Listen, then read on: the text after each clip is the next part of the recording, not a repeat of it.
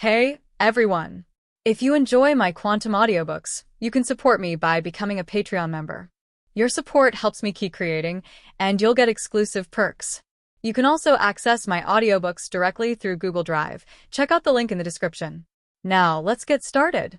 Seeing Maen's doubtful gaze, Saipu did not explain much, and took out a bag of unknown seeds from her pocket and gave it to Maen, then walked towards the territory of the Moon Bear King in the forest, intending to take care of the Moon Bear. Maen could only accept Saipu's present with doubts, put it in his backpack, and then rode the Moon Bear to continue rushing towards Lilligant's territory. The Queen of the Mountain rode Lilligant. The manager who took care of Lilligant here was Huozia, but when Maen rushed to the stage battlefield, he found that Huozia's face was a little strange. "Manager Huozia, I'm here. Can I start to pacify Lilligant?" "That Mr. Maen, Miss Skirt doesn't need to be pacified for the time being." Maen heard Huozia's words and looked at Huozia with doubts, waiting for her explanation. Ben explained what happened here. Because of the space-time rift, Lilligant was a little agitated under the influence of lightning, but Lilligant was originally a gentle grass-type Pokémon. Although he was agitated, he could still control his emotions. However, the day before yesterday, Lilligant's offspring was lost. So Lilligant's emotions got out of control and he started to lose his temper, and the scale powder on his body began to shake out unconsciously. The scattered scale powder caused the visibility of the Moon Bear King not far away to be a little bad. Huang was not worried about a big mess. As a result, Lilligant's offspring returned here last night, and Lilligant's emotions stabilized, so there was no need to calm him down for the time being. When Maen heard Huozia's words, his face was a little strange. He always felt that the offspring of Lilligant seemed to be the Lilligant and Petalil that he saved. Maen told the experience of saving Lilligant yesterday. Huozia also showed a surprised expression on his face after listening, and then led Maen into the stage battlefield together. After Maen entered the stage battlefield, he saw the Golden Sand Queen Lilligant in the center, as well as the Lilligants and a group of Petalil surrounding it. Seeing Maen coming in, the Lilligants surrounding the Sand Queen suddenly showed a surprised expression, and then led the Petalil to Maen with laughter. Maen picked up a Petalil and caressed it, making the Petalil in Maen's arms laugh crisply. The Sand Queen on the other side saw this scene and knew that Maen had saved her offspring yesterday, so she expressed her gratitude to Maen. After hearing that Maen was taking the Ten Kings trial, she directly called out a Lilligant in the jade washing form from the forest. But this Lilligant was not a direct descendant of the Sand Queen, so it was no problem for Maen to recover it. After all, the reproduction ability of grass-type Pokémon is still very strong. And at the same time, it was also announced that Maen had passed the trial. Maen was in a good mood after passing 2 trials without fighting. After expressing his gratitude to the Mountain Road heroine, Mazai immediately went to the new region. Saikui region, Jinko Beach, Blue Coast. Maen chose to challenge the ghost-tailed blackfish here first, and the manager here was called Ammon. Ammon was a tall man with dark skin and a monk-like appearance. In contrast to his appearance, Ammon was gentle and timid in his heart and seemed to be very afraid of ghost Pokémon. If you want to ask Maen how he knew, even if there was no game data from the previous life, Maen could tell by just looking at Ammon's current appearance. After Maen's Jengar came out, Ammon, who was leading the way, always looked at Jengar nervously, and his expression and eyes seemed a little scared. If Maen hadn't pulled Jengar hard, worried that Jengar would faint from Ammon's shock and no one would lead the way, Jengar might have gone to play a prank. You have to know that from the time he followed Maen until now, the only people that Jengar managed to scare were the 2 children in the Viridian Forest. None of the other people he met were afraid of ghost Pokémon. The positive ones were Steven, Dew, Cynthia, and Professor Oak, all of whom were either elites or champions, and they were not afraid of ghost Pokémon at all. And the villains that Maen met, such as the Pirates, Rocket Team, and Magma Team, were lucky enough not to catch Jengar, let alone be afraid of him. Jengar finally regained his self-esteem as a ghost Pokémon in Ammon, and finally someone was afraid of him. This feeling made Jengar very satisfied. Maen was also a little speechless. Why would 10 people who were afraid of ghost Pokémon become the director who took care of ghost Pokémon? Fortunately, although Ammon was afraid, he still insisted on bringing Maen to the territory of ghost tail fish. Maen, who thought he would still face challenges, was dumbfounded again. "You said that the ghost fish doesn't need to be pacified. Then how can I complete the trials?" "Well, because the ghost fish has a bad temper, even after the space-time rift appears, the ghost fish is no different from before, so it doesn't need to be pacified." Armen was a little embarrassed when he said this, scratching his face and looking at Maen embarrassedly. "Then what should I do?" "Why don't you make something that the ghost fish likes to eat? When I take care of the ghost fish will calm down as long as it eats delicious food. Armen felt even more embarrassed when he said this. After all, other trials are so grand, but here it's just to make food. If you want to say this, then I'm not sleepy. Maen had a strange expression on his face when he heard Armen's words.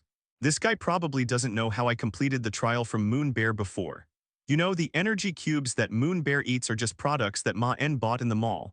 Although they taste good, they are not top-notch. However, if they are ghost and evil, then things will be interesting.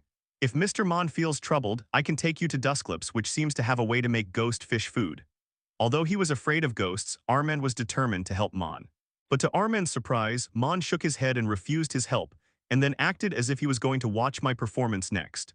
Armen could only shut his mouth temporarily after seeing Maen's actions, and then quietly watched Maen's actions. Armen only saw Maen take out a box from his arms, and then took out a black cube from the box. Armen didn't recognize what this black cube was, but the pure black and dotted light spots on it made Armen feel that the cube was like a work of art. I saw Maen holding the black cube and coming to the beach, then holding the cube and stirring it in the water, and then putting the cube on the shore. After doing all this, Maen quickly ran to the side and then quietly looked at the direction of the sea. Maen's actions made Armen's head full of question marks. He wanted to speak several times but held it back in his mouth. He could only wait with Maen at ease, but everything that happened next made Armen dumbfounded. I saw that the sea surface, which was calm just now, suddenly began to surge, as if something was about to rush out from underwater normal. Then a scene that Armen will never forget appeared. I saw a huge black fish leaping out of the sea, then diving into the shore and swallowing the black cube on the ground. The black fish that flew out of the sea was too familiar to Aming. It was the king of black fish. After that, Armen saw that the usually gloomy face of the Phantom Fish King showed a satisfied expression on his face, and then he lay on the shore like a salted fish. The satisfaction on his face could not be concealed at all. After the Phantom Fish King jumped out, there were other phantom fishes tumbling on the water, and some Q-willfish and 10,000 needlefish were also swimming on the water. However, these Pokémon have one characteristic, that is, they look at the direction of the Phantom Fish King on the ground with hungry eyes. If it weren't for the suppression of the Phantom Fish King, I'm afraid that the figure that just jumped out of the sea must have been one of them. At this time, Armen saw Maen step by step to the side of the Phantom Fish King, as if he wanted to observe the Phantom Fish King on the ground carefully. Seeing this scene, Armen shouted loudly to stop Maen, because although the Phantom Fish King now looks like a salted fish, this kind of Pokémon are very violent by nature. If Maen approaches rashly, he may be attacked by the Dark Fish King. Mr. Maen, Armen's words were blocked by the next scene. Armen only saw Maen squatting next to the Dark Fish King on the ground, and then stretched out his hand to pull the Dark Fish's body, and even turned it over in the process. But the Dark Fish King did not get angry at such an offensive action, but instead looked like he enjoyed it, and even cooperated with Maen in the turning action. Armen was madly complaining in his heart, "What kind of Dark Fish King is this? Where is your usual temper? Even I, the field manager, have never hugged you like this, you scum fish. Why not change your name to Dark Fish King? That name is more suitable for you." After teasing the Dark Fish King, Maen took back the dark power in his hand, and then let Jengar help send the Darktail Fish King back to the sea. After all, the Darktail Fish could stay more comfortably in the sea. Then Maen asked about the Darktail Fish King's trial, and the Darktail Fish King immediately agreed when he heard Maen's words. "Thank you, Darktail Fish, this box of energy cubes is for you," Maen said and took out all the energy cubes just now. However, at this time, the Darktail Fish King began to whimper a few times in the water, and Maen also stopped and looked at the Darktail Fish King's movements in confusion. Maen, the Darktail Fish King, said that since he wants the proof of the trial, can it follow you? Jirachi slowly helped Maen translate the words of the Dark-tail Black Fish King. Maen looked at the Dark-tail Black Fish King in the water with a puzzled expression on his face, as if he was doubting whether he had heard it wrong.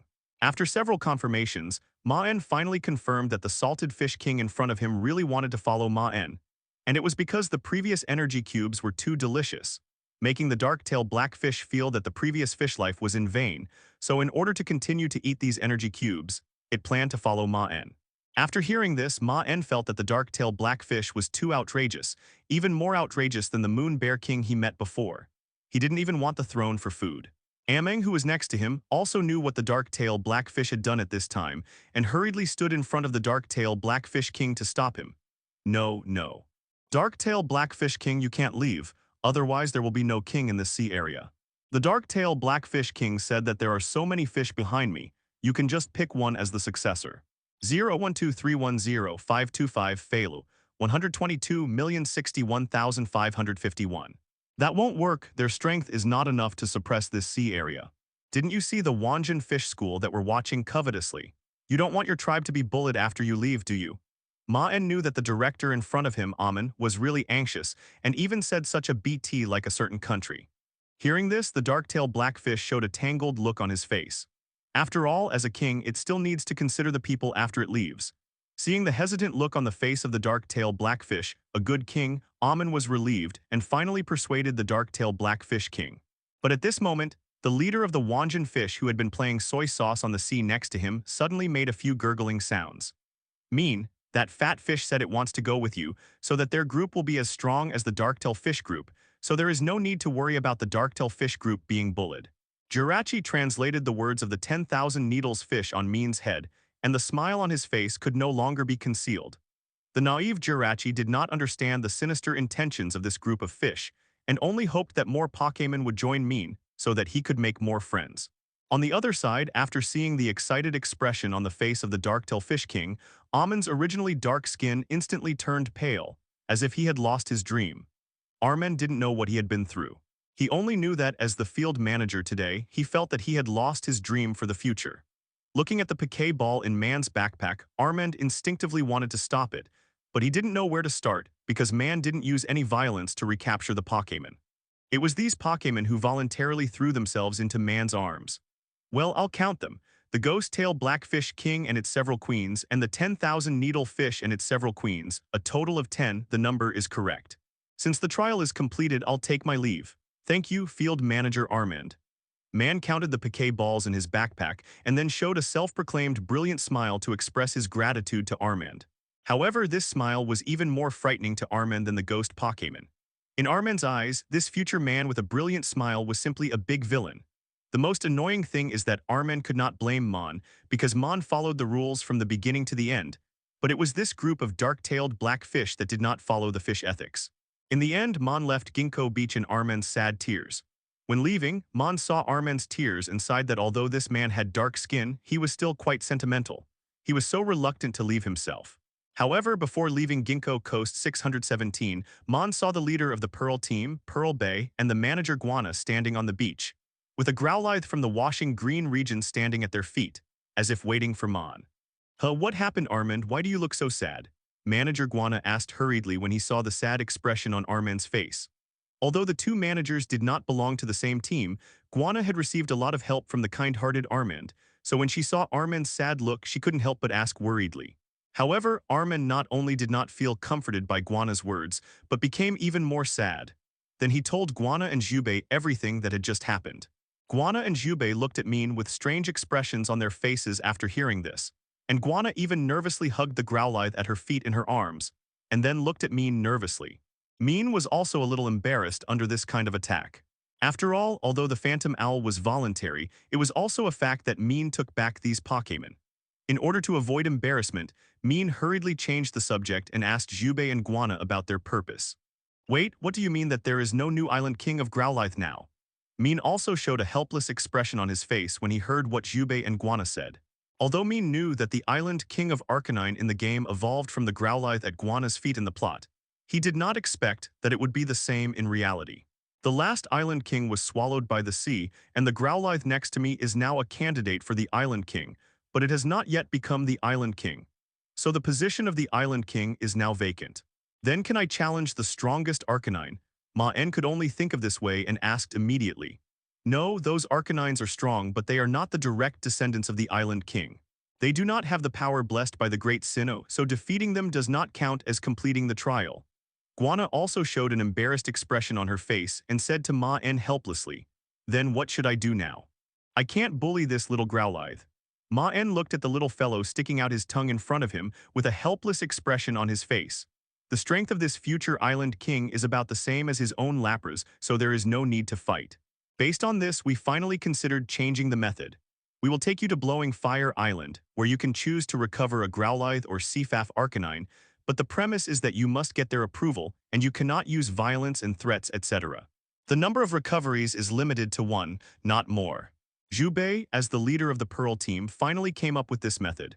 But after saying this, Zhu Bei and others thought of Maen's method of recovering the ghost tail fish and immediately added a restriction on the spot, fearing that Maen would empty the Growlithe on the island again. Maen also showed a disappointed expression on his face when he heard the last restriction, which made Zhu Bei and others sighed. By the way, Chief Zhu Bei, I have always wanted to ask you a question. That is, this isn't Growlithe, the direct descendant of the king. Why isn't it pure gold? Some of the kings I met before were also gold, while others were just ordinary colors. Maen asked with a curious look on his face. Zhu Bei smiled and explained after hearing Maen's words. Because many of the descendants of the first 10 kings have lost the qualification to inherit the blessing of the great Sinnoh. So those Pokémon are powerful but have not inherited the complete blessing. And the king who turns his whole body into gold is called the king's form, and that form can be controlled autonomously. The function of that form is not only to show the king's appearance, but also to enhance his own strength.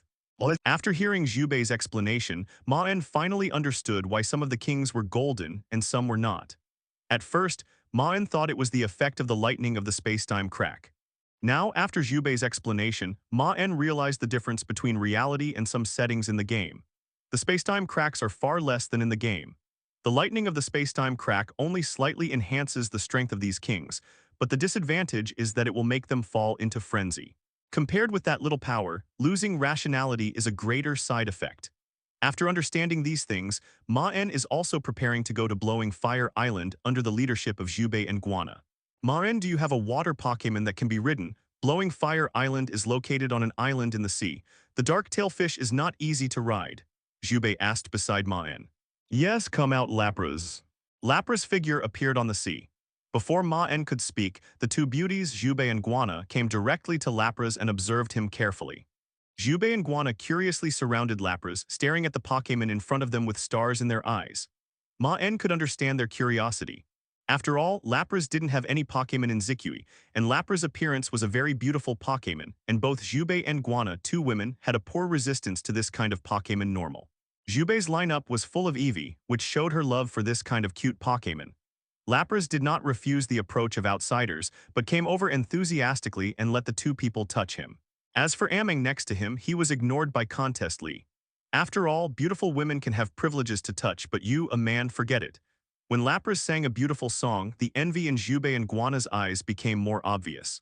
After all, who doesn't like an elf who can carry people, looks beautiful, and can sing? Zhu Bei and Guana curiously asked about the origin of Lapras, but when they found out that Lapras was a Pokémon from another region, they showed a disappointed expression on their faces. After all, they still needed to take care of the king and Sinnoh here, so they could only have no chance to meet Lapras. Zikui region, ultramarine coast, Blowing Fire Island. This place is different from the sunny and breezy scenery of the ultramarine coast. It is an island located on the sea, and this island is also a huge volcano island. Blowing Fire Island is also the only volcano area in the entire Zikui region. And this is also the place where Maen needs to complete the trial. Unlike the cool sea breeze blowing in other regions of the ultramarine coast, the air here is a bit unpleasant, with a sulfurous smell, and the wind blowing is also hot and humid. Fortunately, Maen's physical fitness is not bad and can adapt to the environment here. The Growlithe in the Zikui region is different from the ordinary Growlithe. Its attribute has changed from fire type to fire and rock attribute. In Maen's opinion, the Growlithe with two attributes is weaker than the one with one attribute.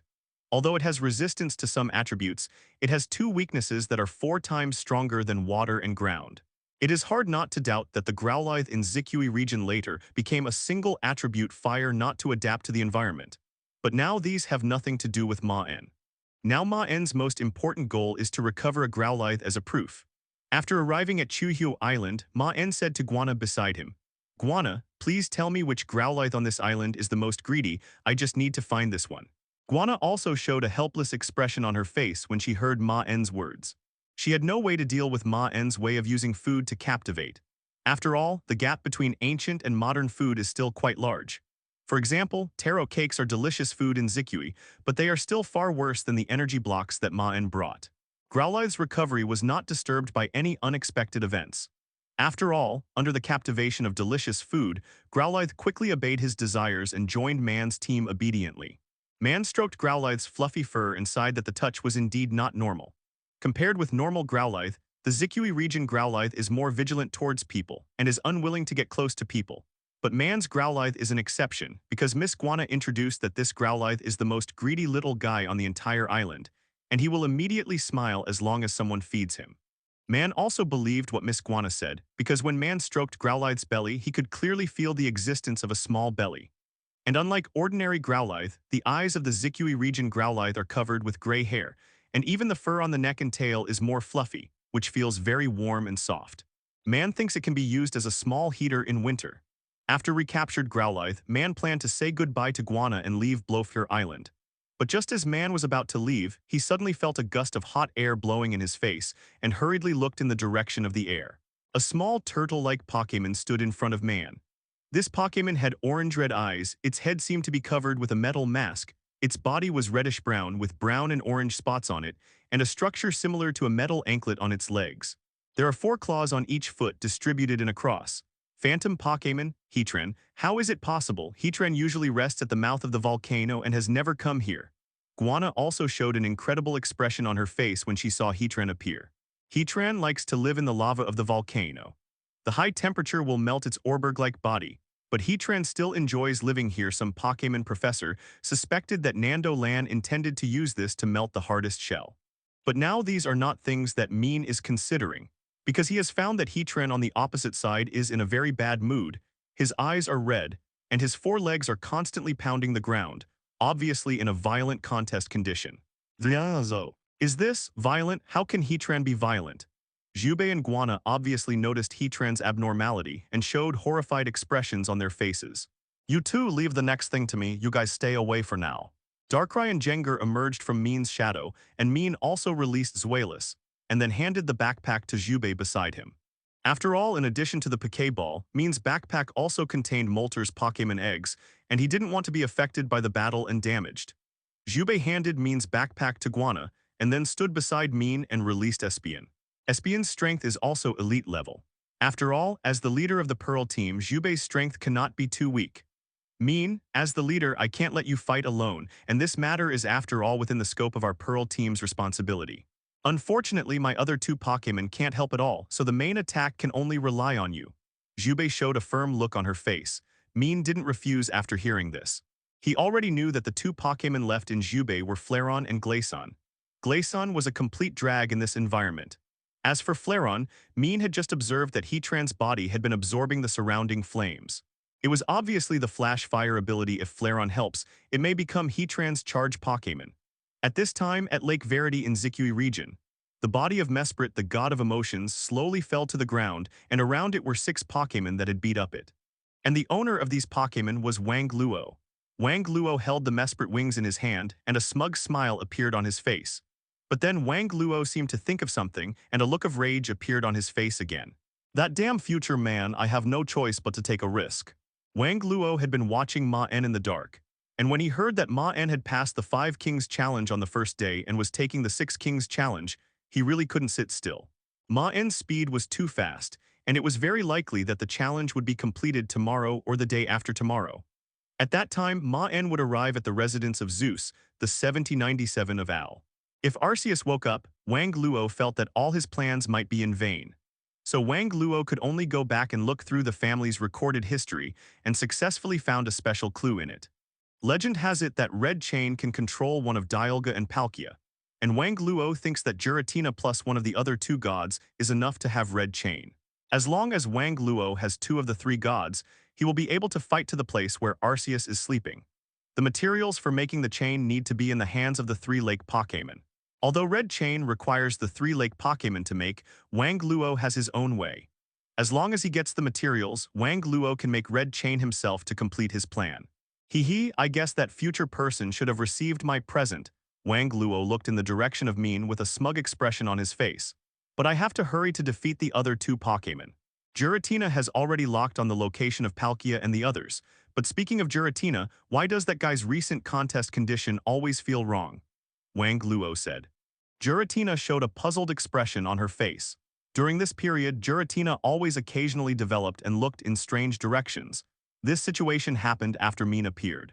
However, Wang Luo did not intend to think too much. As long as he could see Arceus, Giratina was just a tool that could be used. Saikui region, blowing Fire Island. Maen, who didn't know that Wang Luo was behind it, also received Wang Luo's present, which was the violent Heatran in front of him. Heatran roared and spit out a lot of flames in the direction of Maen, making Maen feel that the air around him seemed to be burning. Normal? The last time Marn felt this was when he faced Moltres, but the Moltres controlled by the Magma team was stronger, and the Heatran in front of him was only a mid-level elite, on par with Darkrai, so Marn was confident that he could defeat Heatran in front of him. Jengar Mega Evolutions. Darkrai Nasty Plots. Zweilous used Dark Pulse to block Heatran's attack. Captain Pearl, please ask your Espion to use Light Screen to help Zweilous share the pressure. Under Marn's orderly command, Haze surged on Darkrai, and his special attack ability was greatly enhanced. On the other side, Jengar also underwent Mega Evolution, and his strength barely rose from the Quasi-Elite level to the entry-level Elite. On the other side, facing the flames spewed by Heatran, Zweilous first released Dark Pulse to weaken most of the flames, and was then successfully blocked by Pearl's Espion with Light Screen. After Jengar Mega Evolution, Maen's main attackers became Darkrai and Jengar Pokémon. The moment Mega Jengar appeared, the shadow under his feet began to extend wildly, and then closely connected with the opposite Heatran. This is also the Shadow Stepping ability of Mega Jengar. In the game, the Shadow Stepping ability can prevent Pokémon from changing and escaping, but in reality, it has more uses than these. This connection with the shadow of the opposite Pokémon is a good fighting environment for Jengar and Darkrai. Jengar, Continuous Shadow Ball Suppression. Jengar's body sneaked down along the shadow under his feet and almost instantly emerged from Heatran's shadow and directly used Shadow Ball towards Heatran. This sudden attack made Heatran unable to react and was directly hit by the Shadow Ball slightly sideways. Sudden attack can certainly seize the initiative, but the power of Shadow Ball cannot be guaranteed. Although it hit Heatran, it is far from enough to make it lose its combat ability. However, Maen's goal has been achieved. After hitting Heatran, Jengar continued to use Shadow Ball to attack Heatran's body. Under the continuous attack suppression, Heatran couldn't raise his head for a while. But the suppressed Heatran quickly opened his eyes of rage, roared, and raised his head directly against the Shadow Ball, and spit up a column of flames in the direction of Jengar. Under the unexpected attack, Jengar was directly hit by Flamethrower, and his body flew backwards uncontrollably, and Heatran took this opportunity to chase Jengar again and spit out flames again. Jengar Protect. However, Jengar, who flew backwards, quickly turned around and created a light film in front of him in the air to block Heatran's attack.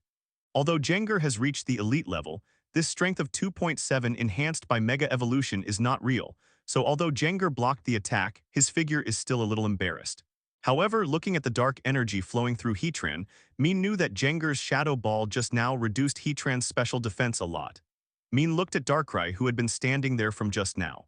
At this time, the haze on Darkrai's body was about to condense into liquid, which was the perfect embodiment of being able to hit. Maen had been asking Jengar to harass him from the beginning, just to give Darkrai time to prepare.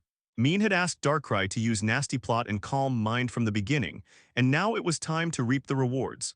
Darkrai's current special attack could not be underestimated. Jengar and Zweilous were stalling, while Darkrai on the other side was using this opportunity to improve contest condition, which was also Maen's original plan. After all, there were no rules for this kind of outdoor battle, and any tactics could be used as long as they could win. Darkrai Dark Void. Jengar Disable. Mega Jengar quickly followed the shadow to Heatran, his eyes turned red and released ripples. Under the influence of Disable, Heatran's figure was sluggish for a moment, but he soon broke free from control and looked in the direction of Jengar. However, in such a sluggish moment, Darkrai had already released Dark Void and hit Heatran's body directly. As Dark Void was launched, Heatran's body was wrapped in a black hole. The black hole dissipated, and Heatran lay on the ground in pain. The enhanced Darkrai's attack power was amazing, and only one Dark Void consumed most of Heatran's physical strength. But what Maen felt regretful about was that Heatran did not fall into sleep contest condition. The injured Heatran became even more ferocious and roared at soaring in the sky. 25 As Heatran roared, Maen felt the surrounding lava and flames began to surge, as if they were about to burst out at any time. As Heatran's roar stopped, the lava on the ground began to gather madly in the direction of Heatran. Surrounded by the lava, Heatran was like a small sun. At the moment when the energy was gathered, the gathered lava exploded directly, and along with the flames, it turned into several lava twisters that swept towards Maen. Magma Storm. Heatran's exclusive skill, Several twisters blew madly with heat waves. Maen saw this doomsday scene and hurriedly stepped back. Then the dark power in his body turned into a line and wrapped around Darkrai's back. Darkrai Dark Void. As Maen's dark power was infused into Darkrai's body, Darkrai directly released a huge dark void and blasted towards the magma storm in front of him. The moment Dark Void touched Magma Storm, a huge black hole appeared, accompanied by a huge suction force. Magma Storm blew towards the black hole as if attracted by normal, then twisted into a vortex and was completely absorbed by the black hole. After Dark Void dissipated, Magma Storm was also completely swallowed by the black hole. Heatran noticed that his Magma Storm was actually broken and showed a surprised expression on his face. At this time, Jengar suddenly appeared behind him. The shadow ball that had been in stockpile for a long time shot out and hit Heatran's back directly, knocking Heatran to the ground. After the shadow ball was launched, Mega Jengar also automatically released the Mega Evolution Contest condition and stood aside panting. Maen was relieved to see Heatran fall to the ground, but before Maen could say anything, a dazzling red light began to appear on the body of Heatran on the ground. Self-destruct, Maen shouted loudly when he saw the red light appear. He really didn't expect that Heatran, who was furious, would even use self-destruct. As Maen shouted, Jengar, who was closest to Heatran, quickly escaped into the shadows. Zweilous and Darkrai stood in front of Maen, trying to help Maen block self-destruct's attack. At this time, white light appeared on the bodies of Maen and the other two Pokémon, and then the figures of the two spirit slaves disappeared from the spot. The explosion of self-destruct sounded instantly, resounding throughout the entire Blowing Fire Island. In this magma area, self-destruct not only has the power bonus of skills, but the scattered magma is also a great threat. However, none of these hurt Maen, because Maen found that he and the Pokémon had come out of the explosion range. And it was the Pearl Shell leader who did this. Espeon, at the critical moment, used teleport to lead Maen and others to escape the explosion range. Teleporting so many people and Pokémon at once also made Espeon breathe heavily with fatigue, but the result was good, everyone escaped the explosion range. Thank you, Chief Jubei. You're welcome, Mr. Maen, this is what I should do. Jubei also showed a relaxed smile on his face. As the explosion stopped, Maen walked towards Heatran again. Just halfway through, Jengar appeared again. Seeing that Maen was safe, he smiled happily and hugged Maen excitedly. Maen touched Jengar's chubby body to show that he was fine, and then continued to walk towards Heatran. At this time, huge pits appeared around Heatran after self-destruct, and cracked land was exposed around the pits, which was still full of magma. And Heatran's body was lying on the ground, his body was covered with wounds and he was unconscious. Maen did not hesitate and threw the Pokeball towards Heatran. The Pokeball bounced after touching Heatran's body, and then a red light took Heatran into the ball 737. The recovered Heatran did not have the power of struggle and was directly recovered successfully. Jubei and Guana had no intention of stopping Maen throughout the process, because although Jubei helped, Heatran was indeed defeated by Maen head-on, so there is no problem for Maen to collect it. 012310525 Philo, 122,071,401. And the manager here, Guana, was a little happy in his heart, because the Island King here is Arcanine after all, and Heatran is also a time bomb here. Now that the bomb has been recovered by Maen, Growlithe, and Arcanine on the island can be much safer. Maen's idea is also very simple. Although Heatran is not a ghost or dark Pokémon, it is also a phantom Pokémon, which is completely sufficient as a combat power. If Heatran is unwilling to help Maen fight, Maen will not hesitate. After all, phantom Pokémon are very popular in the market. It is also a good choice to exchange it for resources like Zapdos. Because in Maen, no matter how rare the Pokémon is, if it is not in the same mind with him, it is meaningless to recover it. As for the buyer, there is no worry at all. For example, Maen's friend Steven is a good potential buyer. After all, Heatran is a steel Pokémon Duan group can also afford it. After retaking Heatran, Maen only had 4 kings left to challenge, and he was not far from completing all the challenges. After returning to the Blue Coast with Maen, Jubei left in a hurry. Although Maen stopped the violent Heatran, Heatran's violent behavior was suspicious, and Jubei had to notify other people to investigate carefully. After saying goodbye to Jubei Guana, Maen rushed to the foot of Mt. Coronet. However, when Maen arrived, it was already dark, so Maen was not in a hurry to find the managers Mew-chun and Ingo here. Especially this Mew-chun is probably the most troublesome one among these managers. Maen still remembers that when he proposed the challenge in Jubilife Village and it was passed, it was Mew-chun who opposed it most strongly. When he heard that the content of the trial was to pacify the violent king, Mew-chun jumped up and down directly, saying that he didn't want the king to be pacified. He believed that the king's power became stronger after the violent behavior, which was a great thing and there was no need to pacify him at all. He even said that even if Maen came, he would not help and would do his best to stop Maen's trial. If it weren't for the Congo team's captain Gangshi, who spoke up, Mew Chun would probably keep nagging. Maen thought of Mew Chun's attitude at that time and his face showed an irritable expression. He decided to wait until tomorrow, and if this guy still blocked him, Maen decided to use some extraordinary means. Maen is not a saint. He will forgive others generously when they jump on his face. After setting up the tent, Maen also began to prepare dinner. Pokémon need to eat basic food and energy blocks to supplement nutrition. This is also the breeder policy that Maen has always implemented. All Pokémon under rival are treated equally, except Jengar, the greedy one, who has an extra national food can.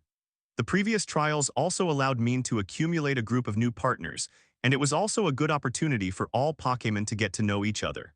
The reason why Maen wanted to recover these Pokémon in Zikui was first for the trial, and secondly, because Maen wanted to see if he could bring these Pokémon to the modern era. When Maen recovered these Pokémon, he also asked whether they were willing to go to the modern era with Maen, and these Pokémon all agreed. From the moment they joined Maen, they regarded themselves as Maen's Pokémon, so they were naturally willing to follow Maen's footsteps. The reason why Maen wanted to bring these Pokémon to the modern era was that he might become a researcher after returning to the modern era, and researchers naturally have a topic. Maen could just report the Pokémon in Zikui region as a topic.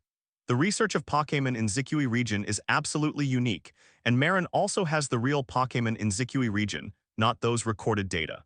At that time, Alliance will definitely approve a large piece of land and funds, and Maen can also assist the land and funds to build a home of his own. This home will also be Maen's real foothold in the Pokémon world. At that time, the Pokémon that don't like fighting will stay at home to rest. Anyway, Maen can afford it.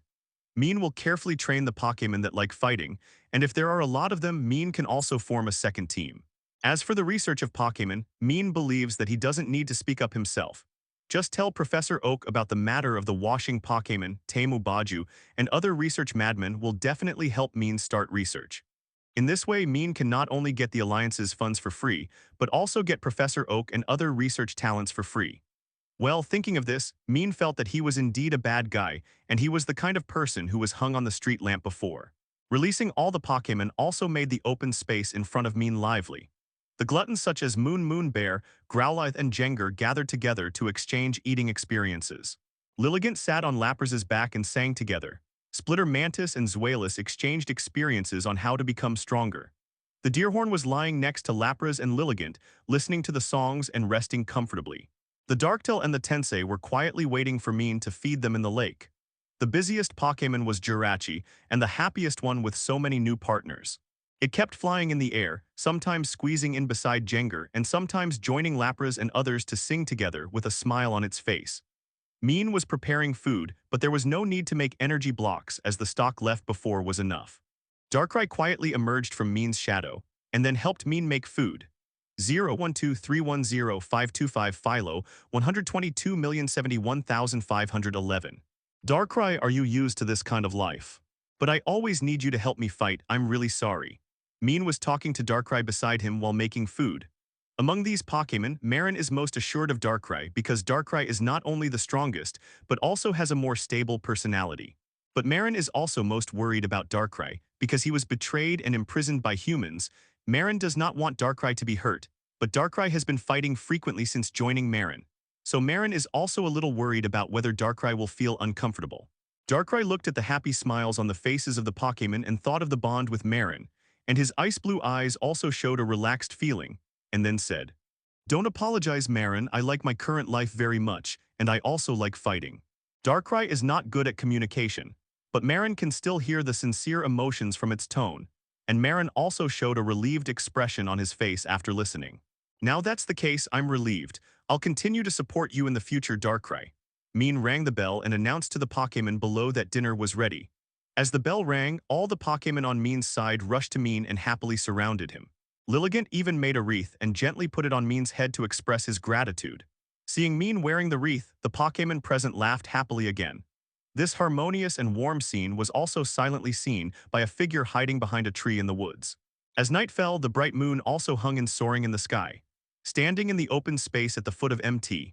Coronet, Maen could clearly see the bright stars and the cool moonlight on soaring in the sky. However, Maen had no intention of appreciating the moon, because the continuous challenge of the Six Kings today had exhausted Maen's body and mind, and now he just wanted to have a good rest. After dinner, the Pokémon returned to Maen's piquet ball after playing. Jengar and Darkrai still entered Maen's shadow, but Maen left two Pokémon to accompany him. A small heater Growlithe and a plush pillow Moon Bear. The temperature at night at the foot of Mt. Coronet was still quite low, and even with the tent and sleeping bag, Maen would feel a little chilly, but with these two Pokémon it was different. Maen rested his head on the warm fur of Moon Bear, holding Growlithe and Jirachi in his arms.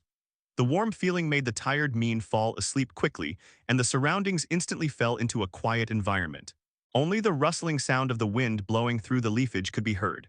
Just when it was quiet and harmonious, a Pokémon figure slowly flew towards Maen's tent from the 967 woods. The moment it approached Maen's tent, the body of this Pokémon passed through the tent and then entered the inside of the tent. The Pokémon first looked at Maen and the sleeping faces of Pokémon quietly, and then was attracted by Maen's backpack and rushed into the backpack at once. The moment this Pokémon got into the backpack, Darkrai's figure appeared from Maen's shadow, looking around vigilantly. In the moment just now, Darkrai clearly felt the fluctuation, but after vigilant observation he found that there was no abnormality, but with suspicion, Darkrai still entered Maen's shadow and was silently vigilant. After Darkrai entered the shadow, the Pokémon Pokédex in Maen's backpack suddenly lit up, and then a barely audible sound rang quietly. Rato. The next morning, Maen slowly opened his sleepy eyes, looked at Jirachi and Growlithe who were still sleeping in his arms, and gently stretched. Then he touched Growlithe's belly, Cfab causing Growlithe to scratch with his hind legs. Maen looked at Growlithe and felt that he should help this little guy lose weight so that he would not evolve into an Arcanine in the future and become a slow dog. After Maen got up, Moon Bear, who felt the movement, also opened his eyes, growled softly at Maen, and continued to fall asleep. Well, it seems that the weight loss army will add a new Pokémon, and the captain will be the fat little Jengar. Jirachi was also awakened by Maen's movement, slowly opened his eyes and then snored softly. Yawn, rubbing his eyes with his little hands, flew up and then got into Maen's arms again. Maen didn't mean to stop the little guy, and then pulled his body back, ready to put the two lazy bugs who were still resting back into the piquet ball. But when Maen looked back at the backpack, he found that Darkrai and Jengar had stood up and surrounded the backpack. Maen looked at Jengar and Darkrai's vigilant look and asked, "What's wrong, Jengar, nephew Yinkakai?" Jengar quickly pointed to Maen's backpack, and Darkrai told Maen what happened telepathically. "Huh, there are Pokémon in the backpack." "You don't know it, let me see." Maen walked quickly to the backpack, then slowly squatted down and opened the zipper. Maen didn't worry that the Pokémon in the backpack would attack, because since Darkrai and Jengar didn't do it, it meant that the Pokémon in the backpack had no malicious intent, and Darkrai also said that the Pokémon in the backpack were not very strong, just a little strange. After Maen opened the backpack and saw the contents inside, he showed a curious expression on his face because he didn't see any Pokémon at first. There were a lot of things, and Molter's Pokémon eggs were also safely placed inside. At this moment, Maen found that his Pokémon Pokédex seemed a little wrong, and it felt a little bigger. As if noticing Maen's sight, the Pokémon Pokédex in the backpack suddenly shook. Seeing this scene, he knew that this was the uninvited Pokémon, and Maen roughly guessed the identity of the Pokémon, and his face showed excitement. Sure enough, Maen turned over the body of the Pokédex and saw that the front of the Pokédex had changed a lot. The originally square Pokédex had two rectangular arms, and even a sharp corner appeared on the head. The most eye-catching thing is that there are two blue eyes on Maen's Pokédex. Although the two eyes are tightly closed, the two black eye slits still allow Maen to see clearly. Especially when Maen touched the Pokédex couldn't help shaking. Maen looked at the frightened look of the Pokémon and smiled helplessly, then gently took it out of the backpack. "Rotom, don't be afraid, I have no ill intentions." Maen gently stroked Rotom's sharp corners, and his tone was as gentle as possible. Hearing Maen's gentle tone, Rotom also quietly opened his blue eyes and gently said Rato. Hearing this familiar habit, Maen knew that this Pokémon was indeed Rotom, and it was also the Pokémon that Maen had always wanted to recover. Rotom is an electric and ghost Pokémon, and the reason why Maen wanted to recover Rotom is not because of fighting, but because this kind of Pokémon is a perfect trainer assistant. Rotom can possess various electrical appliances, often playing pranks to scare others and having fun doing so. But the strength of Rotom is that Rotom can not only possess machines, but after being breeder, some Rotom can serve as perfect trainer assistants. Having abandoned the bad habit of playing pranks, These Rotoms prefer to help their favorite trainers, and Rotom Pokédex and Rotom mobile phones came into being. The reason why Maen wanted Rotom was naturally to cultivate a Rotom that could become a Rotom Pokédex. But he didn't expect that today a Rotom would take the initiative to deliver himself to his door. Rotom Pokédex is a special Pokémon that appears after Pokémon Rotom enters Pokémon Pokédex. It is precisely because of the ability of Pokémon like Rotom that Rotom Pokédex appears. Rotom Pokédex is a completely luxurious upgraded version of Pokémon Pokédex. It can not only achieve all the functions of Pokémon Pokédex, but even Rotom can help trainers complete it completely. In simple terms, it is the evolution from flip phones to smartphones, and this intelligence is artificial intelligence. Not only can it move autonomously, but it can also help trainers record Pokédex throughout the process, and even has various functions such as calls, videos, map navigation, etc. With the help of Rotom Pokédex, a trainer can reduce a lot of energy consumption. However, Maen remembered that Rotom Pokédex should have been invented by Clement, and its first appearance in the animation was given to Ash by Professor Kukui after entering the Alola region. But Maen looked at the Rotom in front of him, and it was obvious that it had evolved into the Rotom Pokédex on its own, which was somewhat beyond Maen's expectations. Rotom, how did you get into my backpack and then into the Pokédex? Do you feel anything special now? Maen asked, holding the Rotom Pokédex in his hand. Rotom came here last night because he heard the laughter and smelled the food. Rotom is very weak, so he has no friends and it is difficult to find food. So I envy the relationship between Maen and Pokémon. Rotom also learned Maen's name when he entered this thing called Pokémon Pokédex. He also learned the name of Pokédex from here. Rotom feels better than ever before. Before he had no friends, Rotom could only stay alone and think about random things. After entering this Pokédex, Rotom feels that his mind is clearer than before, and a lot of new knowledge has appeared in his mind. Rotom knows that Maen came from the future. Rotom is very surprised, Rato, so please Maen, please keep Rotom by your side. Rotom wants friends, I want to know more about the world, Rato. After Maen asked, Rotom began to answer, but as he spoke more and more, Rotom gradually lost his fear and became like a chatterbox. Normal started to chatter and couldn't help but fly out of Maen's hand, talking excitedly around Maen. Maen also got the answer from Rotom's words. In short, Rotom heard the sound of Maen and Pokémon gathering yesterday, so he came here quietly to observe. After Maen fell asleep, Rotom quietly entered Maen's tent. He originally planned to find out if there was any leftover food, but he was attracted by the Pokédex in Maen's backpack and couldn't help but enter the Pokédex directly. As a result, after digesting the information in the Pokédex all night, Rotom couldn't help but make a sound when he woke up in the morning, and was arrested on the spot by the vigilant Darkrai, who joined Jengar to capture Rotom. Rotom's strength was not very good to begin with, but after entering the Pokédex, he was caught by Darkrai and Jengar on the spot, and could only hide in the backpack in fear until Ma woke up. Okay, Rotom, stop talking. I promise you stop nagging. Maen couldn't stand Rotom's chattering and quickly agreed. Maen was planning to make a Rotom Pokédex anyway, so now that Rotom was at his doorstep, he naturally wouldn't refuse.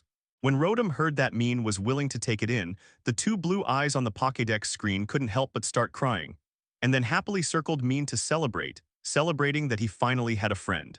However, after crying for a while before Maen opened his mouth to comfort him, Rotom stopped crying and said with a serious expression on his face, "As Maen's Rotom Pokédex, it should be professional. Now Rotom has to work on the contest condition Rato. But now it is in ancient times, so Rotom Pokédex has no signal, and many functions cannot be displayed, but some basic functions can still be used. Maen's goal is to go to the Yingyu battlefield at the foot of MT. Coronet, right? Rotom is very familiar with the terrain here, and Maen Pokédex also has the future Zikui. It should be called Sinnoh's map. Rotom Pokédex is comparing and analyzing. Okay, the map has been drawn for Maen. The current route is the closest and most convenient route to the Yingyu battlefield. Maen can see the screen Rato.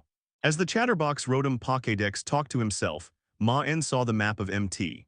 Coronet foothills displayed on the Rotom Pokédex, and Maen's current location was specially marked with a red dot, and a black line was connected to the red dot, and the endpoint was marked with the words Yingyu battlefield. Looking at the clear map, Maen couldn't help but sigh that the function of Rotom Pokédex was much more convenient than Maen's own judgment. Rotom Pokédex, it's amazing, it analyzed the route so quickly. Maen couldn't help but praise. Of course, Rato, I am Maen's Rotom Pokédex, I must help Maen become the strongest and best trainer. This route was specially selected by me according to the strength of the Pokémon encountered along the way and the strength of Maen's Pokémon, among which.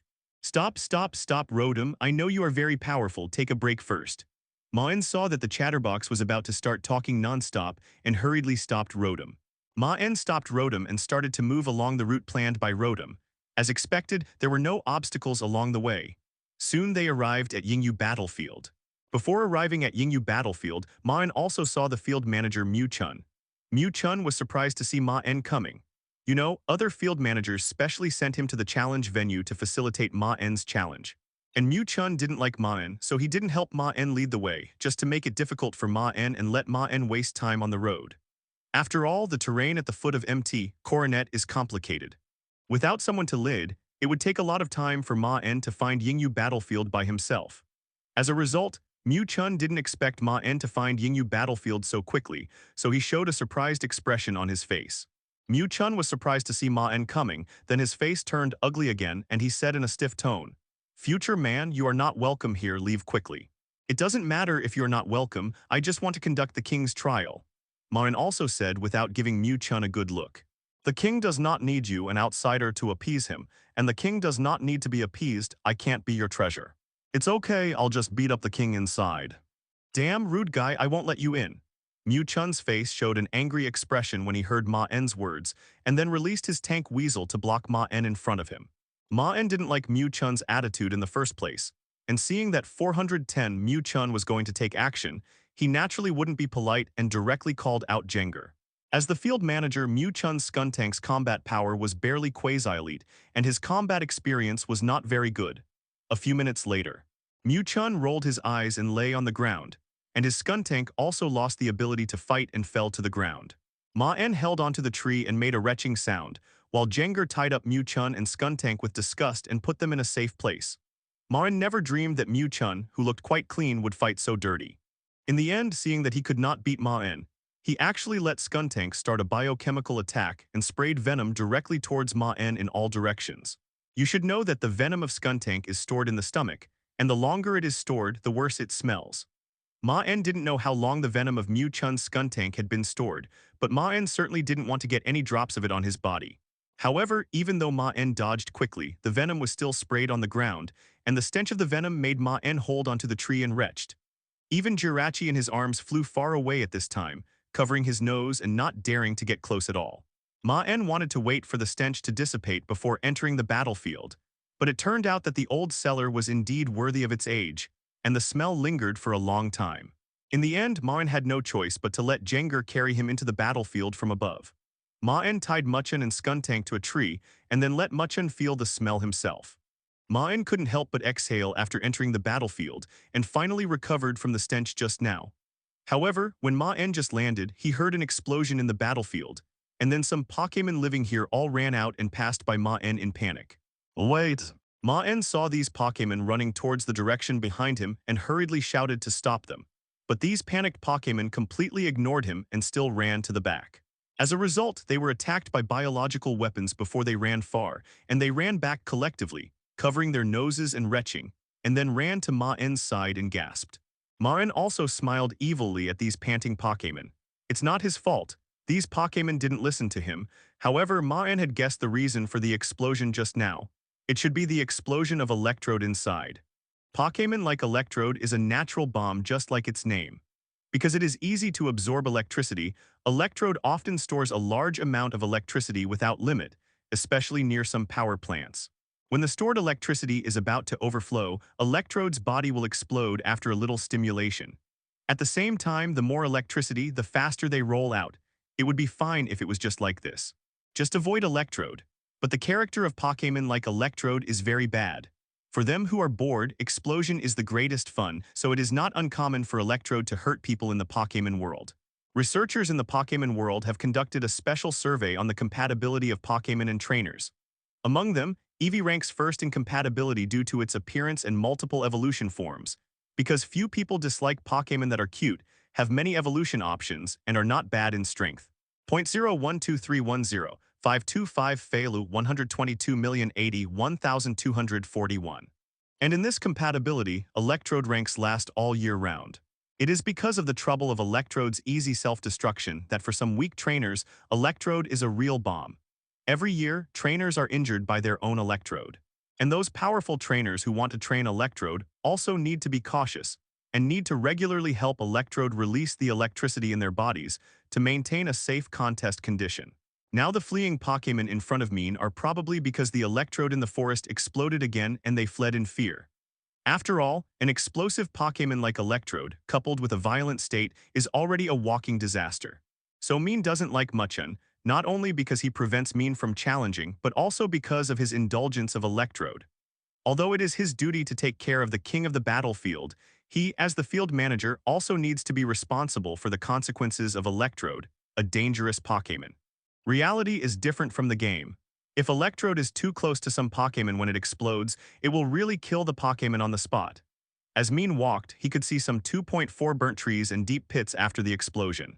During this period, Maen also rescued some Pokémon that were injured by the explosion, bandaged their wounds, and pointed out the direction of escape. Just as Maen was bandaging the wound of an injured Cherim, an Electrode suddenly rushed out of the forest and released a colored flash on his body and hit Maen. Jengar and Darkrai immediately blocked in front of Maen, ready to repel the flying Electrode. But before the two Pokémon could make a move, a different colored Electrode suddenly jumped out from the woods next to Maen and collided with the Electrode in the air.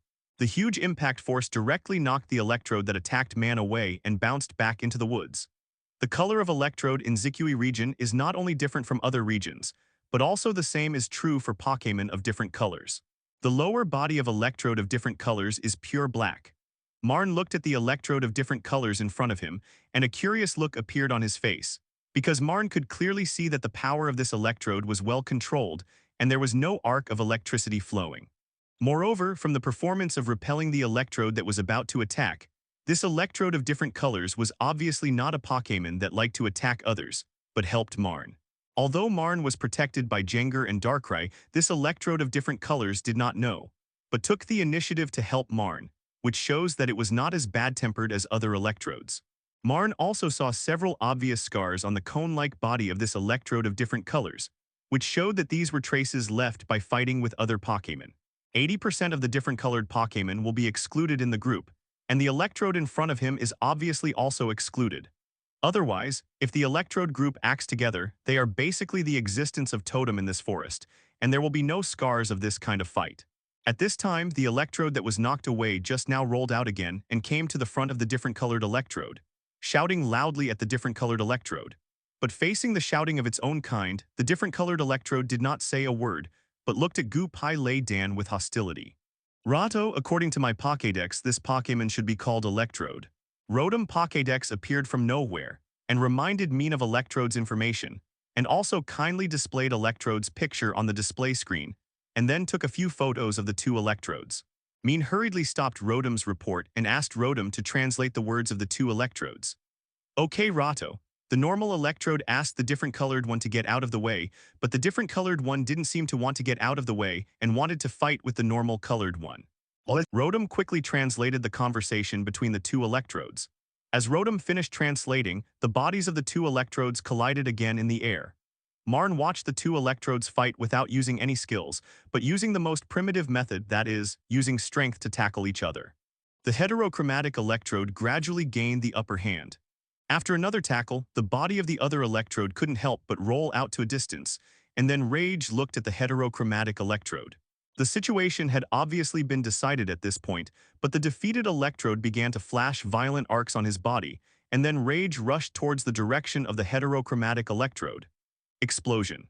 The heterochromatic Electrode instinctively wanted to dodge, but the pain left by the tackle could only make it stand on the ground and unable to leave. At this moment, a black ball flew towards the Electrode who was going to self-destruct. As the black ball hit Electrode, a black hole appeared directly, wrapping Electrode in it. The black hole ended, and Electrode's eyes turned into mosquito coils and contest condition lost its ability to fight. The heterochromatic Electrode also turned around, and then saw Walkerai next to Maen. It was Darkrai's Dark Void who saved Electrode just now, and Electrode felt a terrible pressure from Darkrai.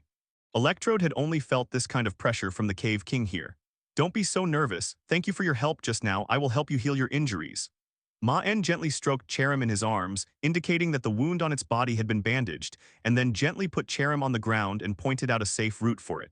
Cherim jumped up and kissed Maen gently on the face, then waved goodbye to Maen with a smile on her face and a cheerful step. Maen felt the fragrance of grass and trees on his face, then slowly walked to the front of the heterochromatic electrode and gently sprayed it with healing spray. The heterochromatic electrode did not refuse Maen's help. When he saw Cherim's appearance just now, he knew that Maen was not a bad person, and Maen saved it after all. As the healing spray slowly took effect, the wounds on Electrode's body from the tackle just now were slowly healing. The external injuries just need to rest, but there is no way to treat these old injuries on your body. Maen stroked the scars left on Electrode's body. Electrode felt very rough, like wood after all. In the Zikui region, Electrode became a dual element of thunder and grass, and the shell was also made of the same material as tree fruit. While applying medicine to Electrode, Maen also extended an invitation and told Electrode that he was taking the king's trial. Hearing that Maen was taking the trial and was going to defeat the irritable Cave King 570, Electrode's eyes showed admiration, and after hearing Maen's invitation, Electrode hesitated. Electrode, tell me how you got the wound on your body. Maen didn't ask in a hurry, but asked about the old wounds on Electrode's body. Electrode talked about the origin of the old wounds on his body bit by bit under Rotom's translation. Since the birth of the heterochromatic Electrode, he has been discriminated and bullied by other Voltorb because of his black skin. After all, this is a common problem of heterochromatic Pokémon. Unless the heterochromatic Pokémon is the offspring of the leader, most of the body color Pokémon will be excluded by the tribe. It is natural for the heterochromatic Electrode to be excluded, but the heterochromatic Electrode did not give up on himself. Instead, he continued to practice madly after leaving the tribe, and then snatched food with other Pokémon. The heterochromatic Electrode was born with normal ability to use lightning, but his talent in physical strength was outstanding, so he preferred to use methods such as tackle in battle, and frequent body tackle would naturally cause harm to himself.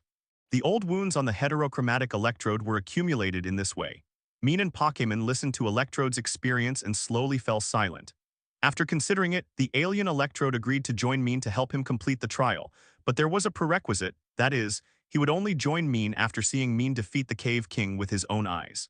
Maen did not refuse and led Electrode into the depths of the Yingyu battlefield where the Cave King was. Sure enough, the violent Electrode was seen here. Electrode saw Maen and others coming and sensed the threat from Darkrai. Then the whole body began to slowly turn golden and turned into the form of a king and rushed towards Maen and others. 10 minutes later, the body of the Cave King Electrode returned to its normal color and lay on the ground, losing its ability to fight. There were deep pits of various sizes all around City Naughty Dangyun. This Electrode was the most violent Pokémon that Maen had ever seen. Even the previous Axe Mantis would regain consciousness after being seriously injured and would not continue to attack Maen.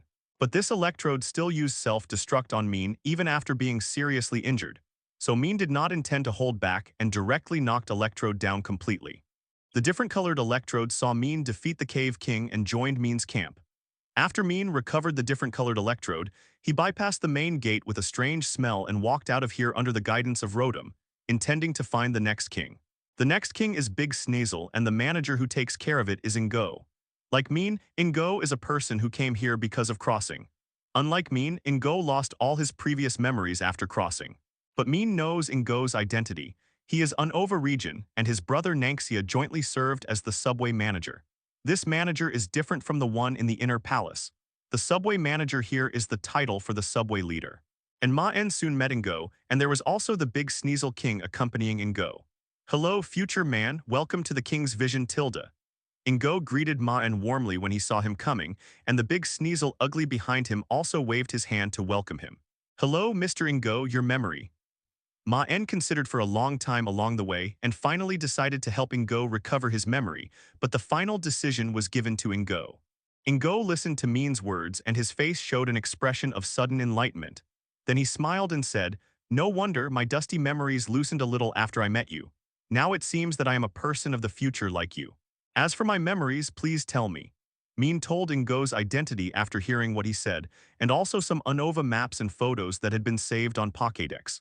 Before starting his journey, Maen prepared maps and photos of various regions and stored them in Pokédex. It was originally for the convenience of travel, but he didn't expect that it would have other uses now. Ingo looked at the content on Rotom Pokédex, and Rotom would also considerately help Ingo to turn the page automatically. Ingo occasionally covered his head with a painful look, and the big Sneasel beside him supported Ingo's body several times. After looking at all the photos, Ingo showed a tired expression on his face, and his eyes couldn't help but shed tears. These tears were for missing his hometown and his brother.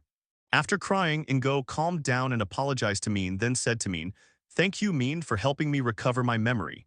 "You're welcome, but Mr. Ingo, what do you think? If you want to go back to the future, you can come with me. I believe that Sinnoh will not refuse to send you back to the future." "Thank you, Maen, but let me think about it. After all, I have a bond here." At this point, Ingo touched the big Sneasel King beside him.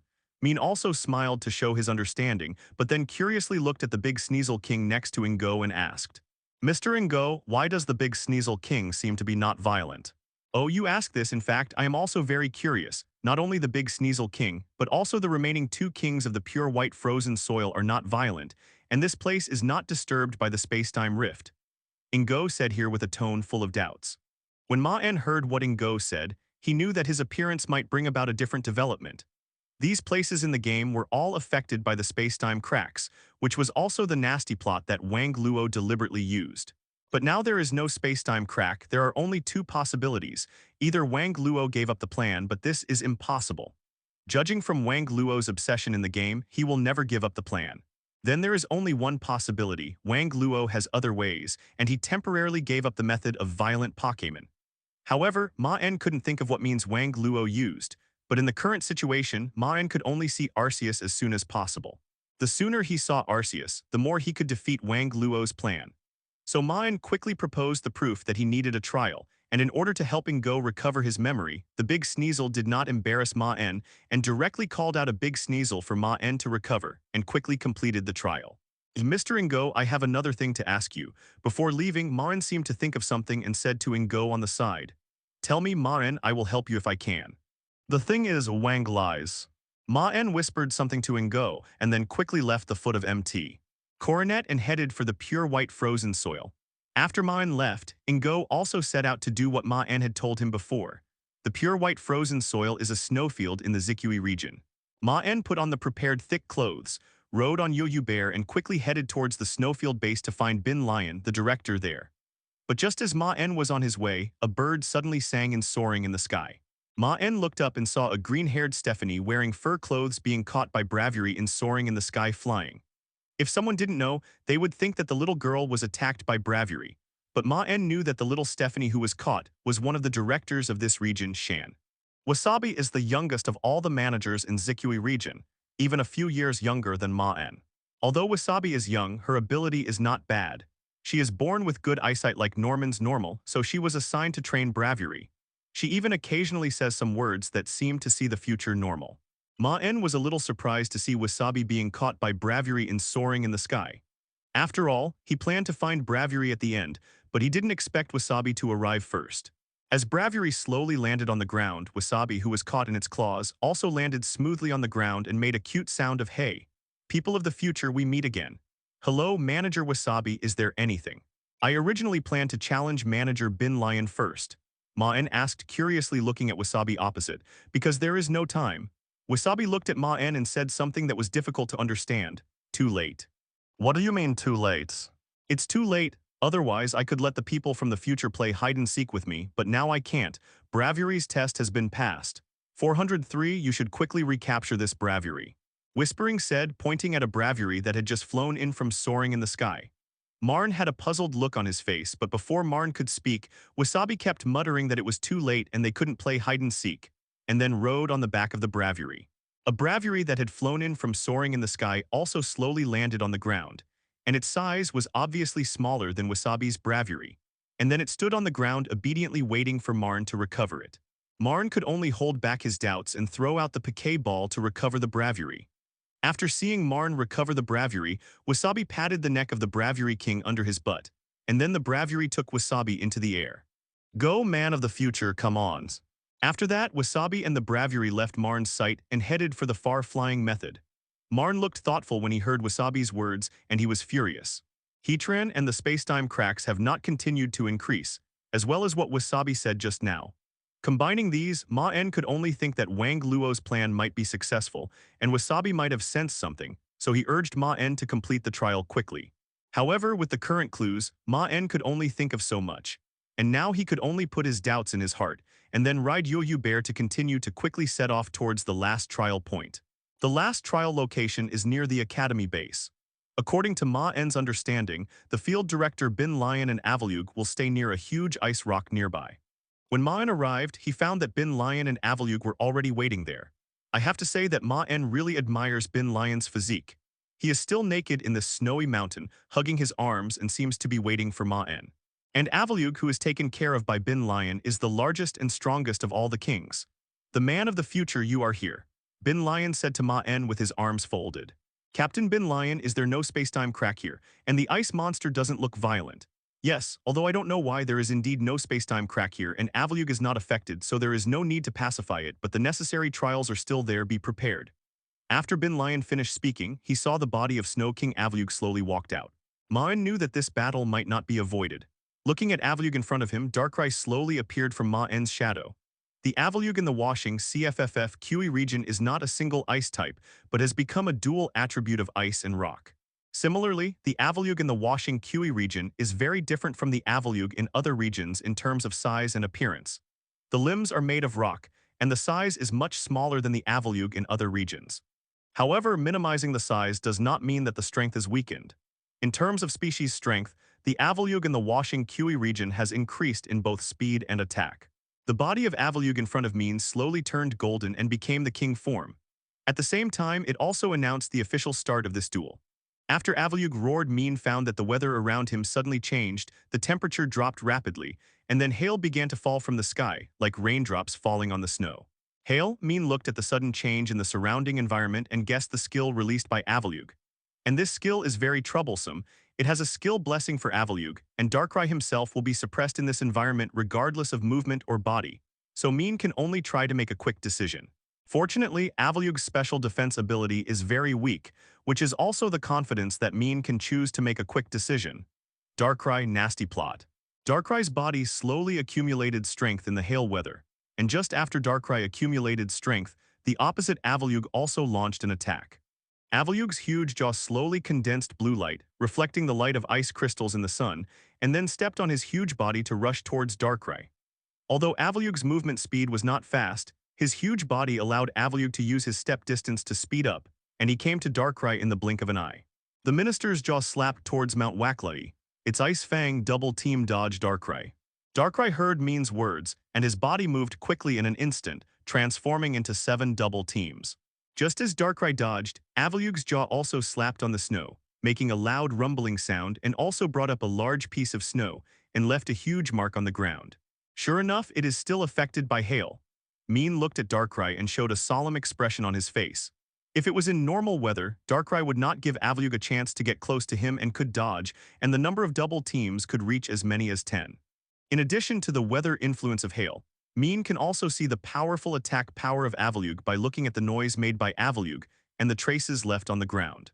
It is obvious that Avalug is very concerned about training in addition to his qualifications as a king, which can be judged from the speed of movement and such a strong force just now.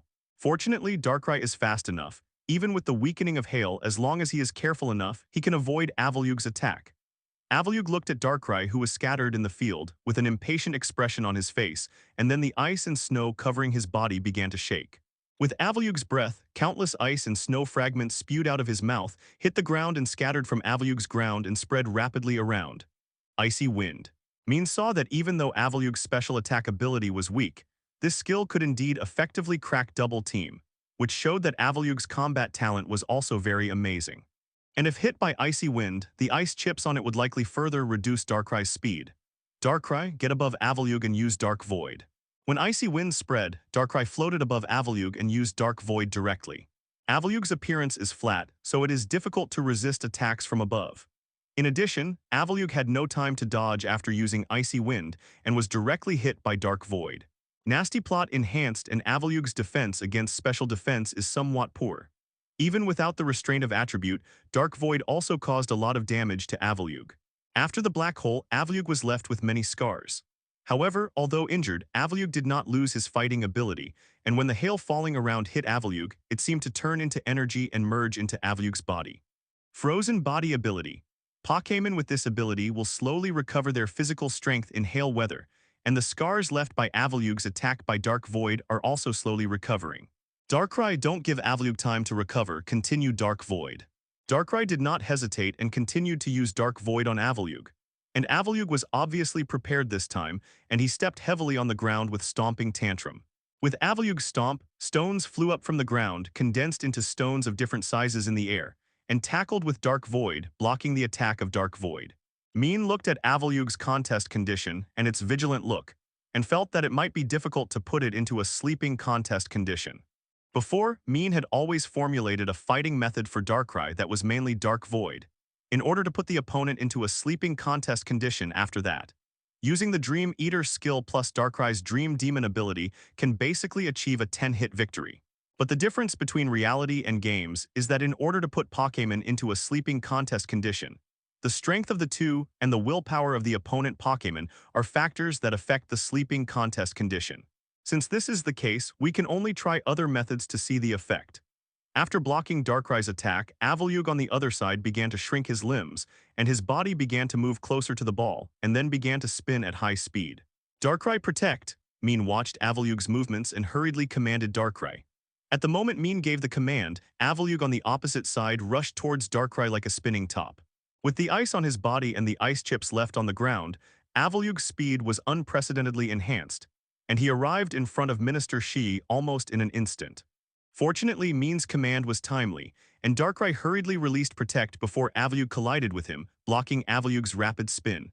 However, although Darkrai blocked rapid spin, his body was still pushed out by the huge impact force.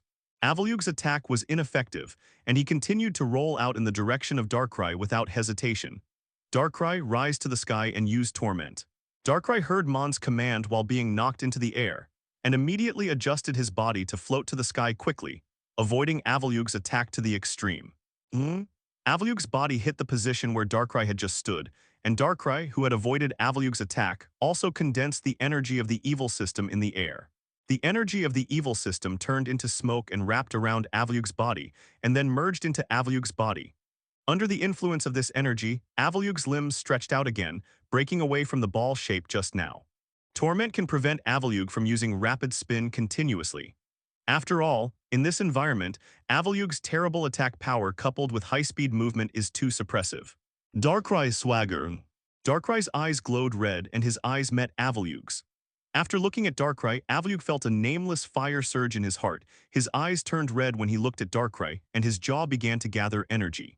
After gathering energy, Avalugg bent his limbs, then jumped into the air with force, and his jaw chopped down in the direction of Icerai like an axe. However, this speed of attack had no effect on Darkrai, and he dodged it easily. Darkrai's Shadow Ball weakened. Although Avalugg's frantic attack was more powerful, it was also easy to reveal obvious flaws. After dodging Avalugg's attack, Darkrai used Shadow Ball at Avalugg. Shadow Ball hit Avalugg in midair and also made Avalugg's body fall from the air, slammed heavily to the ground. Avalugg did not lose his ability to fight after falling, but shook his head and stood up again. The injuries on his body were still slowly recovering under the hail weather, and his eyes also recovered and got rid of the manic contest condition just now. However, Maen knew that he was lucky when he saw the black energy surging on Avalugg's body. The effect of Shadow Ball was triggered, and Avalugg's special defense ability was successfully weakened. All that was left was to find a good opportunity. Avalugg's energy surged, and then several huge stones gathered around him and flew towards Darkrai. Rock Tomb, a skill of the rock system. Darkrai quick attack, dodge, and approach Avalugg. Darkrai's figure rushed towards Avalugg like a black lightning. When the field manager Bin Lion heard Maen's command, a strange look appeared on his face. He had seen all of Maen's commands before, and he had to sigh at Maen's rich combat experience. But this time, the command to let Darkrai approach Avalugg really made Bin Lion a little confused. After all, the best way for Darkrai to fight Avalugg was to use the speed and long-range advantages like Maen did before. Fighting Avalugg in close combat was obviously the worst strategy. 837 After all, Avalugg's attack was powerful.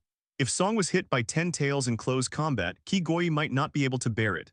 Darkrai dodged the attack of Rock Tomb like a black lightning and then quickly approached Avalugg. Avalugg saw Darkrai coming to him and swung his axe-like jaws to smash down at Darkrai. However, at the moment of Avalugg's attack, Darkrai stopped, then floated gently and came to the top of Avalugg again. Focus Blast. Darkrai. Darkrai, who rose above Avalugg's head, gathered his hands together and a white energy bullet directly hit Avalugg's head at close range. As a dual attribute of Ice and Rock, Avalugg's attack of 4 times weaker fighting type, coupled with the previously reduced special defense, the powerful power of Focus Punch itself, directly made Avalugg's body lie heavily on the ground. Focus Blast is a powerful fighting type special attack. The Pokémon that uses it needs to gather the energy of the whole body. It is a great consumption for the Pokémon itself, and it is impossible to use it continuously, but the opposite advantage is the huge power of Focus Blast. This Focus Blast directly made Avalugg's body lie on the ground, and he didn't get up for a long time. However, Avalugg did not lose his fighting power under this attack. He kept struggling on the ground and wanted to stand up and fight again. Seeing that Avalugg did not lose his fighting power, Maen was about to let Darkrai take advantage of the victory and defeat Avalugg, but was tripped by Chi-Zai beside him. Challenger, you have won, Ice King, you have also worked hard. After stopping Maen, Bin Lion came to Avalugg's side and gently stroked its head and said slowly. Hearing Bin Lion's words, Avalugg also gave up the struggle and lay on the ground to rest peacefully. Maen heard that the battle was won and naturally could not continue to attack, so he threw the healing spray to Bin Lion. Bin Lion gently sprayed the healing spray on Avalugg with a serious look and gentle movements. Maen admired these managers very much. Even Mew Chun, whom Maen hated the most before, admired their spirit. These managers not only had the responsibility to take care of their own kings, but also had to pay attention to the surrounding ecology. It can be said that they devoted their lives to Pokémon. And those Pokémon who were kings were not only kings for these managers, but also family members. After being treated, Avalugg on the other side slowly stood up and then roared softly. After roaring growl, many Avaluggs appeared around, and Bin Lion also signaled Maen to recover one as proof of the trial. After selecting an Avalugg who was willing to return to the modern world with Maen, Maen told Bin Lion that he had completed the 10 Kings trial. Bin Lion told Maen to return to Jubilife Village and go to the Jinfu Fengshan flute shop there to go to the temple to meet the god. Maen also left the pure white frozen soil after hearing Bin Lion's words and returned to Jubilife Village. Jubilife Village, Team Galactic's headquarters. Maen met Magum again here, and Magum was surprised that Maen could complete the challenge so quickly. Although Magum did not trust Maen as an outsider, since Maen had completed the 10 Kings trial, he had to follow the ancient teachings. The ancient legend of Zikui is that an ancient hero led 10 Pokémon to challenge Arceus, and finally moved Arceus with his spirit, so he blessed them. Now Maen is taking this old path, recovering 10 Pokémon in the same way, but he has changed from an ancient hero to a man of the future. The method of playing the Azure Flute is not difficult, and as long as it is played in the temple, the Azure Flute will also become the Azure Flute, and then you can call Arceus to come. Magamo gave the flute and the method of playing to Maen, and Maen successfully learned the method of playing after a little study. At this time, a loud noise suddenly came from soaring in the sky. All the people in Jubilife Village were startled by the loud noise, and then ran to the open space in the village and looked up at soaring in the sky.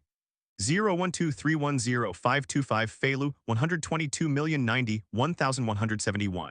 On the top of MT Coronet, a larger spacetime crack appeared than before. The loud noise just now was caused by this spacetime crack.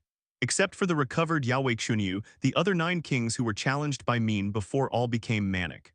Fortunately, Maen had pacified them before, so although they were manic, these kings did not become violent but suppressed their inner restlessness. But this can only be suppressed. If the huge spacetime crack continues to release energy, these kings will become violent again sooner or later.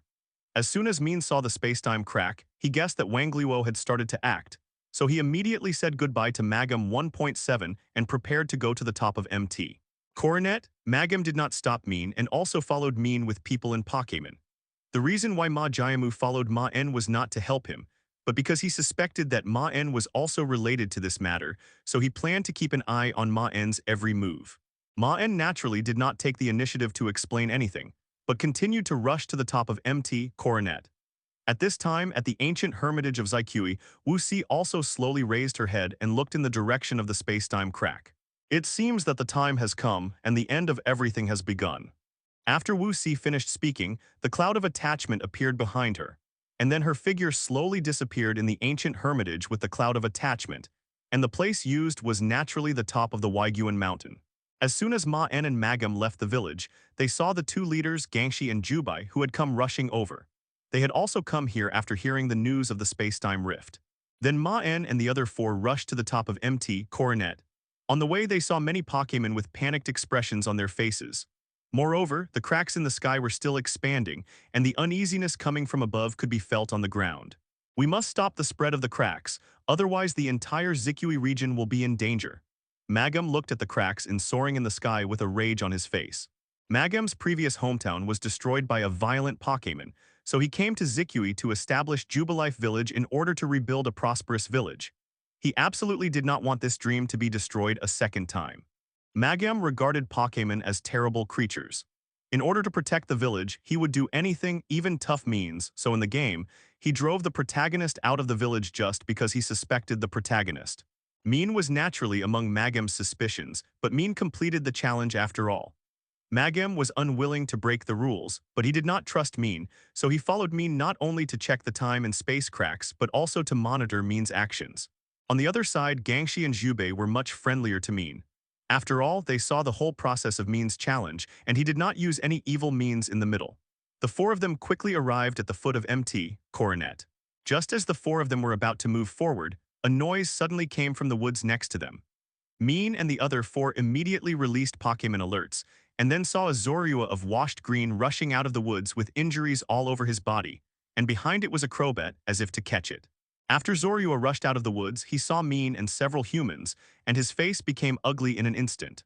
The color of Zorua of washed green region was grayish-white, and it seemed to be wearing a scarf made of white fur on its neck, and this scarf and the hair at the tip of the tail were like ribbons dancing in the wind. Normal kept fluttering. Although it looks cute and has a loving look in its eyes, the legend of Zorua in the Washi region is that before death, its soul had a strong spite for humans and Pokémon, and this spite turned into energy and floated up from its head, which is why the Washi Zorua Pokémon also appeared with this ghost type. Therefore, the Washi Zorua is hostile to both humans and Pokémon, especially this Zorua, who was attacked and imprisoned by humans before, and finally found an opportunity to escape. The moment Zorua saw Maen and the others, he felt that his consciousness began to blur. He had escaped all the way because of his willpower to persist here. Now that Zorua was surrounded by humans, it seemed that he had lost the possibility of escape.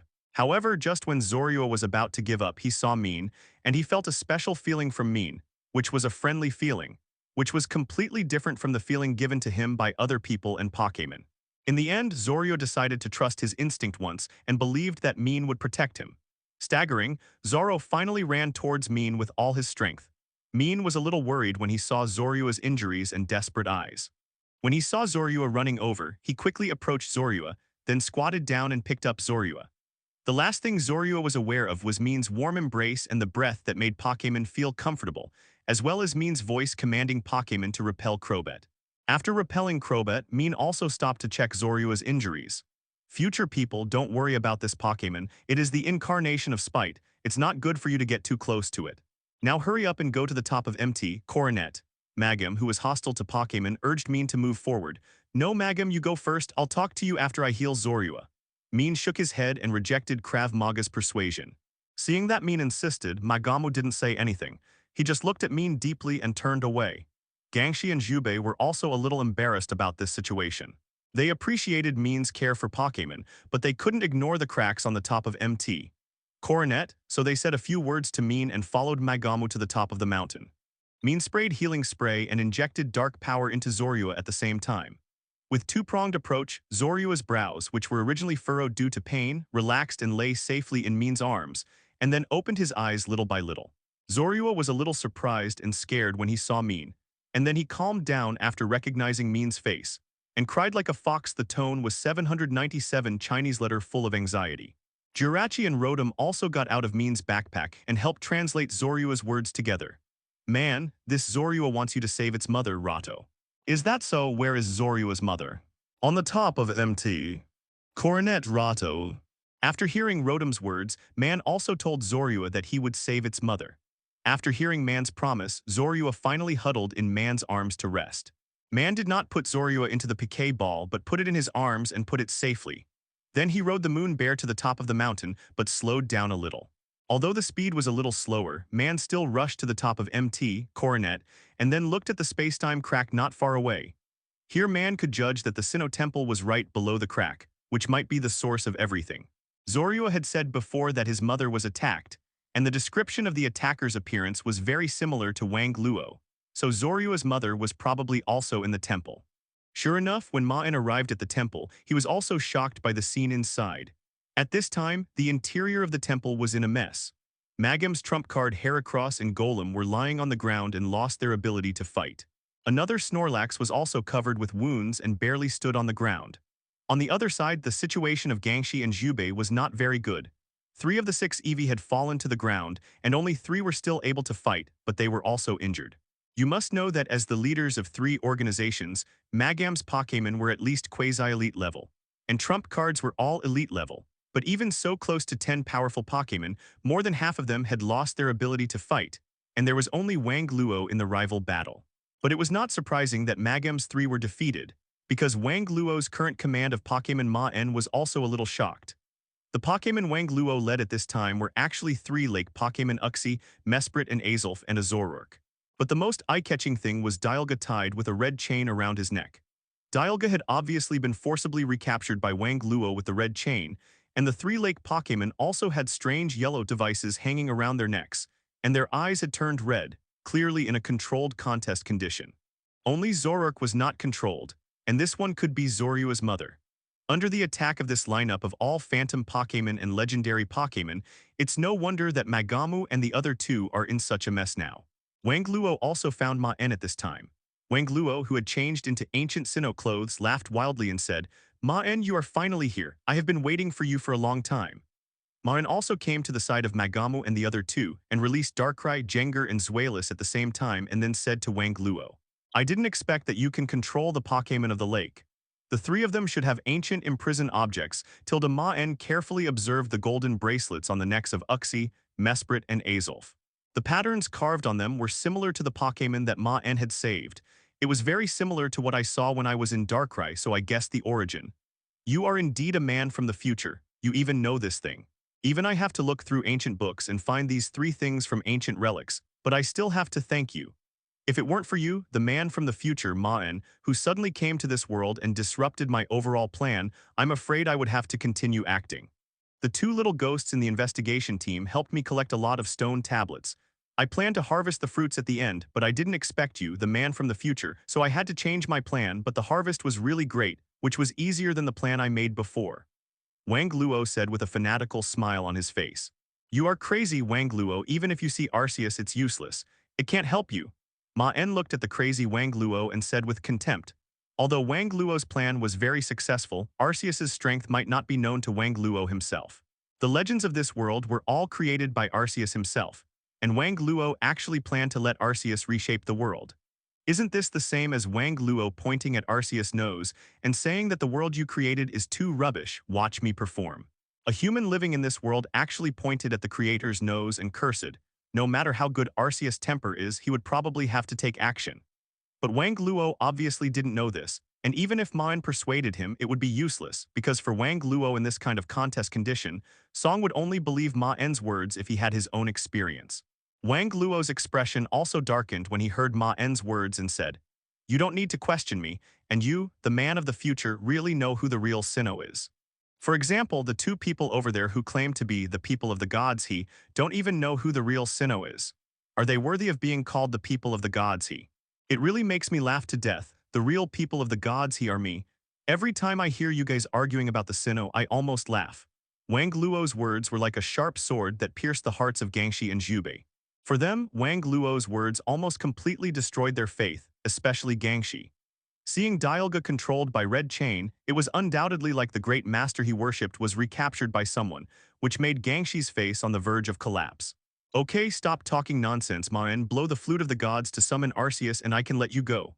Wang Luo pointed at Maen and said proudly. Sorry, this is an opportunity I finally got. I won't let you give it, Maen said to Wang Chuan expressionlessly.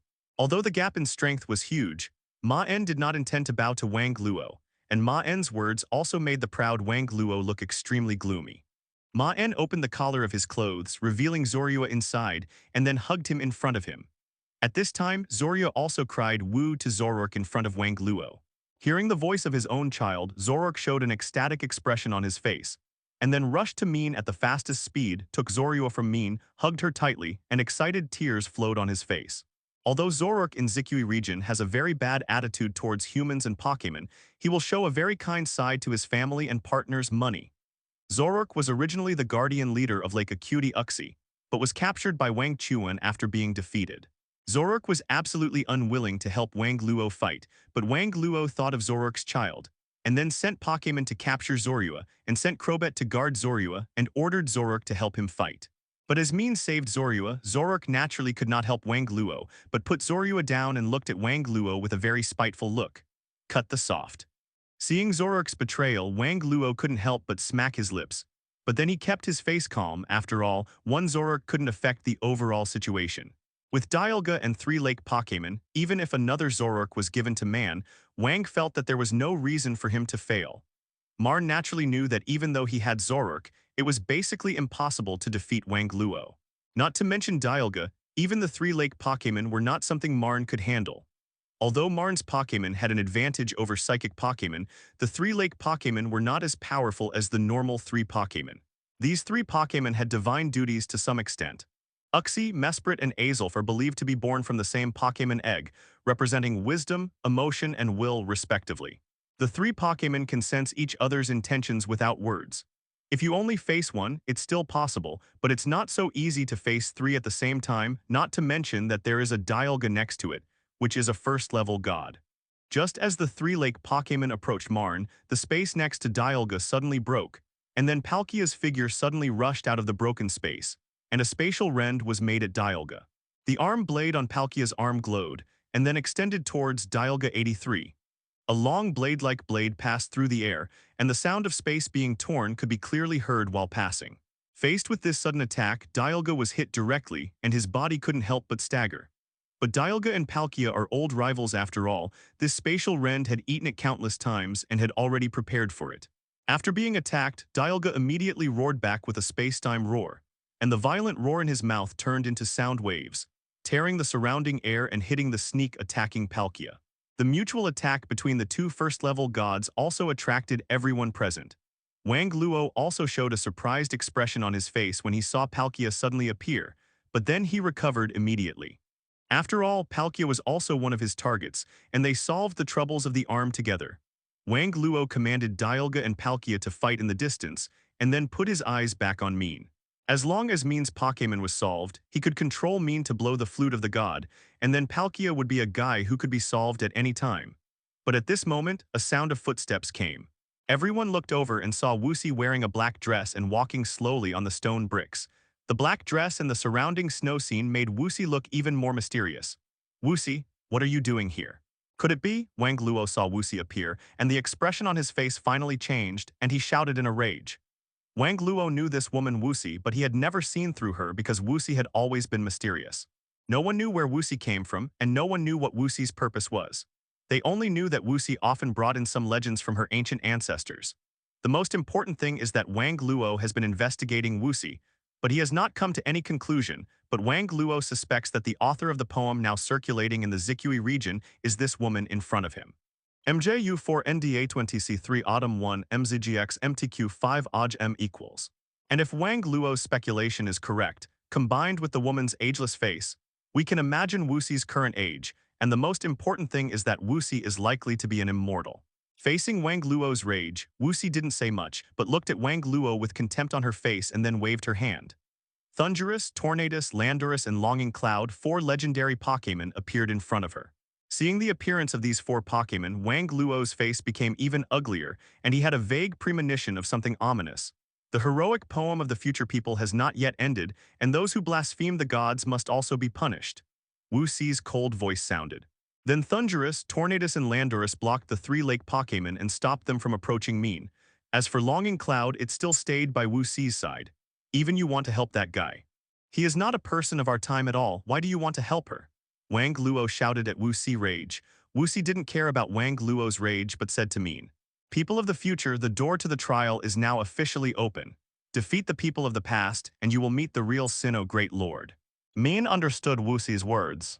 Wuxi would let Thunderous, Tornadus, and Landorus block the three Pokémon of the lake, but Wang Luo in front of him needed Maen to defeat him. Whether Maen wins or loses, Wuxi will not intervene again. Wang Luo naturally understood Wuxi's meaning and said with a wild smile on his face, "Wuxi, do you think that guy can beat me? Then I'll show you how he fails. The last one to see Arceus must be me." After Wang Luo finished speaking, he threw out the 6 Poké-balls on his waist. 6 Pokémon, Spiritomb, Roserade, Togekiss, Arcanine, Lucario, and Garchomp, appeared in the temple. Some interesting Pokémon players in Maen's previous life teased Wang Luo as Cabbage Brother. One of them is that Wang Luo looks very similar to Cynthia, and it is speculated that he may be Cynthia's ancestor. The second is that Wang Luo's Pokémon lineup is basically the same as Cynthia's. Only Arcanine may always change. At this time, the black air on Zoroark beside Maen became more and more dense, and he rushed directly to Wuxi's Pokémon. Facing Zoroark, who was already full of resentment, Wuxi also hurriedly commanded Spiritomb, Roserade, and Togekiss to stop Zoroark. And Maen's remaining rival was also established, that is, the remaining Garchomp, Arcanine, and Lucario. Maen looked at the 3 Pokémon opposite. These 3 Pokémon were all Pokémon that Maen liked very much in his previous life, but now they have become rival. However, Maen had no regrets. He has been in this world for so many years and has his own family and partners. Darkrai, Jengar, and Zweilous stood in front of Maen, and Wang Luo stood behind the remaining 3 Pokémon. Maen and Wang Luo stood on both sides of the temple, and the battle between the future and the past was about to begin. Maen and Wang Luo stood on both sides, and then sent out a Pokémon at the same time. Zweilous vs Arcanine, both Pokémon are quasi-elite. Maen and Wang Luo tacitly did not engage in a 3v3 battle, but chose a 1v1 duel. Wang Luo's idea was simple. He planned to really defeat Maen in front of everyone, so that everyone would know who was really worthy of seeing Arceus. Maen used Wang Luo in front of him as a whetstone. He planned to defeat Wang Luo to hone his Pokémon. As Zweilous and Arcanine came to the center of the temple, Raitong raised his head and roared. Dragon roars and dog barks resounded through soaring in the sky, and then the 2 Pokémon began to look at each other, and the fascinating ember bloomed in their sight. Zweilous tackled. Arcanine tackles. Maen and Wang Luo's commands were carried out at the same time, and then Zweilous and Arcanine rushed towards each other at full speed. There was a loud bang. The violent sound of the physical tackle shook everyone's heart, and the 2 Pokémon tilted their heads together after the physical tackle, and their bodies couldn't help but stagger. However, Arcanine recovered faster and soon recovered his body with the energy of the evil system in his mouth, biting Zweilous fiercely. Arcanine's bite bit hard on Zweilous' body. The severe pain made Zweilous couldn't help but shout growl. But this pain also stimulated Zweilous' ferocity, and one head also bit Arcanine's body fiercely with the energy of the evil system. Arcanine still insisted on biting Zweilous' body despite the pain, and at the same time, the energy of the fire system began to accumulate in his mouth. An ember could be seen flowing out from between his teeth. The tip of Zweilous' other head was also filled with white light, and it also accumulated the power of the whole body. Fire Fang, Headbutt. Arcanine's skill changed from bite to Fire Fang, and the intense heat in his mouth not only bit Zweilous but also burned his skin. Zweilous, despite the severe pain, still slammed his head hard against Arcanine's head. With a loud bang, Arcanine's consciousness was a little fuzzy under the headbutt, and then he couldn't help but let go of his mouth. Zweilous and Arcanine both took 2 steps back in tacit understanding, panting together. Zweilous' fur was burnt, and there was an unpleasant smell of burning. At the same time, Ember kept flashing at the wound, and it was obvious that he was in a burning contest condition. On the other side, Arcanine was not in a good condition either. The cold, evil energy left on his body made Arcanine's limbs tremble uncontrollably. The 2 Pokémon on the field, like real beasts fighting normal, also made the spectators excited. The 2 Pokémon fully demonstrated the limits of their physical bodies, and now it was time to really fight with will. Flamethrower Arcanine. Dragon Breath Zweilous. The flames spewed from Arcanine's mouth, and the dragon breath spewed from Zweilous collided in the air. The energy of the fire and dragon elements was in a stalemate, and finally a large amount of smoke was stirred up. The sound of running came from behind the smoke. Arcanine rushed out of the smoke with burning flames all over his body, and then directly hit Zweilous fiercely. Great indignation, Zweilous Dragon Rush. Zweilous was not afraid of Arcanine, who was like a fireball normal. He let out a fascinating dragon roar, and his body was wrapped in blue-purple dragon energy. He bravely collided with Arcanine. The two Pokémons once again clashed together on the field like a buck normal fighting for the leader position, and then flew backwards and fell to the ground together. Everyone on the field was silent, without making any sound, and their eyes were fixed on the two Pokémon on the field. Then, the bodies of the two Pokémons on the ground began to move slowly, and then stood up from the ground with struggle. 012310525 Failu, 122,101,021. However, the one with better contest condition was obviously Arcanine, which was still burning with intense flames, and had obviously fallen into the contest condition. After the Great Indignation skill, the Pokémon will fall into the contest condition. In this contest condition, the Pokémon's attack will increase, but its defense will also decrease. It is an absolute double-edged sword. Arcanine the last attack, Flare Blitz. Zweilous Facade. Arcanine's body was once again wrapped in flames, and this time the flames were the most intense. Arcanine, wrapped in flames, rushed towards Zweilous like a fiery red meteorite. Zweilous on the other side also gathered all the energy in his body. Under the burning contest condition, the damage of Facade would be doubled, and he fiercely fixed Arcanine's tackle. The third tackle sound was even louder than the previous two, and in the end, Arcanine burning with flames was better and knocked Zweilous' body out. Zweilous fell to the ground, and a large area of his fur was burned by the flames. He fell to the ground as if he had lost consciousness. Normal, future man, you are just like this. I won the first game. Seeing Zweilous' appearance, Wang Yao showed a proud smile on his face. But compared to Wang Luo who laughed, Maen still stared at Zweilous who fell to the ground. Maen knew that Zweilous had not given up, so he would not end the battle that belonged to Zweilous without authorization. Zweilous fell to the ground and his consciousness began to blur. As a quasi-god, he was different from others since birth. Compared with the other two brothers, he thought he was much smarter. Whether it was training or duel, he had never lost to the other two brothers.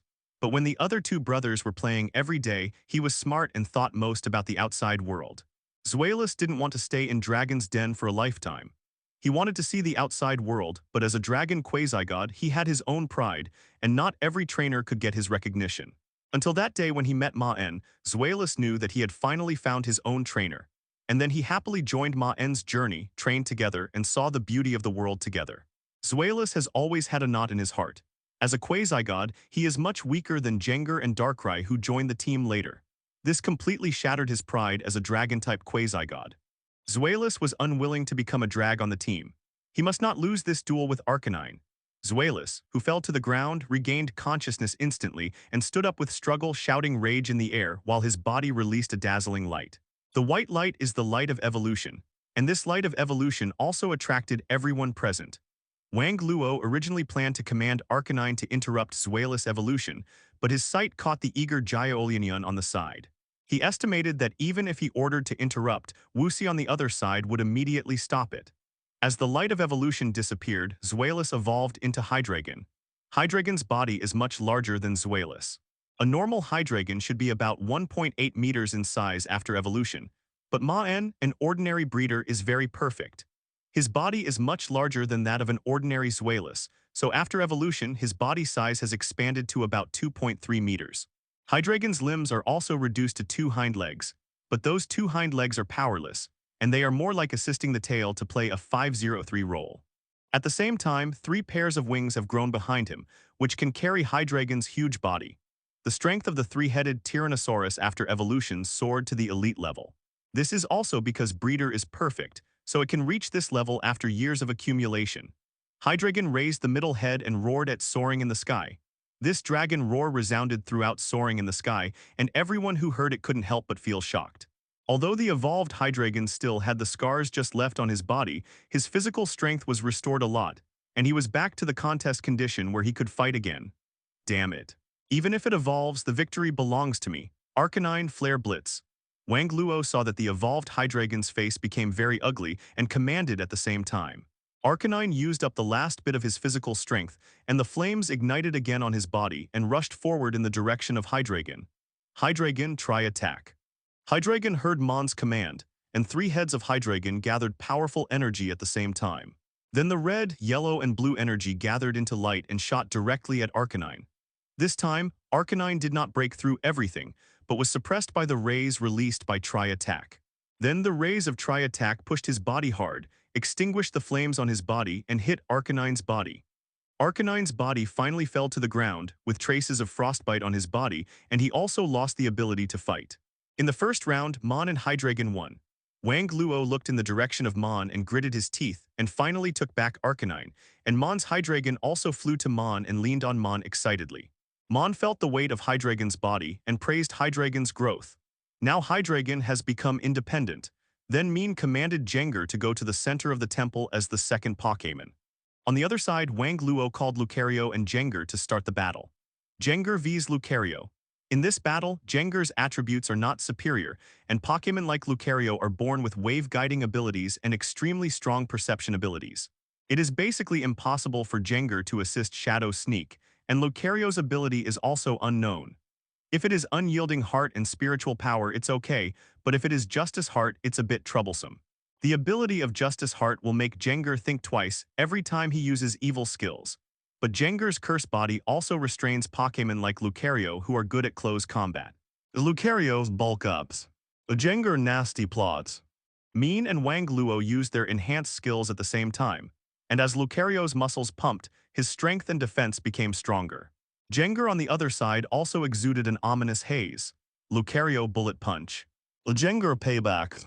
Lucario's body rushed to Jengar like a flash of lightning, and then his fist hit Jengar's stomach like a bullet. Under this blow, Jengar couldn't help showing a painful expression, but then the effect of Payback was activated, and the double counterattack damage also hit Lucario, causing Lucario's body to fly out. After the counterattack, Jengar's body quickly followed the shadow to pull away.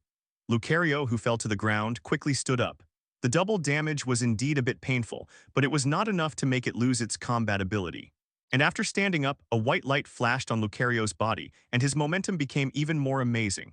Maen looked at Lucario and sighed that it was indeed the ability of the Heart of Justice, but it was not impossible to deal with it, and Lucario himself is not in a good mood. Although Lucario's momentum has increased a lot, a layer of haze lingers on his arm. That is Jengar's Curse Body ability activated, and Lucario's Bullet Punch was disabled. Jengar Shadow Ball. Maen habitually let Jengar use his best moves, and Shadow Ball will not be affected by the ability of the Heart of Justice. Lucario Aura Sphere. Wang Luo immediately thought of a way to deal with the Shadow Ball used by Jengar. The energy bullets of the two Pokémon also collided with each other in the air and finally cancelled each other out. The 2 rounds of competition between the two sides seemed to be evenly matched, but Maen knew that he was at a disadvantage, because the strength of Lucario was elite level. And although Jengar had made obvious progress, he was still quasi-elite level, and the distance elite is still one step away. If they continue to consume each other like this, Maen will definitely lose, so Maen can only choose to use Mega Evolution to fight, and defeat Lucario during the 1.3 time of Mega Evolution. Before, Jengar was not allowed to Mega Evolve because he wanted to understand Lucario's ability and combat awareness. Now that he has observed it almost, it is time to go all out. Jengar Mega Evolution. Except for Jubei, who had seen it when Maen was fighting Heatran, the people and Pokémon present were seeing Mega Evolution for the first time, and they all showed surprised expressions on their faces. After all, Pokémon like Jengar also exist in the Washing region, but they have never heard of a second stage evolution.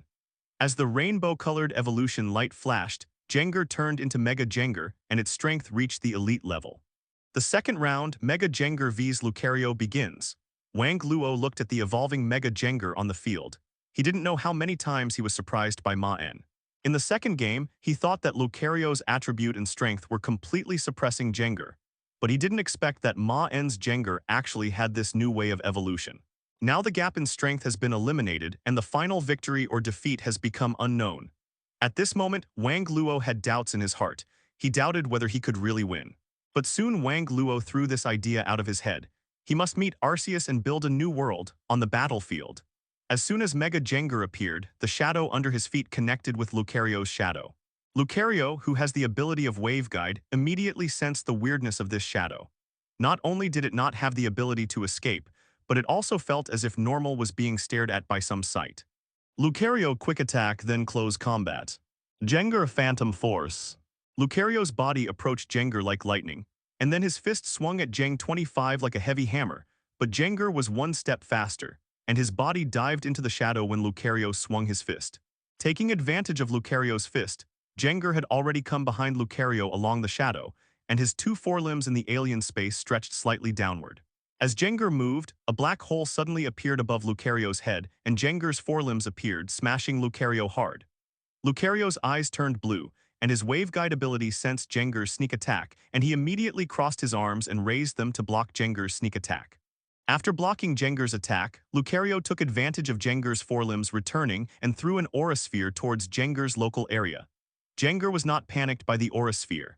He retracted his forelimbs and opened his mouth. A shadow ball spewed out from the air, blocking the attack of the aura sphere. If the first round of battle between Zuelis and Arcanine was a passionate fight like a beast, then the second round between Lucario and Jengar was a battle between agility and ghostliness. Jengar hidden hand. Lucario detect. Jengar used Shadow Ball to suppress as usual, but this time Lucario did not even use Aura Sphere, but turned sideways to avoid the attack of Shadow Ball. Obviously, the continuous Shadow Ball attack has made Lucario judge the attack. Now if you want to hit Lucario with Shadow Ball again, you have to attack at close range or make Lucario unable to dodge. Lucario crunch. Jengar Night Demons.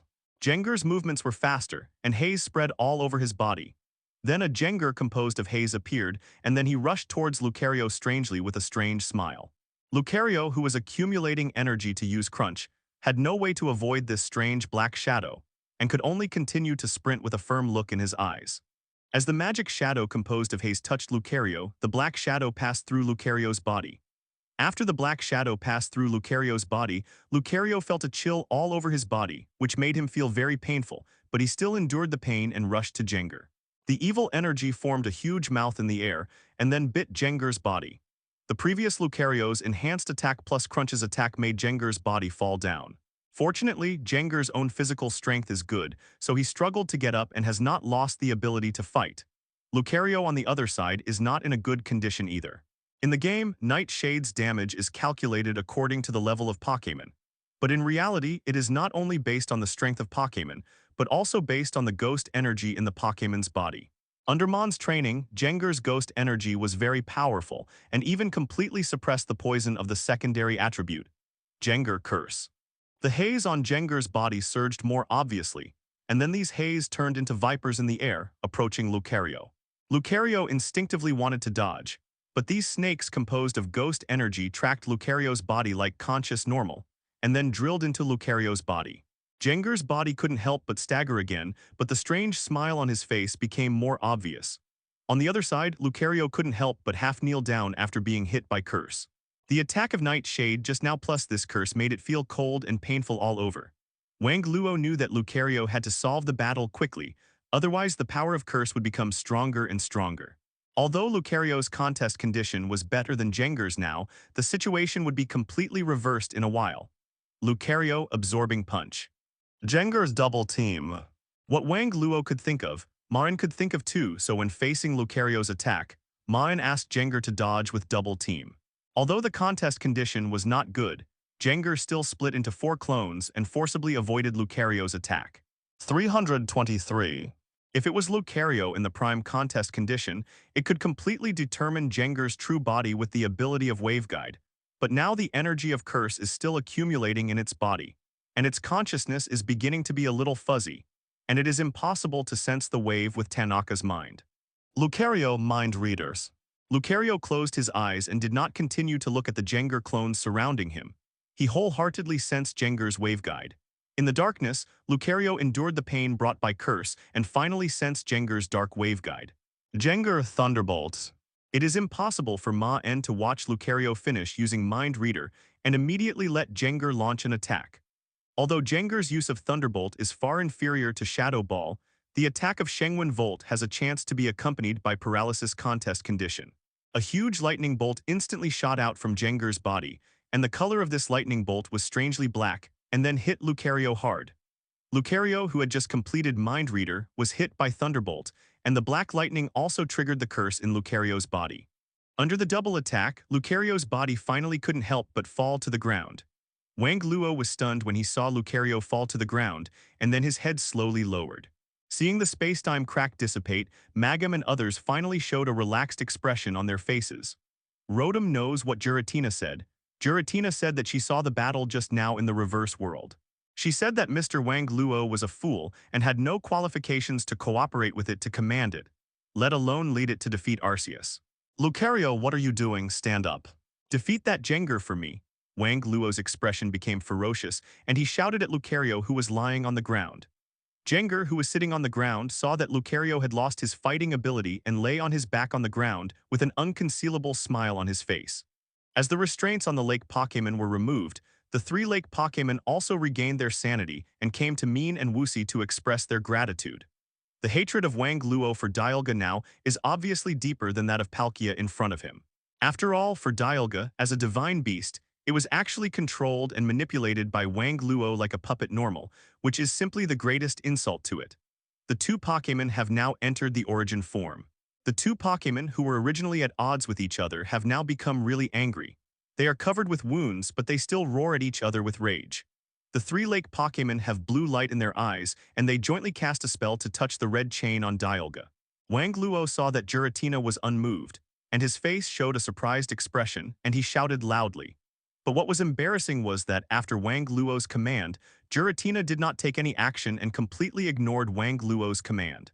The current situation is that Dialga and his friends have experienced battles before, and now is not the best contest condition. Facing Giratina, who is waiting for her to tire herself out, the two of them have to temporarily join forces to repel Giratina no matter how reluctant they are. In addition, Dialga, who regained his sanity, immediately turned his attention to Wang Luo. Although it was controlled, it still remembered what happened before. As the red chain was removed, Dialga regained his sanity, and the huge spacetime crack on Soaring in the Sky gradually disappeared, and Soaring in the Sky also returned to its previous appearance. And Wang Luo, one of the parties involved, had blue veins on his face. Giratina's words completely treated him as a clown. Maen was relieved to see this. In the end, Jengar was more skilled and won Lucario. Lucario had already launched Mind Reader before, and the next attack would definitely hit Jengar. If Thunderbolt could not make Lucario lose his fighting ability this time, the final winner might change. In contrast to Wang Luo, who was shouting, Giratina just glanced at Wang Luo lightly, and then made a roar. Moreover, Maen's winning rate in the last round of the battle between Darkrai and Garchomp is obviously higher. Even if they really have to duel, Maen is more likely to win. Lucario fell to the ground, and Jengar also released the Mega Evolution contest condition and sat on the ground. Rotom's light voice spread throughout the silent temple. Everyone present had a strange expression on their faces when they heard this, and even Maen's face became very strange. He was trying to hold back a smile. Maen was also curious about what Giratina said, and then asked Rotom Pokédex beside him. Hearing Giratina's roar, Dialga and Palkia looked at Wang Luo with a stunned expression. Zhao Zhao's even other people who heard Giratina's roar, the expressions on the Pokémon's faces were a little strange. Destroy everything, Giratina, Shadow Force. Wang Luo waved his hand and commanded Giratina behind him, but it did not expect it to attack. Lucario tried to support his body with his hands several times to stand up, but the arcs of electricity and the curse in his body finally made him fall to the ground and fainted, losing the ability to fight. Two roars came from Soaring in the Sky, and then Dialga and Palkia appeared. The two Pokémon hugged each other in the air and finally fell heavily on the ground. At this time, the battle between the Lake Pokémon and Thunderous Mikumo on the other side has also been decided. The three Lake Pokémon are controlled after all. They are irrational, and their combat ability is ultimately a little worse. The default duel between Maen and Wang Luo this time is best of 3. Even if Wang Luo wins the last round, Maen will still be the winner. Rotom Pokédex floated in the air and said in a light tone, the roar of time and space came out of Dialga's mouth, and rage attacked Wang Luo's direction. Wang Luo, who was lowering his head, seemed not to see all this. Garchomp beside him flew up and used Protect to block the roar of time and space with all his strength in the air, but his body was also knocked to the ground by the impact. Ha, in this case, let's fight to the death. Giratina, come out. Wang Luo lowered his head and laughed wildly. As Wang Luo laughed, a huge wormhole suddenly appeared behind him. Normal things continued to emit terrifying haze in the wormhole, and Wang Luo was shrouded by this haze. The expression on his face became more ferocious.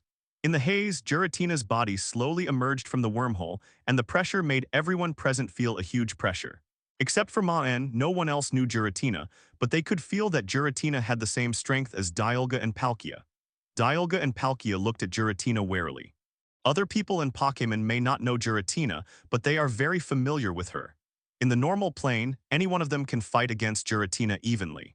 If the home field is changed to Giratina's broken world, neither of them can deal with Giratina alone. Dialga and Palkia showed vigilant expressions on their faces and stared at Giratina closely. What are you doing? Giratina quickly launched an attack. No Pokémon present can defeat you. As long as you defeat them, I can take you to defeat Arceus. Hurry up. Wang Luo listened to what Giratina said and felt like a clown. His face had completely turned black. Especially the strange looks of other people and Pokémon around him made his heart feel like being stabbed by a sharp sword. Normal. Giratina, are you crazy? Without me, do you think others will help you defeat Arceus? Wang Luo shouted at Giratina with a red face. Roar. Giratina's eyes were still cold and she didn't care about Wang Luo's rage. Rato. Giratina said that Wang Luo was not needed, because Wang Luo couldn't help him at all, and Giratina said there was another choice, that is Maen Rato. Hearing Rotom's words, everyone in Pokémon looked at Maen with strange eyes. Maen was also embarrassed by these looks, and clenched his fist and put it slightly in front of his mouth and coughed twice to demonstrate his embarrassment. However, while Maen was embarrassed, he also felt that Giratina was crazy. Even if Maen and Giratina had a good fit, they could not beat Arceus. But Maen still deliberately released the dark power in his body, and with the release of the dark power, haze began to permeate Maen's body. Seeing haze appear, everyone present showed a look of surprise. Among them, Zoroark and his mother felt that the haze gave them an unusually intimate feeling, and Giratina over there was the one who felt the deepest. Giratina slowly stood beside Maen. When Maen appeared, it vaguely felt this strange power. At that time, it was this power that attracted its attention, and it was for this reason that Giratina felt that Maen could help it more. Seeing the dark power released by Maen, Wang Luo knelt on the ground, and his face showed a look of shattered dreams. But Maen didn't care but took out the god's flute in his arms, and at this time the manager Ingo also arrived at the top of MT. Coronet at some point. Maen, I have completed the task you asked me to do before. Here are the stone tablets you asked me to bring. Ingo said as he ran over and put all the stone tablets he had collected so far in front of Maen. There were a total of 18 stone tablets, but there were only about 13 in front of Maen, 2 of which were in Wang Luo's hands, because Wang Luo had one himself and also got one from the Pokémon of the lake. The remaining pieces were in the hands of Cresselia and Regigigas, and the last one was in the hands of Wusi. Everyone was surprised why Maen wanted to collect stone tablets. Maen, who had already completed 120 challenges, had no reason to collect stone tablets. He just needed to blow the flute of the divine seal. In fact, this was a backup method left by Maen. If Giratina had not rebelled against Wang Luo, Maen would have blown the flute to summon Arceus. The reason why Giratina dared to challenge Arceus now was that Arceus didn't have a slate in his hand. This was the reason why she dared to challenge. If Arceus had a slate in his hand, Giratina would be crazy and want to be beaten. Maen put the flute in front of his mouth and played it according to the previous melody. With the melodious flute sound, soaring in the sky suddenly sprinkled with rays of light. And in the bath of light, Arceus' figure came down from soaring in the sky and stood in the air above soaring in the sky. Giratina roared and wanted to challenge Arceus, but was gently stopped by Maen. Giratina looked at Maen in confusion, and Maen, with the help of Hydreigon, flew to Giratina's ear and whispered a few words to her. After hearing Maen's words, Giratina's eyes showed excitement, and then she suppressed her emotions, stood aside and looked at Arceus quietly, without any intention of challenging him. Except for Maen and Giratina, no one knew what they discussed, and Wang Luo knew that he had completely failed when he saw Giratina calm down and did not intend to challenge Arceus, and knelt down on the ground in a low voice. As Arceus rewarded, the stone slab in front of Maen burst into light and then flew towards Arceus, slowly rotating around Arceus. At this time, the sound of growl and noise suddenly came from not far away. Cresselia flew gracefully from the horizon, bringing a slate with her. But Maen always felt that Cresselia seemed to glance in the direction of Lei after she flew here. Maen thought that Cresselia, the god of dreams, was in conflict with Darkrai, the god of nightmares, so it was no wonder that she glanced in the direction of Darkrai. The source of the vibration also appeared. Regigigas also brought a slate. As the 2 slates joined Arceus, Wusi also took out a slate, and the last 2 slates on Wang Luo also flew out automatically. The 18 slates gathered around Arceus again, and Arceus' strength reached its peak. Now it is the true god of creation. Man of the future, you have completed the trial and saved this region. What is your reason for doing this? Arceus' neutral voice echoed in the temple, and everyone in Pokémon focused their attention on Maen. Many people knew that Maen's goal was to solve Jirachi's sleeping problem. But with Arceus in front, Maen could completely give up Jirachi and make a promise to get Arceus' blessing or get the power of Super Conquer. Arceus, I want to solve Jirachi's sleeping problem. Maen took the sleeping Jirachi out of his school bag.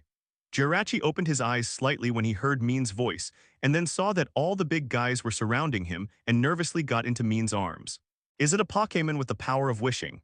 Human, you have this Pokémon, you can use its power to realize your inner ambitions, why not do it? Hearing Arceus' words, all the people in Pokémon present looked at Jirachi in shock. They had never seen Jirachi, but they had never thought that such a cute Pokémon could actually realize people's wishes. And everyone was waiting for Mean's answer, wanting to know Mean's answer. Mean looked at the eyes of the people present in Pokémon and said with a confident smile on his face, I will realize my dream through my own efforts, not in this way. Everyone was infected by the smile on Mean's face and the confident tone. Although they didn't know what Mean's dream was, the Shen Wei in his tone gave people a feeling that he could go and experience it. Arceus looked at Mean's confident face and continued.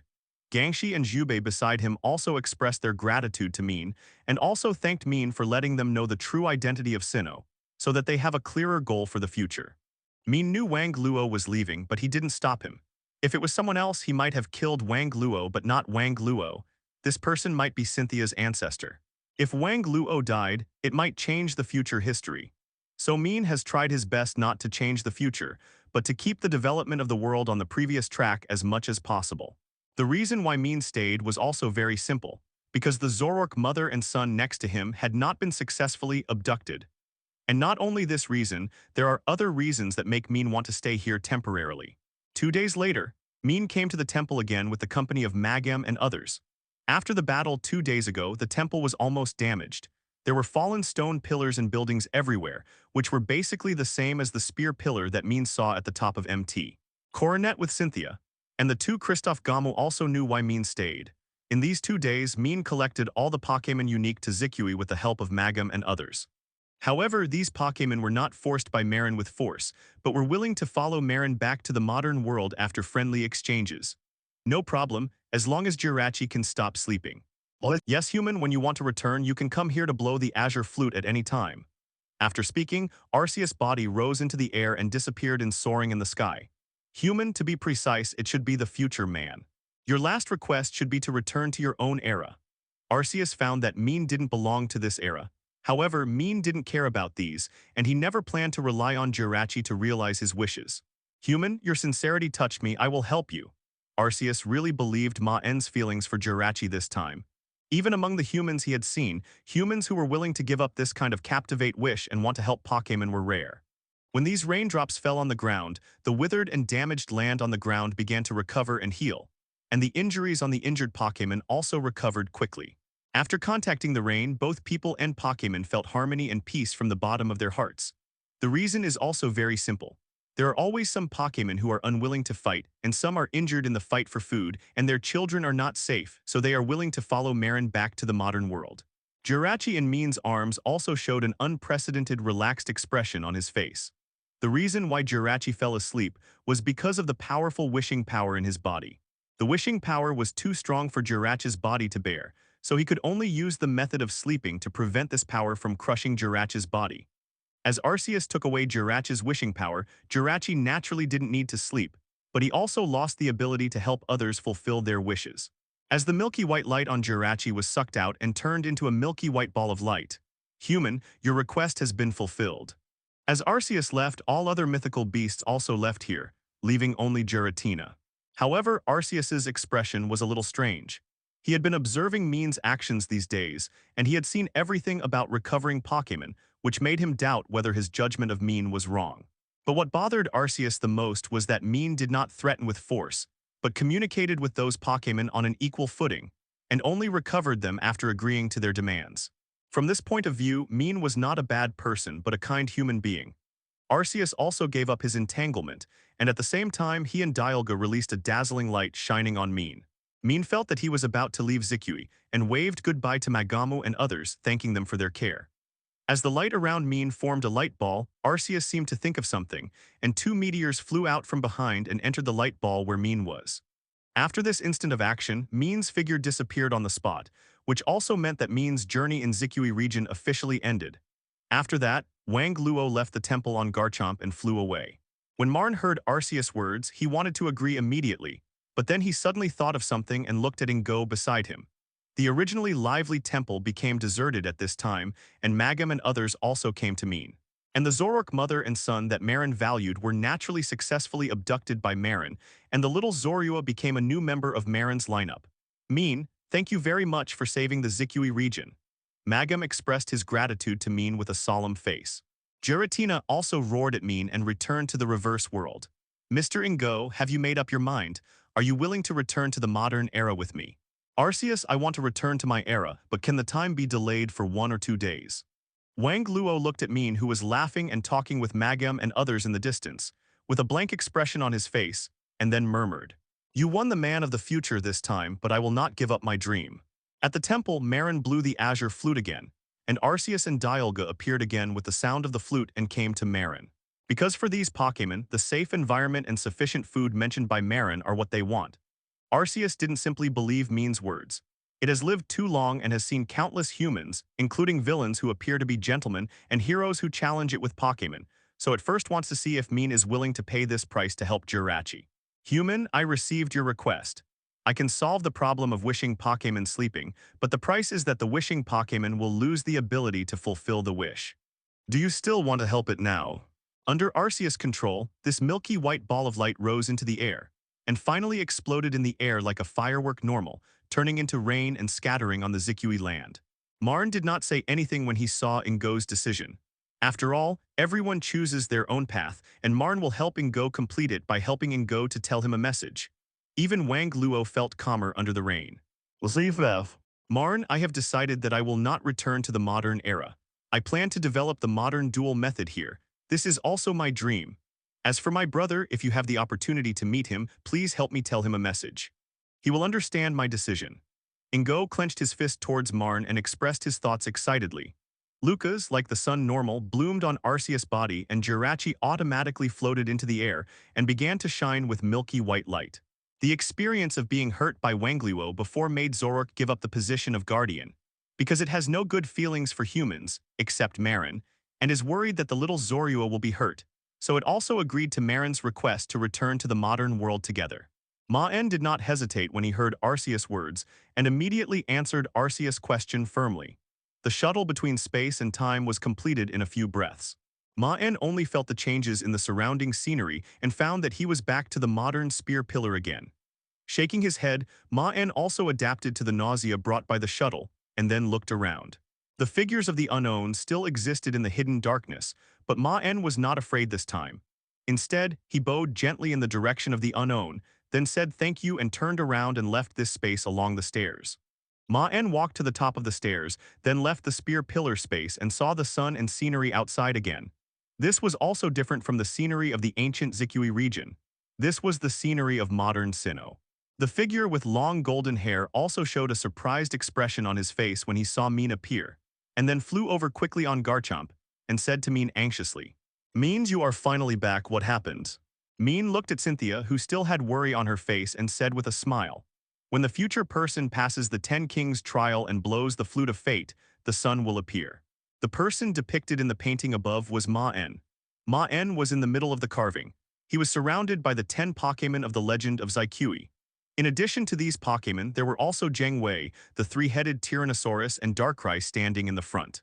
Cynthia was relieved when she saw the smile on her face, and then she showed a smile brighter than the sun and said, At the bottom of the painting, the name of the painting was written in ancient characters, the hero who saved Zikui. Jai Zilan looked at the side of Maen in the painting with a thoughtful look on her face and then turned to the back of the painting where a poem was written. Maen did not tell Cynthia about his journey at the first time but planned to have a good rest. Maen had not really rested in Zikui region these days, so he planned to recuperate first and sort out the harvest in Zikui region. Nothing, just completed a journey spanning 1,000 years. By the way, Cynthia, how long have I disappeared? In the end, Maen chose Cynthia's home as the place to rest. Of course, this was not Maen's active choice, but he could not resist Cynthia's enthusiastic invitation and finally came to Cynthia's home. No problems. Cynthia's grandmother, Professor Mustard Orchid, came to the basement of the villa at this time and stepped on the stairs to a box in the basement.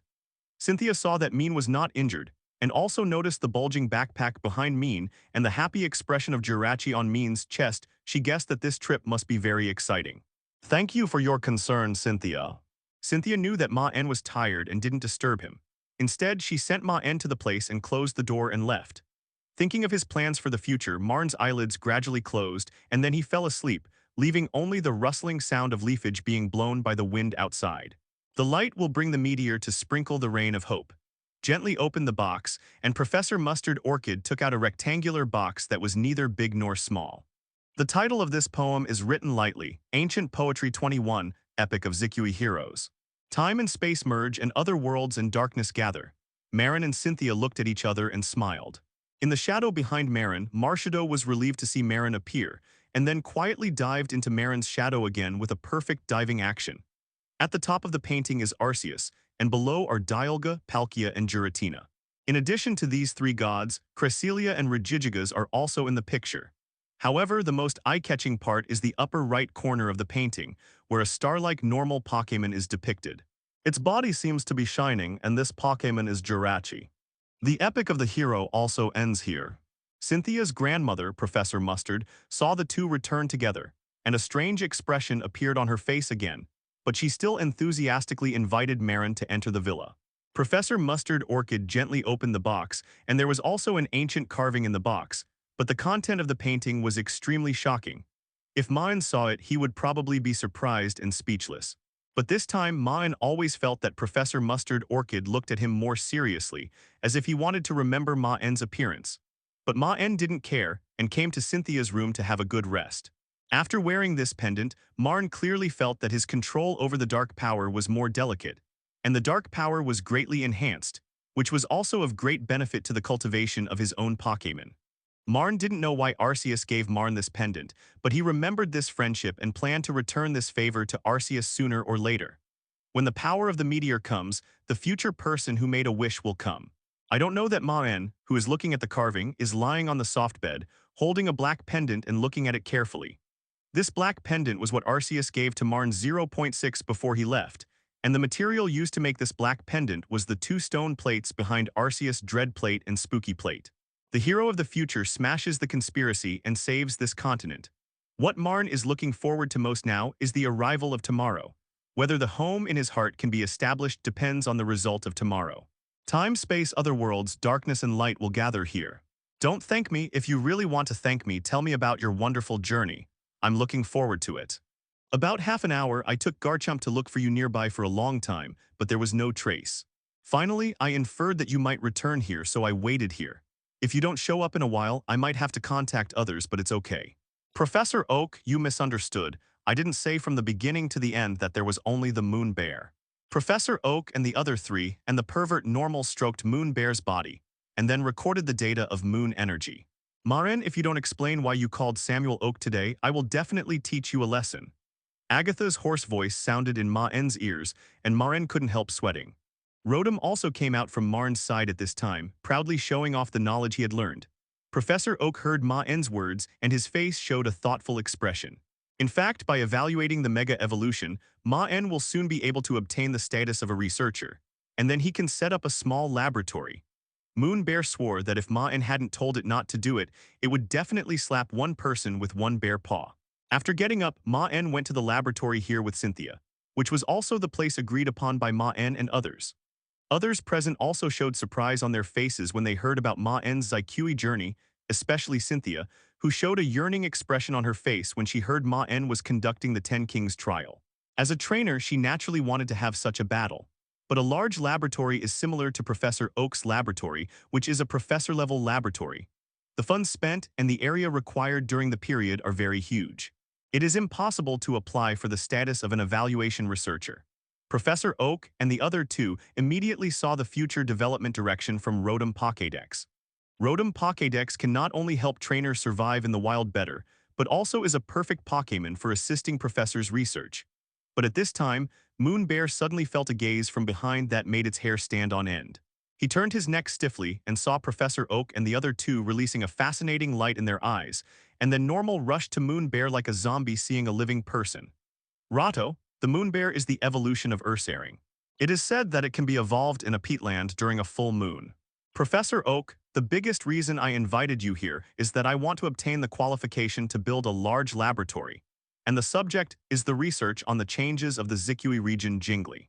But after Professor Oak and the other two gave it enough energy blocks, Moon Bear looked indifferent and let the three professors start to fiddle with it. The three professors have already constructed countless research directions in their minds, and they can't wait to start researching. Maen signaled the three professors to retreat, then threw out the piquet ball, and the huge body of Moon Bear appeared on the floor of the laboratory. Seeing Maen coming, everyone present breathed a sigh of relief, especially Professor Zio 25 Tian Huan and Professor Rowan, who looked at Maen with resentment, blaming Maen for involving them in this bad environment. At this time, Agatha Elite was looking at Professor Oak with a razor-like look, and Professor Oak was embarrassed to pretend to read a book. But looking at the frequency of Professor Oak shaking his legs, you can tell how nervous he was. Sinnoh Region Sanjam Town Professor Rowan Laboratory. Maen, this should be impossible. After all, just one moon bear is not enough for the Alliance to approve you for the qualification of a large laboratory. However, after Maen arrived, he felt the cold atmosphere at the scene. Odajukami and Professor Rowan sat together awkwardly and drank hot tea quickly, and the creator of this cold atmosphere was their grandmother Agatha Elite. Pokémon like Rotom actually exist in Sinnoh and Kalos region, but its rare number also makes it a rare Pokémon. At present, Alliance has only discovered that Rotom can be attached to various electrical appliances. Rotom like Maen is the first one to be attached to Pokédex. Although Professor Oak and the other two were puzzled, they also knew that Maen was not the kind of person who would attack without reason, and there must be something important for them to find, so they all rushed here yesterday. Professor Oak and the other two. As for the others, they were Professor Oak, Professor Birch, and Maen's grandmother Agatha Elite. Then Rotom felt a chill, and then found that Professor Oak and the other two were looking at him again, which scared Rotom and made him want to run back to Maen's backpack. After Kristoff came back yesterday, he called and invited the three of them to gather at Professor Rowan's laboratory, saying that there was something important to discuss. Moonbear was also a little curious and nervous about the unfamiliar environment, but then he saw Maen's figure, and Moonbear felt relieved. Looking at the three professors brainstorming, Maen could only cough twice to interrupt the three professors' thoughts, and then slowly said. Only Agatha understood her grandson's behavior and immediately thought of the reason and said, Maen, you didn't recover the Pokémon unique to the Zyqui region, did you? Hearing Agatha's words, Professor Oak and the other three professors fell silent for a moment, and then rushed to Maen, surrounded Maen, and asked excitedly. Maen was also a little frightened by the enthusiasm of the three professors, and then nodded. Seeing Maen nod, the three professors immediately asked Maen to call out the Pokémon. It's no wonder that the three professors were so excited. Professor Rowan is the professor of the Sinnoh region, and the predecessor of Sinnoh is the Zyqui region. Naturally, he is very concerned about the changes in the Pokémon in this region. Professor Birch is a professor who studies the living environment of Pokémon, and the Pokémon unique to the Zyqui environment is naturally his dream research direction. It's just a pity that the Pokémon in Zyqui have basically been extinct, so naturally there is no such opportunity.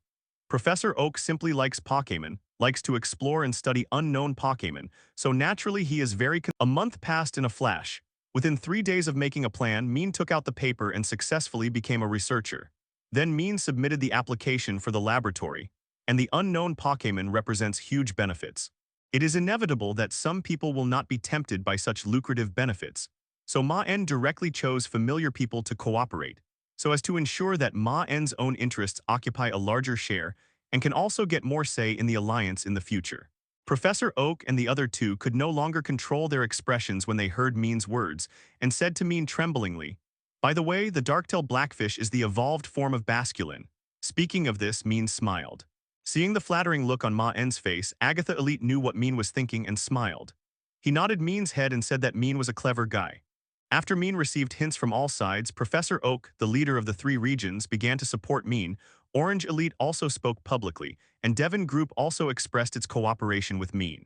The Pokémon I brought from Zyqui are not only Moonbear, but also other Pokémon from Zyqui region, basically covering all types, including Quasi-Gods and the three great Pokémon, and there are also a large number of tribes, such as the Dark-tailed Blackfish.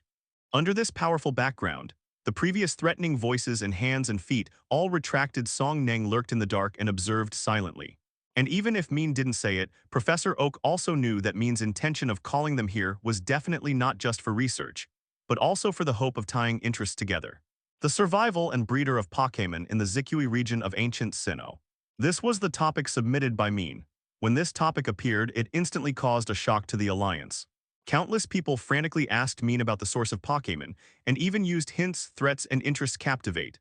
With so many people tied up, Maen could ensure that his laboratory would not be divided by Alliance and others. After all, Zikui Pokémon represents the unknown.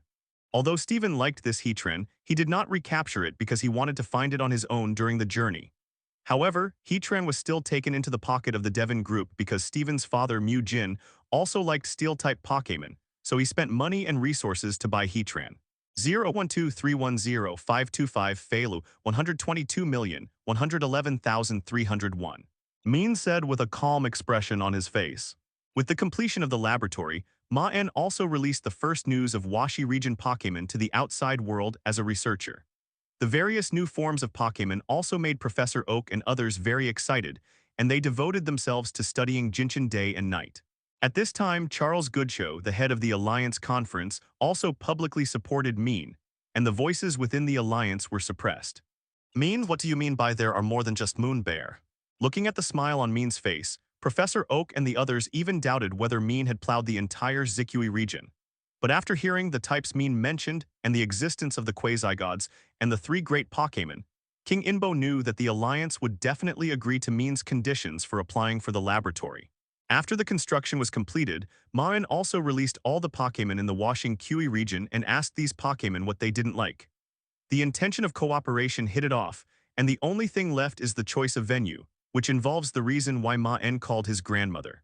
Among them, Devon Group was fully responsible for the materials, and all were supplied free of charge, gathering the strength of the entire group to help Maen build the laboratory. In addition to the relationship between Steven and Maen, Steven's father Mew Jin was also very optimistic about Maen's development. The most important thing was that Maen also sold a Heatran to Devon Group. Because the Washi Pokémon here are basically irrecoverable, their Poké Balls are all stored in Maen's hands, so they can only be captured with machines and special devices, which makes poaching more difficult. The security of the Research Institute Kyan Lies is guarded by Agatha Elite, Nightshade, and other ghost Pokémon. Anyone who wants to enter the laboratory without permission will face their attacks. It was very simple. Maen's venue would definitely be near the villa area of his own Viridian city. Not only was it open, but most importantly, the ghost Pokémon that Grandma Agatha had recovered over the years were also there. Moreover, Agatha Elite was in charge, so it was basically impossible for outsiders to come in. Finally, under the eyes of many forces, Maen's laboratory began to be built next to a villa in Viridian Forest. With the joint efforts, Maen's laboratory was completed in less than a month with the ability of Pokémon and various black technology. The overall construction was 80%, and only some detailed construction was needed. The area where Pokémon live is similar to Professor Oak's laboratory. It is divided into areas suitable for the lives of various attribute Pokémon, and a large number of fruit trees are planted on the periphery. Professor Oak has lived for so many years and naturally knows Maen's thoughts, but as researchers they have no way to refuse the benefits given by Maen. With them on the chariot, Maen, the younger generation they are optimistic about, can also develop better, which is also good for them in the future. Professor Oak of Kanto, Professor Birch of Hone, Professor Birch of Sinnoh Rowan, and later Maen also wanted to pull Steven's Devon group into the chariot. After discussing everything, the rest was Maen's business. During this period, Maen first wrote a paper to get the status of a researcher, and then he could apply for the laboratory to arrange the territory. The new Pokémon in the Washing Kui region were very satisfied with the layout of Maen's laboratory.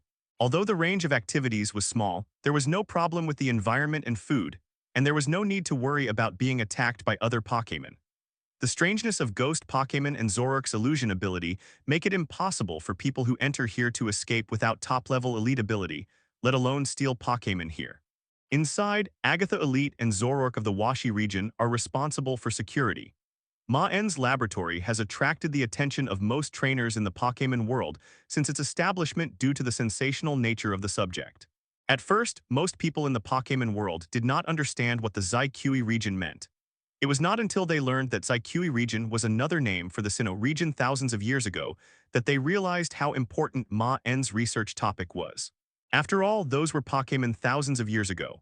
Unlike those ancient Pokémon in fossils, the Pokémon in Zikui region and even the fossils are almost non-existent. After all, these Pokémon are the result of self-change after adapting to the environment. When Maen posted the video on the official website, Countless trainers flocked to the official website of Maen Laboratory to watch the video posted by Maen that day. The 3 Greats IQ Original Variant. The title of the video pinned on Maen's official website is this, and this title is enough to attract people's attention.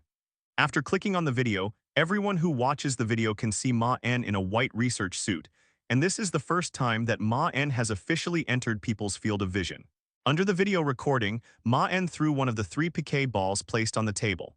The Typhlosion of Zikui region appeared in front of everyone for the first time. Unlike Typhlosion of other regions, Typhlosion of Zikui region made people notice its uniqueness as soon as it appeared. Typhlosion is a Pokémon with the same name as its neck, which also represents its fiery personality, but Typhlosion of Zikui region appeared calm and unhurried. The flame burning on the neck is not fiery red, but a kind of enchanting purple red which has a strange beauty. Maen stroked Typhlosion's back, and Typhlosion also showed a comfortable expression, but his behavior was still very elegant, like an elegant noble lady. Maen also introduced the different attributes and hidden abilities of Zikui region Typhlosion, and also mentioned that Zikui region Typhlosion is gentle and does not like fighting. After introducing Typhlosion, Maen introduced Samurott and Decidueye Pokémon in turn. Maen also specifically mentioned that Decidueye was a different evolution form of the 3 starter Pokémon in the Alola region.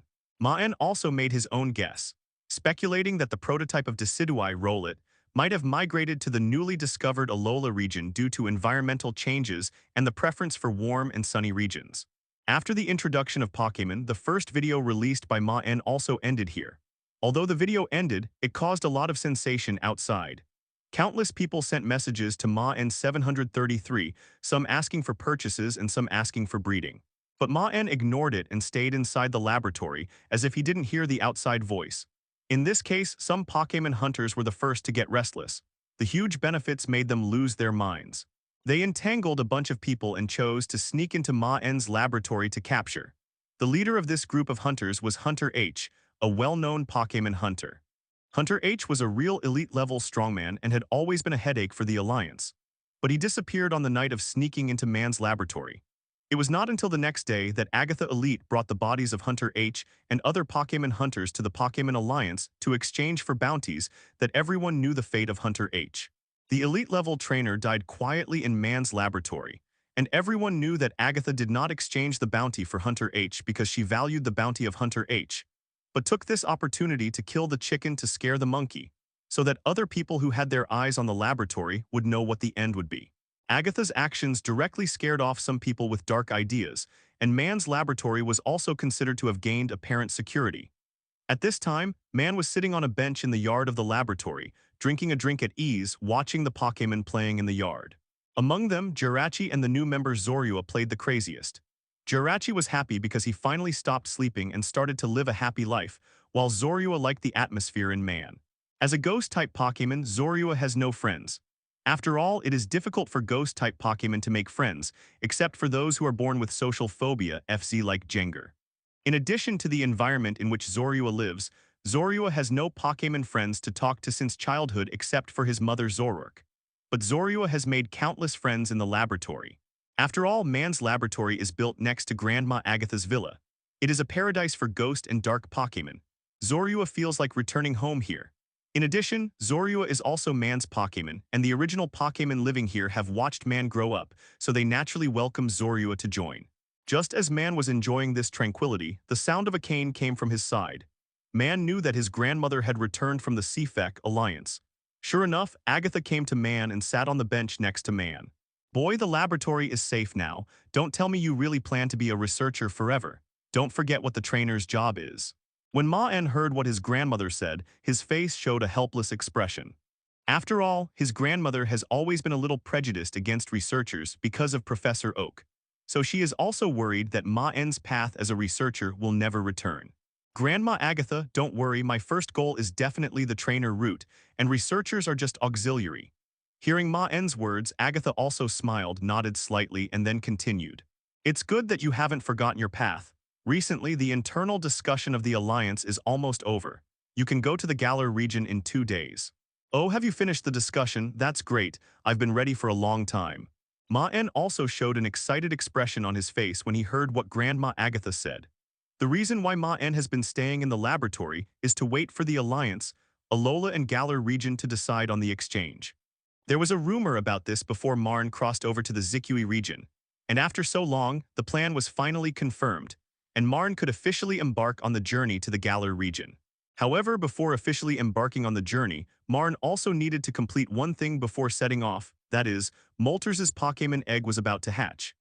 At that time, with the help of Jirachi, the hatching time of Pokémon eggs was shortened to about 30 days, and today was the day when Moltres' Pokémon eggs were hatched. Marn came to the yard of the laboratory alone with a few Pokémons. Marn and the Pokémons all looked at the Pokémon egg in front of them intently. The egg pattern on the Pokémon egg became more and more obvious with the increase of time, and today, the egg pattern on it has become very deep. When Marn and the Pokémons were looking at the egg, suddenly, the Pokémon egg began to shake and cracks began to appear on it. Rotom Pokédex excitedly flew to the best position and turned on the camera to record this unforgettable moment. As the Pokémon egg shook more violently, the cracks on the Pokémon egg became visible to the naked eye, and then a dazzling light burst out. The sound of the eggshell breaking sounded, and a few strands of black flames erupted from the eggshell, igniting the surrounding grass. Fortunately, Marn was prepared and extinguished the flames immediately after burning, otherwise it would probably burn the entire yard lawn. The eggshell broke, the flames went out, and Moltres also appeared in front of Marn and the Pokémon. Pokémon are all in their infancy when they are just born, and so is Moltres. It is not yet a huge body of 2 meters after it grows up. Now Moltres is like a newly born chick, and its body is only slightly larger than Marn's palm. Chinese letter, Moltres began to chirp energetically after birth, and he did not seem to be nervous in the face of the wide-eyed Pokémon onlookers. When Moltres saw Maen, the growl in his mouth became even crisper and more joyful. Maen gently held Moltres in his hands, and then took out the Miltank milk that he had prepared in advance and fed Moltres. Moltres also lay obediently in Marn's arms, drinking milk peacefully. Other Pokémon showed a relieved expression on their faces when they saw this warm scene. After all, the birth of a new life always brings joy. Anyway, it will take another half a month to go to Galar region, so Maen planned to take good care of Moltres in the next few days, to help you safely pass the hatching period. The hatching period of Pokémon is very short, generally within 5 to 10 days, so Maen does not need to take on the role of a nanny for too long. Looking at Moltres sleeping soundly after eating and drinking, Maen began to think about the future route. Currently, Maen's main Pokémon are Darkrai, Jengar, and Hydreigon.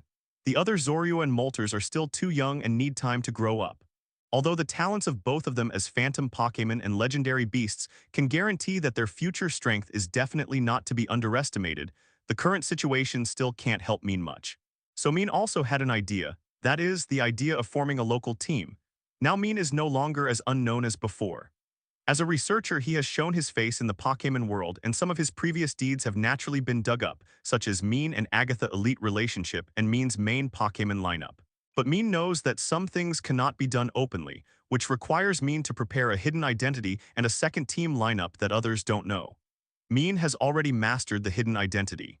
Maen put one hand in front of his face, and then the strong haze wrapped Maen's face to form a pure black mask. The mask also emitted a little mist, which made people feel weird at first glance, and Maen also had a cold feeling, which was completely different from the Maen in the eyes of outsiders. This mask is also the ability that Maen developed after getting the pendant given by Arceus.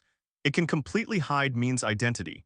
Only people who are particularly familiar with Ma's breath can guess Maen's true identity.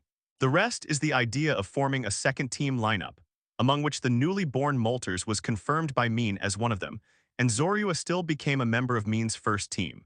After all, Zorua in the Washing Kui region is too eye-catching, and Maen's identity can be guessed at a glance. On the contrary, Galar Moltres can confuse other people's sight even more. After all, it is the time for Alliance to communicate with the new region. There are definitely good and bad people in private.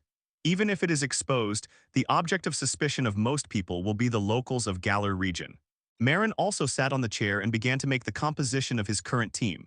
Team 1, Jengar, Hydreigon, Darkrai, Zorua, to be grown, Doron Bardo not recovered. Team 2, Moltres to be grown, mascot.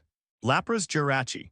In terms of riding Pokémon, Hydreigon can completely replace Lunar Bear, and Lunar Bear is now a little happy and doesn't want to leave. It eats and drinks enough every day. In order to study the breeding of Pokémon in the Washing region, Professor Oak and his team specially got a few beautiful female Ursaring's. Now Lunar Bear is completely a useless bear, but Maen didn't care. His financial resources were no longer what they were when he first started traveling. After several collaborations with the Devon Group, he was no longer short of money, so raising some Pokémon was no problem. Half a month passed quickly, and Moltres had passed the larval stage and had grown to about 1.8 meters, almost reaching the average size of 2 meters.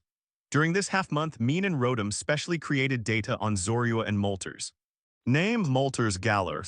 Attribute Evil Flying. Gender Male. Ability Raging. Potential Champion. Strength Senior. Moves Gust Payback Fiery Wrath Dark Pulse. Genetic Skills. None. Moltres reached the champion level at birth, which was inseparable from Maen's cultivation of Jirachi when it was in egg form. On the other hand, Zorua was not bad at all. Name, Zorua. Attribute Normal Ghosts. Gender, Male. Ability Illusions. Potential Champion. Strength Elite. Moves Shadow Sneak Snarl Revenge Shadow Ball. Inherited Skills None. As long as the two Pokémon grow up, they can become Maen's main Pokémon, and he is very satisfied with this. The Pokémon he brought to the Galar region this time are the ones above, but Maen is still a little embarrassed when he sees Jirachi in front of him. Although Jirachi has lost the ability to make wishes, Maen is still worried about being targeted by others. After all, others don't believe this. At that time, the journey may be troublesome. Although Maen is not afraid, he feels annoyed. But looking at Jirachi's little face with tears on his face, Maen really can't say anything to let him stay. Maen can only persuade Jirachi to stay in the Pokéball, but the little guy doesn't like to stay in the ball, which makes Maen embarrassed. As a result, after knowing Maen's worries, Jirachi imitated Jengar and others in front of Maen and slowly sneaked into Maen's shadow. Maen's eyes almost popped out when he saw Jirachi enter his shadow, and he had no idea when Jirachi learned this trick. Finally, Jirachi told Maen that it was Jengar and others who helped him enter the shadow, not Jirachi's own ability, which made Maen feel relieved. After solving the last problem, Agatha Elite also sent a message to Maen that the people from Kanto region heading to Galar region were ready to gather and set off. Pokémon Alliance discovered Alola region first, and then Galar region.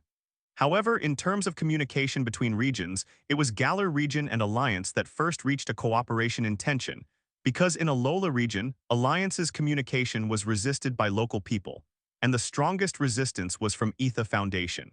On the contrary, Galar region's Maricommon group showed an open attitude towards cooperation with Alliance. Maricommon Group's president and Galar region's president, Roz, tried his best to promote cooperation with Alliance. Roz is not only strong, but also has the vision to discover talents and has his own vision for future development. But he is also secretly unscrupulous in doing things. In order to solve the energy problem of Galar region, he even planned to awaken the infinite.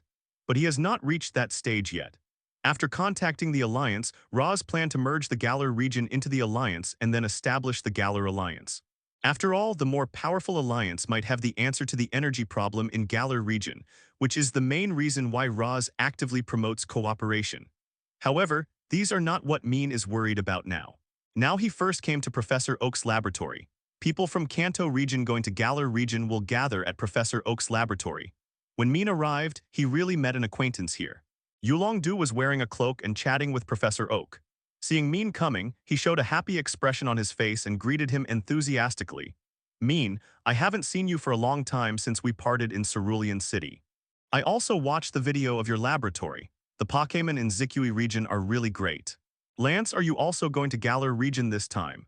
Maen was also very happy to see Du, an acquaintance, but thinking about Du's talent, it is natural that he can get the qualification. "Yes, it seems that you are one too, Maen, that's great." Just as Maen and Du were communicating, the door of Professor Oak laboratory opened. The sound of high heels rang out, and an intellectual beauty with orange hair and glasses walked in. It was Lorelei, the future elite of Kanto. When Du saw Lorelei coming in, his face instantly became a little embarrassed, and his excitement just now disappeared. He didn't dare to look directly at Lorelei's direction. And Lorelei was also stunned when she saw Du, and then snorted coldly but still stepped over. Maen looked at the two people and smiled evilly, knowing that there must be something wrong between them. Maen didn't feel anything about Lorelei, but if it was gossip about Du, it would be quite interesting. Du was a little helpless when he saw the smirk on Maen's face, and he quietly explained in Maen's ear. That Stephanie is called Lorelei, and she is also one of the people who are participating in the Galar region exchange this time. Oh, then I think your expressions seem a little wrong. We had a battle before because of the exchange qualification and I lost. But at that time, it was supposed to be a competition, but I was too excited during the battle and didn't stop. As a result, we both ended up losing, and Lorelei won miserably in the end, so she was angry. Maen didn't show any surprise at Du's defeat. After all, look at Du's lineup, which is mainly dragon and flying, while Lorelei's side is dominated by ice and water, especially Du's main Dragonite and Salamence, which are directly 4 times weak ice. It can be said that Lorelei is the rival that Du is most reluctant to face. Lorelei also came over. She had heard the exchange between Maen and Du just now and said in a cold voice, "We agreed to focus on the exchange, but someone actually used a move like Hyper Beam and has completely regarded the exchange as a battle." After hearing Lorelei's words, Du's face became even more embarrassed. Lorelei did not continue to discourage Du's emotions, but smiled at Maen, stretched out her hand and introduced, "Hello, researcher Maen, my name is Lorelei, and I am one of the representatives of this exchange. I have read your paper and laboratory's video. It is very well written, and your introduction to the Pokémon in the Zikui region is also very detailed, which has benefited me a lot. I will have more exchanges in the future if there is a chance." Maen also stretched out his hand and shook Lorelei's slightly cold hand and said hello to Lorelei. There are a total of 4 people from the Kanto region in the Galar region exchange this time. Now Maen and the other 3 have arrived, and the last person is missing. At this moment, Maen suddenly felt the fluctuation of space around him and immediately looked sideways. The girl with ruby-colored eyes appeared, her blue-purple hair flying in the air, and then she stood still. The person who came was Sabrina, whom Maen had not seen for a long time. Du and Lorelei wanted to greet Sabrina. After all, as a member of the Alliance, they knew Sabrina, the owner of the Saffron Gym. But Sabrina had been staring at Maen since she appeared. Seeing Sabrina like this, Du and Lorelei also showed the same expression as Maen just now, standing quietly aside and watching the development of things. Maen was also a little surprised to see Sabrina, but then he thought that Sabrina's age and talent did meet the qualifications of an exchange staff, so he smiled and greeted Sabrina. "Master Sabrina, long time no see. Call me Sabrina." Sabrina, long time no see." Hearing Maen's words, Sabrina smiled, and Maen was also stunned by her bright look. The current Sabrina has changed a lot compared to the last time he saw her. Although her expression is still a little cold, her eyes can be seen to be smart. Compared with the previous puppet normal look, she has changed a lot. The current Sabrina is more like a Stephanie of her age. Sabrina walked gently in front of Maen, took Maen's hand, and then took out something and put it in Maen's palm, and then stood aside with a slightly red face. Maen stared blankly at Sabrina completing the whole set of actions, and then opened his palm to see what Sabrina stuffed into him. A shiny marsh badge. Looking at this clean gold badge at first glance is obviously the result of frequent cleaning and maintenance to keep its luster. Maen, looking at Sabrina, whose face was slightly red, naturally understood something. Maen was not lying. Although he could not guess all of Stephanie's thoughts, he could still guess roughly. Sabrina's current look clearly showed that she had some affection for him. Maybe the last time he saved Sabrina made Sabrina have a good impression on Maen, and Maen also had a good impression of Sabrina. After all, if a young, beautiful, rich woman likes you, most people would not refuse. Maen took the gold badge and solemnly put it in his chest pocket, intending to find a special box to pack it up later. After packing it, Maen also smiled at Sabrina and said, "Thank you, Sabrina."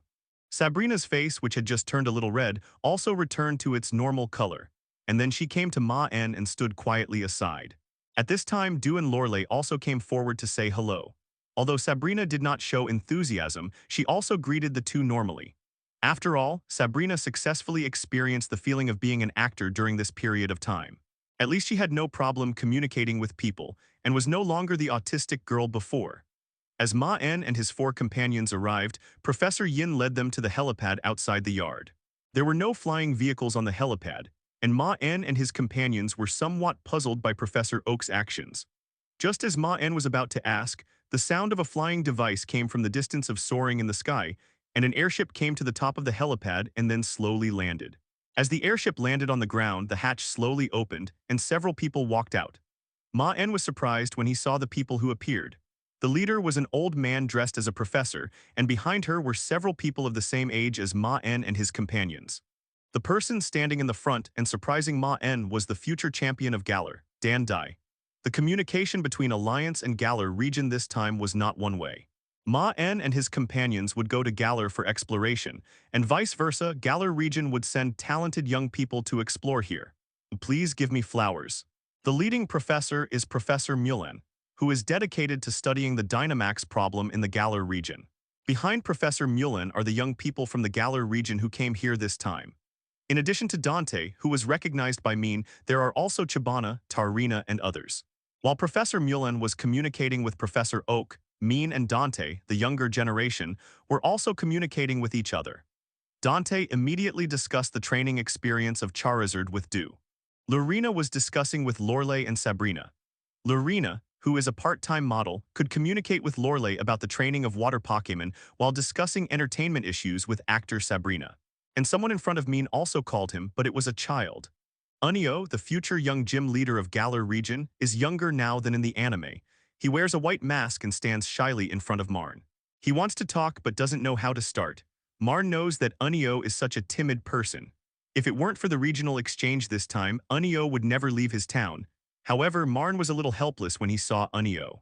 You said it would be okay if it was a Stephanie girl, but Unio is a man. If other people meet such a timid and shy person, it would be embarrassing.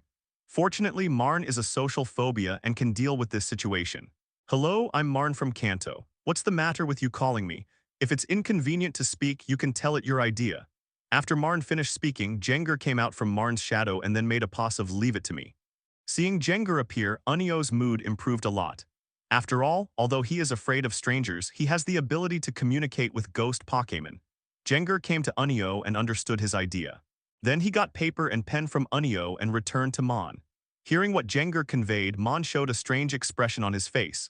Unio knew Maen before he came here. He saw him from Maen's researchers and video materials. Later, he learned that Maen was the grandson of Agatha Kaiju. Unio is an expert in ghost Pokémon, and the books he read most about ghost training are the manuscripts of Agatha Elite, so he hopes that Maen can help him get a signature of Agatha Elite. Maen also agreed to this. After all, these are all small things. Maen also took out some private notes recorded by Grandma Agatha and gave them to Unio. Unio saw the notes handed over by Maen and saw what was written on them and immediately waved his hand to indicate that he didn't want them.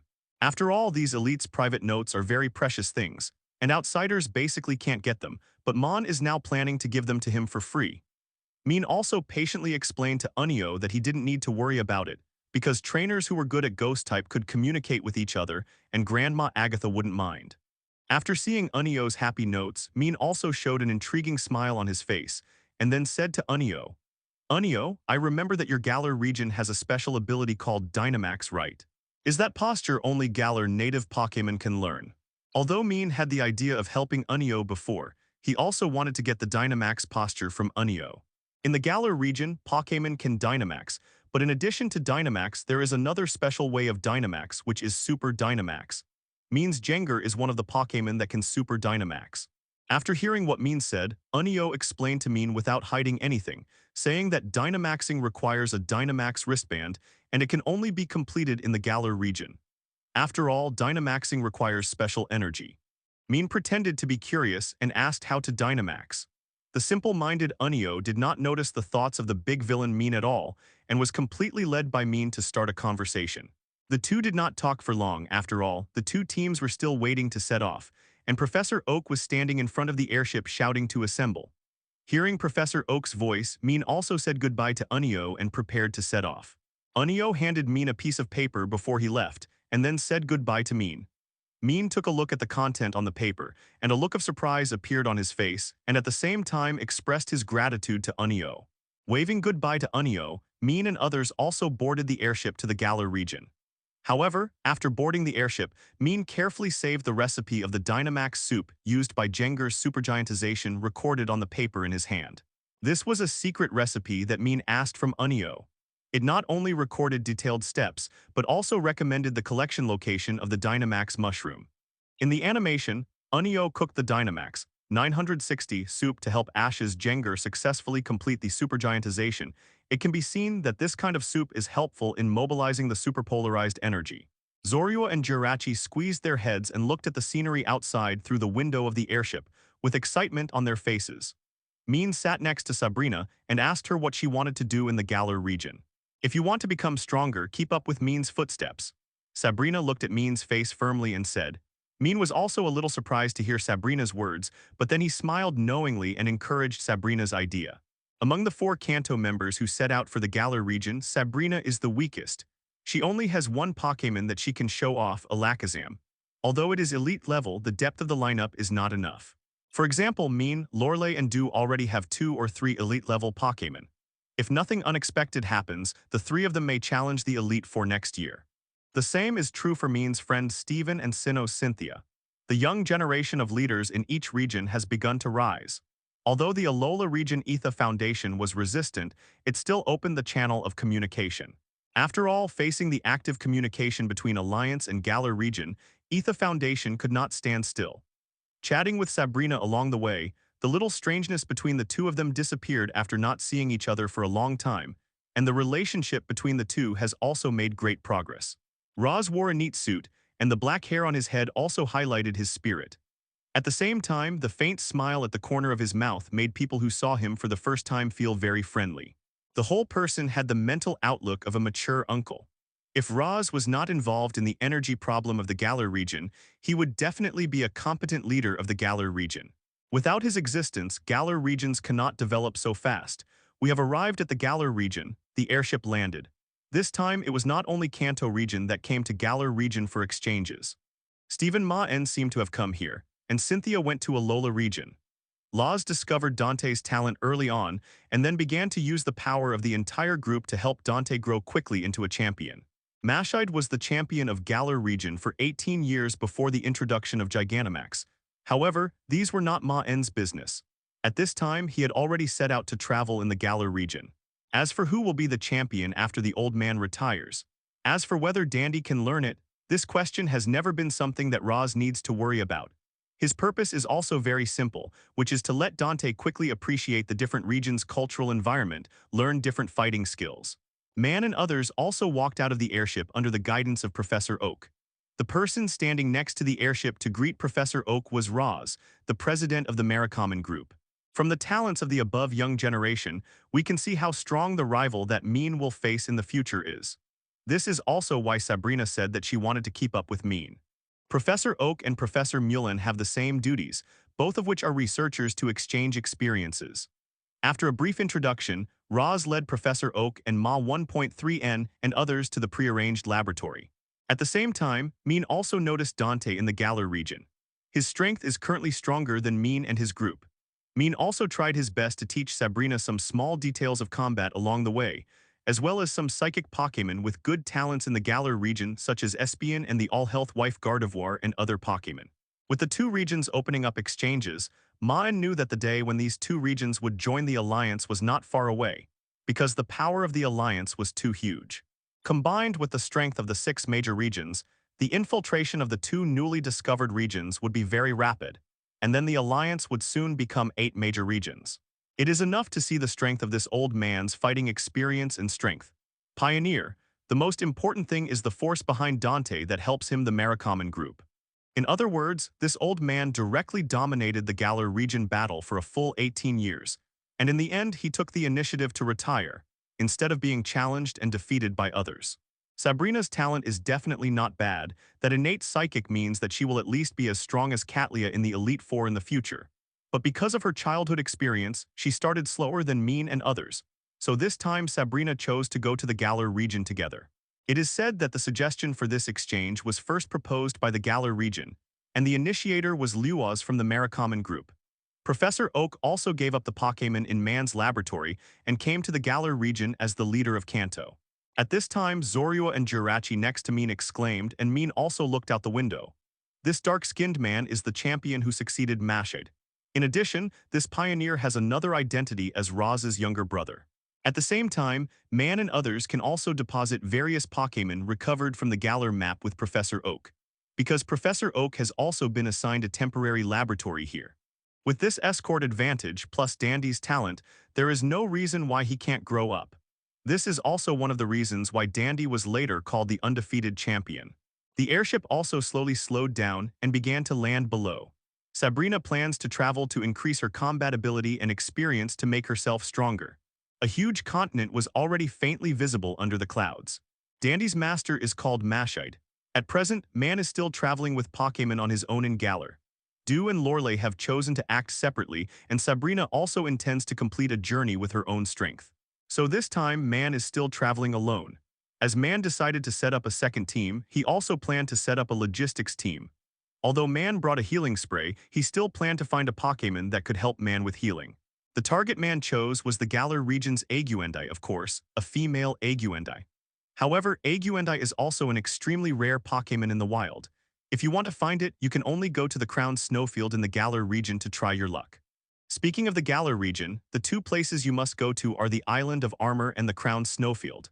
Because of the unique geographical environment of the two regions, many rare Pokémon appear, but rare Pokémon also represent danger. These two regions are also the regions with the highest mortality rate in Galar. Every year, there are trainers who want to recover Pokémon here and lose contact. Compared to the Crown Snowfield, the Armor Island has the former champion Mashid, so the safety rate is relatively high. If you want to find a place where the Dynamax energy is concentrated, it is also the Armor Island and the Crown Snowfield, as well as the wilderness in the middle of the Galar region. The Galar region is vast and has diverse terrain. From tranquil countryside to modern cities, from vast grasslands to steep snowy mountains, humans and Pokémon live together here and cooperate with each other to develop industry. However, what Maen cares most about is the unique culture of the Galar region. The biggest culture of the Galar region is the unique battle culture. Unlike other regions, the biggest entertainment in the Galar region is battle, which can be seen from the large and small stadiums in each city.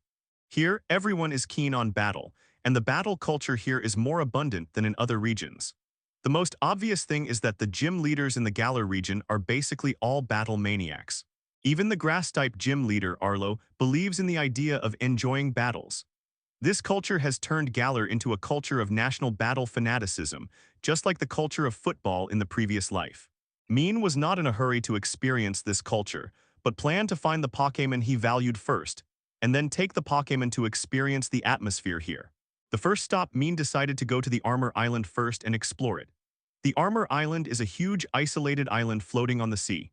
There are beaches with tides, forests, wetlands, stalactites, sand dunes, and other natural scenery that are not available in other places in the Galar region. There are many Pokémon living on the island, including some Pokémon that are not available in other places in the Galar region. They live a leisurely life in nature. To go to the Armor Island, you need to take the Galar region's unique means of transportation, Steel Armored Crow. It's rare to come to the Galar region, and Maen also plans to experience it. Steel Armored Crow is like a piece of armor wrapped around his body normal. The body is also extremely hard. The only fluffy part is the feathers on the chest. But Steel Crow has excellent flying ability and a smart mind. He works for a company called Galar Fleet. Maen also rides Steel Crow of this company. The ride here is not that Maen rides on Steel Crow's back, but that Steel Crow grabs something like a cable car normal with its hard claws and flies to soaring in the sky with the cable car. Steel Crow's large body will not cause the cable car to be bumpy at all. Maen sits in it and watches the scenery change in the distance, and he also feels the unique style of this region in his heart. As Steel Crow continues to fly, Maen also moves away from the main continent of Galar region and can see the full view of Armor Island not far away. The most eye-catching thing about Armor Island is the two huge towers on the left and right sides of the island. The water tower near the coast and the Tower of Evil on the Challenge Road. However, the first place Maen went to was not these two towers, but the Kingly Field below Armor Island. There is a most famous place in the Yili Plains, that is Master Ma's martial arts school, which is also where Master Ma lives. When he came to the Armor Island, there was no reason for Maen not to see the champion who dominated Galar for more than 10 years. Steel Armor Crow sent Maen to the Armor Island station safely. Maen also expressed his gratitude to Steel Armor Crow for sending him here. Before leaving, he also fed Steel Armor Crow with energy blocks and successfully won the favor of Steel Armor Crow. After arriving at the Armor Island station, Maen asked Rotom Pokédex to take a picture of the map of Armor Island, and then rode Hydreigon towards Master Ma's martial arts school. The architectural style of Master Ma's martial arts school is very historical, and the building materials are mainly wood, which looks antique. When Maen arrived not far from Master Ma's martial arts school, he got off Hydreigon and walked towards the gate. The gate of Master Ma's gym was open, and Maen walked in quickly. After entering, the scenery inside is quite different. In the center of the hall is a huge arena, and around the arena are various fitness and training facilities. There are also many trainers in training clothes walking around. The interior decoration is also full of ancient charm like the outside, with various paintings hanging on the wall, but modern machinery is also placed on the walls. The combination of ancient and modern decorates looks very harmonious.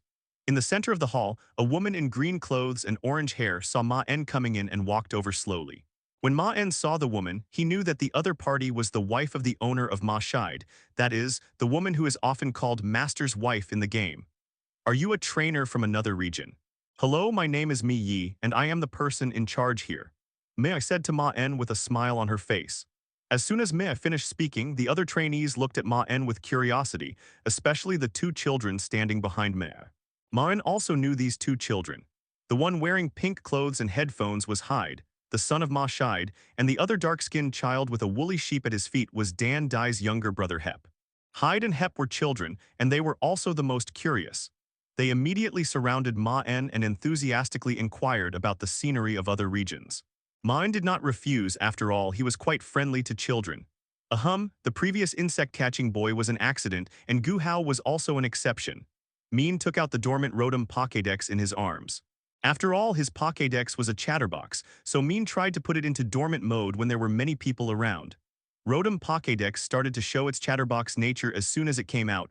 Rotom Pokédex. Wake up, Maen trainer, what can I do for you, Rato?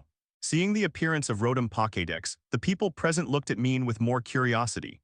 Among them, Hyde and Hep even blocked Rotom Pokédex's face and looked at it excitedly, which made Rotom Pokédex, the cow of the society, a little scared. Brother Man, is this Pokédex also a Pokémon? Oh, that's right, this Pokémon is called Rotom Pokédex, a Pokémon formed by the fusion of Rotom and Pokédex. I remember there are Rotom in Galar region. It's Rotom. I thought that kind of Pokémon can only enter electrical appliances to mess up. And Brother Man, what is Pokémon Pokédex? Hyde is naturally fond of inventions, so he knows a lot about special Pokémon like Rotom. Well, this new form of Rotom has just been discovered, and it is a fusion of Pokémon Pokédex. As for Pokémon Pokédex, it is a machine that records various Pokémon data. It is a tool for trainer to travel and record journeys. I think it will soon be popular in Galar region. Maen also explained the origin of Pokédex to Hep. After all, the Galar region has decided to move closer to the Alliance. Basic devices like Pokédex will soon be popularized. The Galar region does not have the concept of Pokédex now, but something like a smartphone. Maen guessed why Rotom phones will be popular here in the future. Rotom turned on the screen and showed some landscape photos of other regions to Hefed and the apprentices of the gym, which made these young people who are going to become trainers now and in the future exclaim. At this time, Mih also led an old man in sportswear to appear in the hall. Seeing the old man appear, the people who just surrounded Rotom, all the apprentices in Pokédex, dispersed nervously and then began to pretend to train. When Maen saw the old man, he recognized the identity of the man at a glance.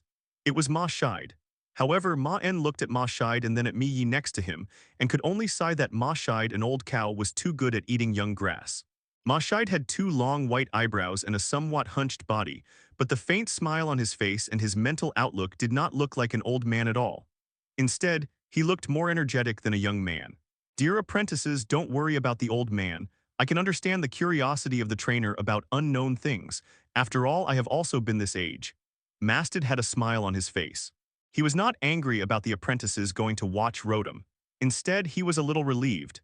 Hearing that Mastid did not blame them, the apprentices also breathed a sigh of relief and then returned to Rotom Pokédex. Young man from other regions, what are you doing here? Are you here to practice? Well, from the old man's point of view, you don't need an old man to teach you the basics of practice. Mastid looked at Maen carefully, and the smile on his face became more obvious. For a battle maniac like him, he was very happy to see such a young and talented trainer. Maen also explained his purpose to Mastid, introducing himself as being from Kanto region and that he might be traveling in Kai Island during this period, so he hoped that Mastid would take care of him. After all, Kai Island was an uninhabited island before, and it was named Kai Island after Mastid came here and bought the uninhabited island. Mastid heard Maen's words and expressed his welcome to Maen. If Maen needed help, he would help, but then Mastid smiled and said, "But old man, I have another request, that is, you and the old man competed last time." When Maen heard Ma Shide's words, he was surprised, but then he smiled, and his eyes flashed with covet. Ma Shide was also very happy to see Maen's look, and laughed loudly, then signaled everyone to make way. When the apprentices of the martial arts hall saw that Maen and Ma Shide were going to fight, they all showed happy expressions, then pulled away and watched the two people preparing for the battle intently. Jenger, I leave it to you. Maen knew that although it was a duel, it should be mainly for sparring, so Maen sent out his Earl Dervish Pokémon Jengar. Jengar's elite-level strength was revealed, which also made Ma Shide look amazed, and then threw out his Piquet ball. The Piquet ball opened, and a Master Weasel appeared. This Master Weasel was also elite level, not much different from Jengar, but Maen knew that this was definitely not the one in Ma Shide's lineup. After all, this was just a sparring match, and Ma Shide had no reason to send the main force to fight Maen.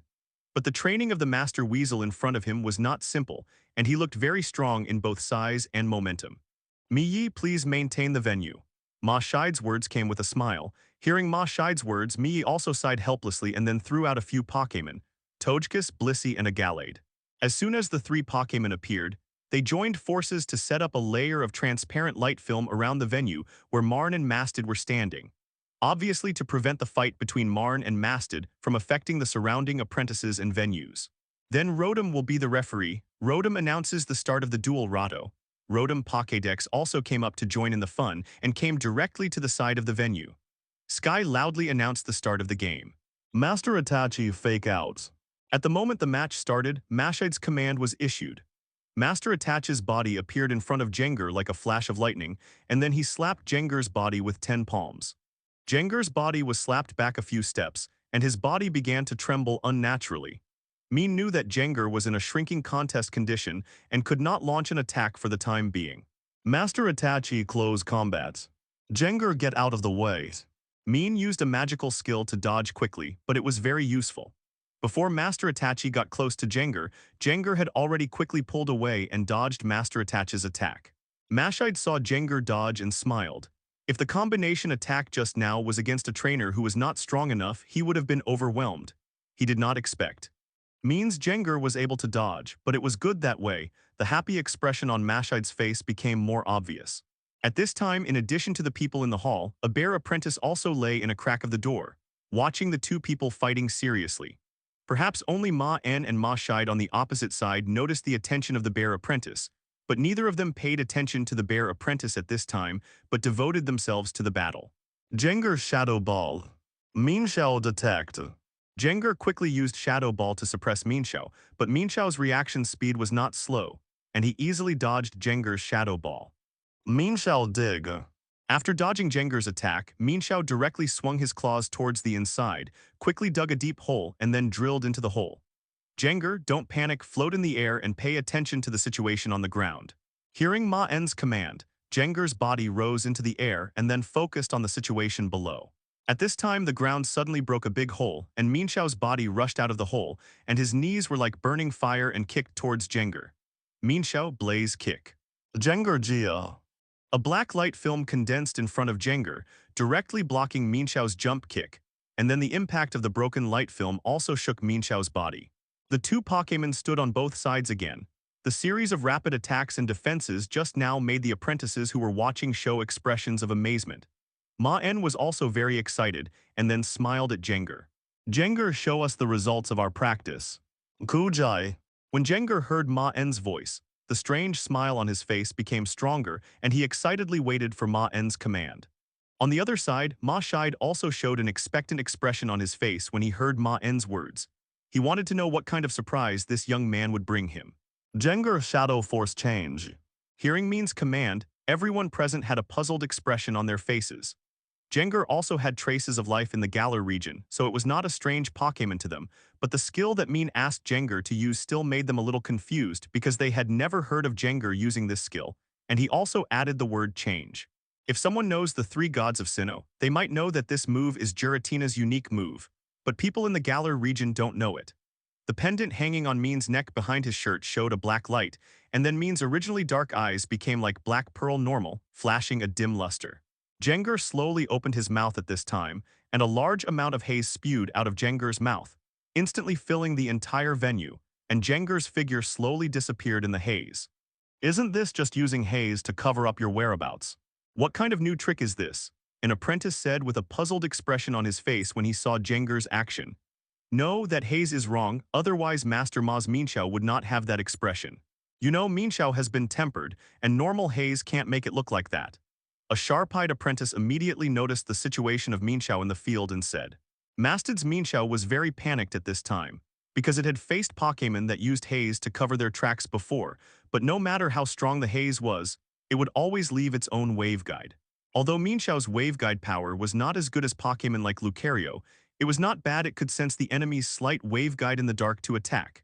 But Mienshao found that his wave guide only felt cold when it touched these haze, and there was no trace of Jengar at all. Mastid naturally noticed Mienshao's situation and shouted, "Mienshao, don't panic, the opponent will show up sooner or later, concentrate and calm down tilde tilde." Hearing the trainer's command, Mienshao calmed down a little, and then carefully observed the situation around him. At this time, Jengar's shadow slowly gathered behind Mienshao. Tiando immediately noticed it and shouted, "Mienshao, behind you, use Force Palm." Mienshao had 100% trust in his trainer's command. His muscles moved, and then he slapped the figure in the shape of Jengar behind him. But when Mienshao's palm hit Jengar, Jengar instantly turned into haze and dispersed. Mienshao completely missed. Seeing this scene, Ma Shide secretly said that it was not good. Master Ma is joking, is that guy from another region stronger than Dan Dai? Jengar's Shadow Force modified just now was a new move developed by Maen, with reference to Giratina. This was also the first time it was used in actual combat. I didn't expect the effect to be so good. Clara looks cute and is good at using poison-type Pokémon, but she has a lot of inner drama and is very scheming. In modern terms, she is a bit green tea, Clara and Saibayali. When shaking Mean's hand, Sebali originally planned to use Psychic to tease Mean, but when shaking Mean's hand, Sebali suddenly felt that he had lost control of Psychic and could not feel his Psychic. His face immediately became panicked. Even Hep had to admit that Maen was not only strong, but also a part-time researcher and published his own papers. What Sabyali didn't know was that Maen, like him, also had special abilities, and his abilities were completely restrained from psychic systems, which was also the reason why Sabyali lost control of his abilities. I say don't comment on that guy named Maen if you don't know him. Master Ma's words are not polite. At this time, Stephanie, an apprentice who was not wearing a training suit, spoke up. Compared like this, his brother Dan Dai might only be able to compete with Maen in terms of combat ability. Other aspects might not be rival at all, including Maen's handsome face. Yes, my brother will not lose. Hep's face was the most shocked, because he admired his brother Dan Dai more than anyone else, and now he heard that Dan Dai might lose to Maen, so he naturally refuted instinctively. Clara is right. Now the Galar region can log into other regions' websites. You can find out by searching Man's name on your phone. A man with a black hat and long blonde hair also nodded and agreed with Clara's Stephanie. The grandson of Kanto Elite Four, Agatha, the next generation of Ghost Elite. These two people were also the ones who explained Maen's origins just now, and they were also two different versions of the rivals in the previous life game Sword. On the other side, Sebali, although he just agreed with Mashide's words, was unwilling to admit that Mean, who was younger than him, was more talented and powerful than him. Absolutely, Dan Dai will not lose to anyone. Master Ma is just being polite. Clara's mind was simple, thinking that taking a photo with a well-known person from other regions like Mean should increase her popularity on the internet. But in addition to these apprentices, there are some people with good eyesight who know that Master Ma's words are serious. Whether it is Maen's command just now or Jengar's strength and that weird trick, it proves that Maen is definitely not an ordinary person. As Blissey used the heal pulse, Mienshao slowly regained consciousness, then stood up with a struggle and bowed his head in the direction of Mashide like a child who had made a mistake. Mashide hugged Mienshao's head and gently stroked it, telling Mienshao not to care about the victory or defeat, just keep working hard next time. The other apprentices present couldn't help, but exclaimed when they saw Mean win. Even if Mashide didn't use his true strength, Mean's victory proved that Mean was not a weakling. The victorious Mean looked in the direction of Blissey with an envious expression on his face. Although Mean wanted to be cared for, Blissey was also a good choice. She was a perfect field nurse, and she could also help Mean share the responsibilities of cooking and taking care of Pokémon. She was a perfect logistics Pokémon. But Blissey is as rare as AI Guanxi, because most of these Pokémon are in the hands of the Joy family. If Maen wants it, if he can't recover it in the wild, he can only go to the Joy family to sell favors.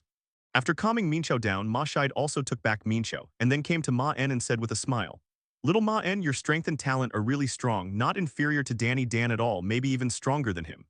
Hearing Mashide's strange tone and this strange name, Maen also showed a speechless expression on his face, and then looked at Mashide helplessly and said, "Master Ma, can you not call me that? You can just call Dan Dai that." "No, little Maen." Maen looked at the smirk on Mashide's face and could only agree helplessly. After all, he couldn't beat the old man in front of him, and Maen was optimistic about Maen's future, so he called him that. If it was a person with normal talent, Maen would never call him that, it would just be a normal communication. However, compared to the helpless Maen, the apprentices watching nearby showed shocked expressions on their faces, shocked by Maen's words. Although Clara and Sebeli had various shortcomings, they all corrected them in the later period and achieved their own goals. Maen also called Clara and Sebeli over and introduced them to Maen, and instantly told Maen that he could ask them if he had any questions about Kaido. A list of Zikui region Pokémon icons and information, author Maen. She tried to hold concerts and release albums to sell peripherals to attract popularity in the early days. But she gave up the idea of becoming an idol because her debut song only sold 8 CDs. Later, she thought that being a gym owner might be more popular. After seeing that Master Ma's martial arts gym was recruiting students, she thought that the training here must be very easy, so she signed up to study at the gym. The leader of the younger generation of Kanto researchers, Maen. Looking at the search information about Maen and the various videos Maen posted in his research uniform, the apprentices present couldn't help but exclaim. After releasing his hand, Sabyali's face returned to normal, and he looked at Maen with lingering fear.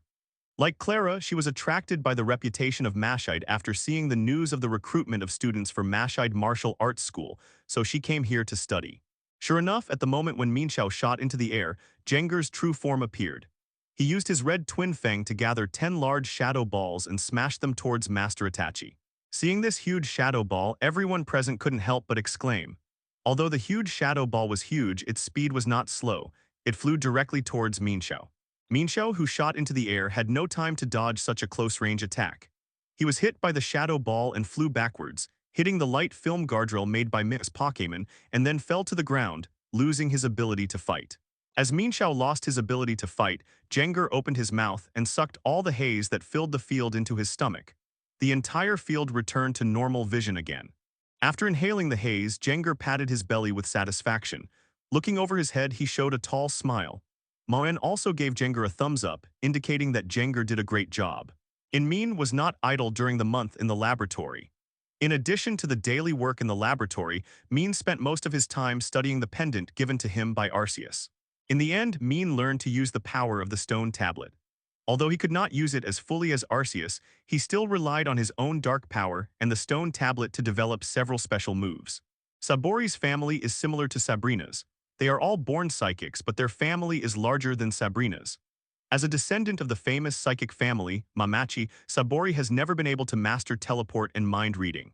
Because he was labeled as a backward person by his relatives, and because of his strong self-esteem, he would use Psychic to make rival float up every time he failed in a battle to tease him, so he was cancelled from the gym. Trainer.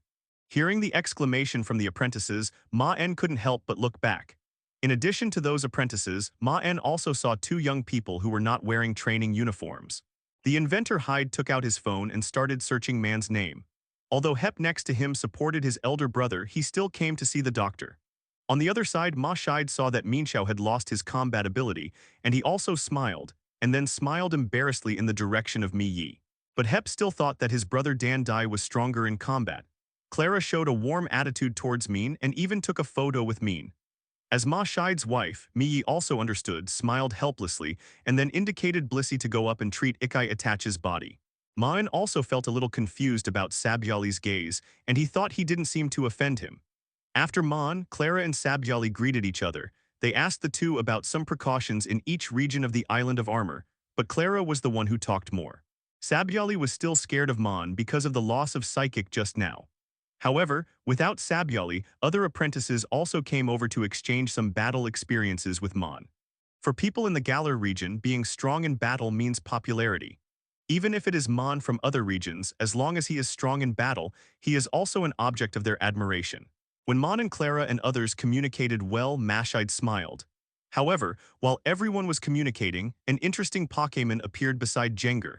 It was the bear apprentice who had just peeked at the battle between Maen and Maen. Jenger also leaned over Apprentice Bear's ear and whispered something to Apprentice Bear. Then, Apprentice Bear's gaze towards Maen changed from curiosity to admiration in an instant. It is easy to get Maen's permission. For a talented trainer, Maen is very happy to let the bear apprentice he trained grow together with the trainer. At this time, This bear apprentice looked at Jengar in front of him with admiration in his eyes, and the light in his eyes made Jengar's mouth almost split to his hands. Maen also noticed the situation here at this time and also discovered this unique bear apprentice. Later, Ma Shai did not delve into the problem of the bear disciple. After all, as long as the bear disciple was healthy and had no psychological problems, it would be fine that aesthetics were different from other bear disciples, and it was not too sentimental. 12,310,525. Feilu 122,130,1011. Oh, is it? But I didn't expect it to worship Jengar. Little Maen, you also felt the gaze during the battle just now. It was this little guy. When Ma Shai heard this answer, he immediately tested the gender of this special bear disciple. After finding out that it was a male, his eyes became even more strange. This leads to some trainers who are thin or not strong enough not being recognized by the bear apprentice even if they have outstanding abilities. As Ma Shai explained, Maen smiled at the bear disciple not far away. According to Ma Shai, the bear disciple probably thought that Jengar met the standard of being handsome, so he ran to Jengar. Noticing Maen's gaze, Ma Shai also smiled and explained to Maen. The bear apprentice chatting with Jengar is one of the tribe, but it is a little different from other bear apprentices. The bear apprentice looks like a little bear standing on 2 feet. The color is also beige, and the eyes look very determined. There are white patterns on its body, mainly concentrated on the head and the upper part of the chest. But this bear apprentice is also different from others. It's not that this bear apprentice is different in color, but the hair of the normal turban hanging behind this apprentice is actually black. Let's talk about this special bear disciple again. In fact, it's not that no trainer has taken a fancy to him, but all of them were rejected by this bear disciple. However, this is also normal. After all, it is normal for some Pokémon to have high standards. Although Maen often exercises and does not look thin, he is still far from being a muscular man. As for fighting skills, Maen only knows the radio gymnastics of his previous life. The apprentices here in Mashade are so obsessed with physical fitness, firstly because they like it, and secondly, there are reasons to attract the bear disciple. This makes it look like it is wearing a black turban instead of the white turban of a normal bear apprentice. 593. The reason for the bear disciple was very simple. The strength of the trainer was enough. Although the bear apprentice lives in the mountains, it is different here in Mashade. After all, Ma Shai's trump card is the evolved martial arts bear master of the bear apprentice. And the 2 towers, Water Tower and Evil Tower, that Maen saw before correspond to the 2 evolutionary postures of the bear apprentice. As the Earl Dervish Pokémon of Maen, Jengar is the eldest brother, but Hydreigon and Darkrai who came later never looked at it with this look. And even Zorua only clung to Maen and was only friendly to Jengar. It's not worship, but this little guy's aesthetics are a little different. Ma Shai mentioned this bear apprentice and showed a somewhat amusing expression on his face. The bear apprentices here in Mashade are not unrecoverable, but they must be approved by Mashade and recognized by the bear apprentice. But it is difficult to get the approval of the bear apprentice, because the bear apprentice itself is a very opinionated Pokémon, and there is only one choice for the trainer, that is, it must look strong. Especially in terms of fighting ability. No Pokémon had ever looked at it with the same eyes as the bear apprentice, which greatly satisfied Jengar's vanity. He even took out precious snacks from his snack can and gave them to the bear apprentice. It is not a problem of talent and mentality. This bear apprentice is also very hardworking in training and has a very strong character, but there are 10 other concepts that are different from normal apprentices. Then Ma Shai asked the bear disciple why, and the reason he got was so frightening that even though Ma Shai was so old, he almost sprained his waist. He also asked someone from the Alliance Center to help the bear disciple check his illness, worrying that he might have any psychological problems. As a result, there was no problem and the bear disciple was very healthy. At this time, Apprentice Bear seemed to notice Maen's gaze and looked at Maen with curiosity in his eyes. If the bear apprentice wants to evolve, he can assist the 2 towers to complete his growth. In addition, Ma Shai's unique breeder method for martial arts bear masters has also gathered here. Many bear apprentices come here to practice. Over time, a small group of martial arts bear masters has been formed here. But the shortcoming was that he was not handsome enough. Until one day, a muscular man who is proficient in fighting also took a fancy to this special bear disciple and was rejected. Mashide found something wrong. The other bear disciples thought that the man was a very good trainer, but this special bear disciple did not feel anything. It goes without saying that Dandy has great talent, but even as a disciple of Mashide, he has not been recognized by the bear disciple, because he does not look strong enough and is not proficient in fighting skills. Maen also curiously asked Ma Shide about the origin of this bear apprentice. Other than that, this bear apprentice is no different from others. Although Maen didn't know what Jenger said to the bear apprentice's admiring eyes could not be faked, so Maen could only smile at the bear apprentice. Ma Shide smiled when he saw the bear apprentice's look and asked Maen beside him, "How about it, do you want to communicate with this bear apprentice? You are the first trainer he favors." "Well, Master Ma, what school does this bear apprentice belong to?" "One-hit style." Hearing that it was one-hit style, Maen showed a thoughtful look, then smiled and nodded, indicating that he could communicate with the bear apprentice. Ma Shide saw that Maen agreed to communicate with the bear apprentice, and his face showed a satisfied look. For Ma Shide, he was very satisfied that the bear apprentice could have a good home, and he could also make friends with a very talented trainer like Maen. For Ma Shide, it was a win-win situation. Maen also came to the bear apprentice, slowly squatted down in the bear apprentice's expectant eyes, and then communicated in a low voice. However, after the exchange, Maen also showed a strange expression on his face, thinking that the aesthetics of the bear apprentice were indeed interesting. Maen stood up and asked Ma Shide next to him, "Master Ma, can I go back to the Tower of Evil?" "Yes, little Maen, but you have to cultivate feelings with the bear apprentice first, and you also need to train. Otherwise, I am afraid you can't get through the Tower of Evil. The Scroll of Evil is hung on the top of the Tower of the Evil Tower, which is also a necessary prop for the evolution of the bear apprentice. The rules of breaking into the Evil Tower are also very simple. That is, you are only allowed to bring the bear apprentice into the tower, and then you can see the Scroll of Evil after defeating the gatekeeper and reaching the top of the tower. Pokémon and trainer need to cultivate tacit understanding, and the bear apprentice has not reached the strength to climb the tower at this time. So it is more necessary for Maen, the trainer, to cultivate it carefully. Maen also knew what Ma Shide meant, so he was not in a hurry to enter the evil tower, and planned to take the bear apprentice out to travel in the Galar region first. Maen also said goodbye to his apprentice bear and Ma Shide and started his journey in Kai Island. However, before leaving, Maen also carefully inquired about the whereabouts of Pokémon in Kai Island from Miyi, among which Maen was most concerned about the location of Blissey. However, according to Miyi, Blissey was also recovered in Kai Island many years ago, and there has been no news about Blissey in all these years, so Maen told Maen not to have too high expectations. Maen didn't care either. After all, his idea was that if he could find it, he would make a profit, and if he didn't, it didn't matter. Maen hadn't recovered his apprentice bear yet because the apprentice bear gave Maen a request, and if he didn't complete this request, the apprentice bear didn't intend to be recovered. At this time, Maen led the apprentice bear to an uninhabited forest, and the apprentice bear was carrying his own luggage behind him. The things inside were his favorite things, but Maen didn't know what they were. When he came to the uninhabited forest, Maen also planned to complete the apprentice bear's request. Maen arrived at the forest and moved his body awkwardly. Then he carefully looked around the surrounding woods. After finding that there were no other people in Pokémon, he looked at the bear apprentice beside him.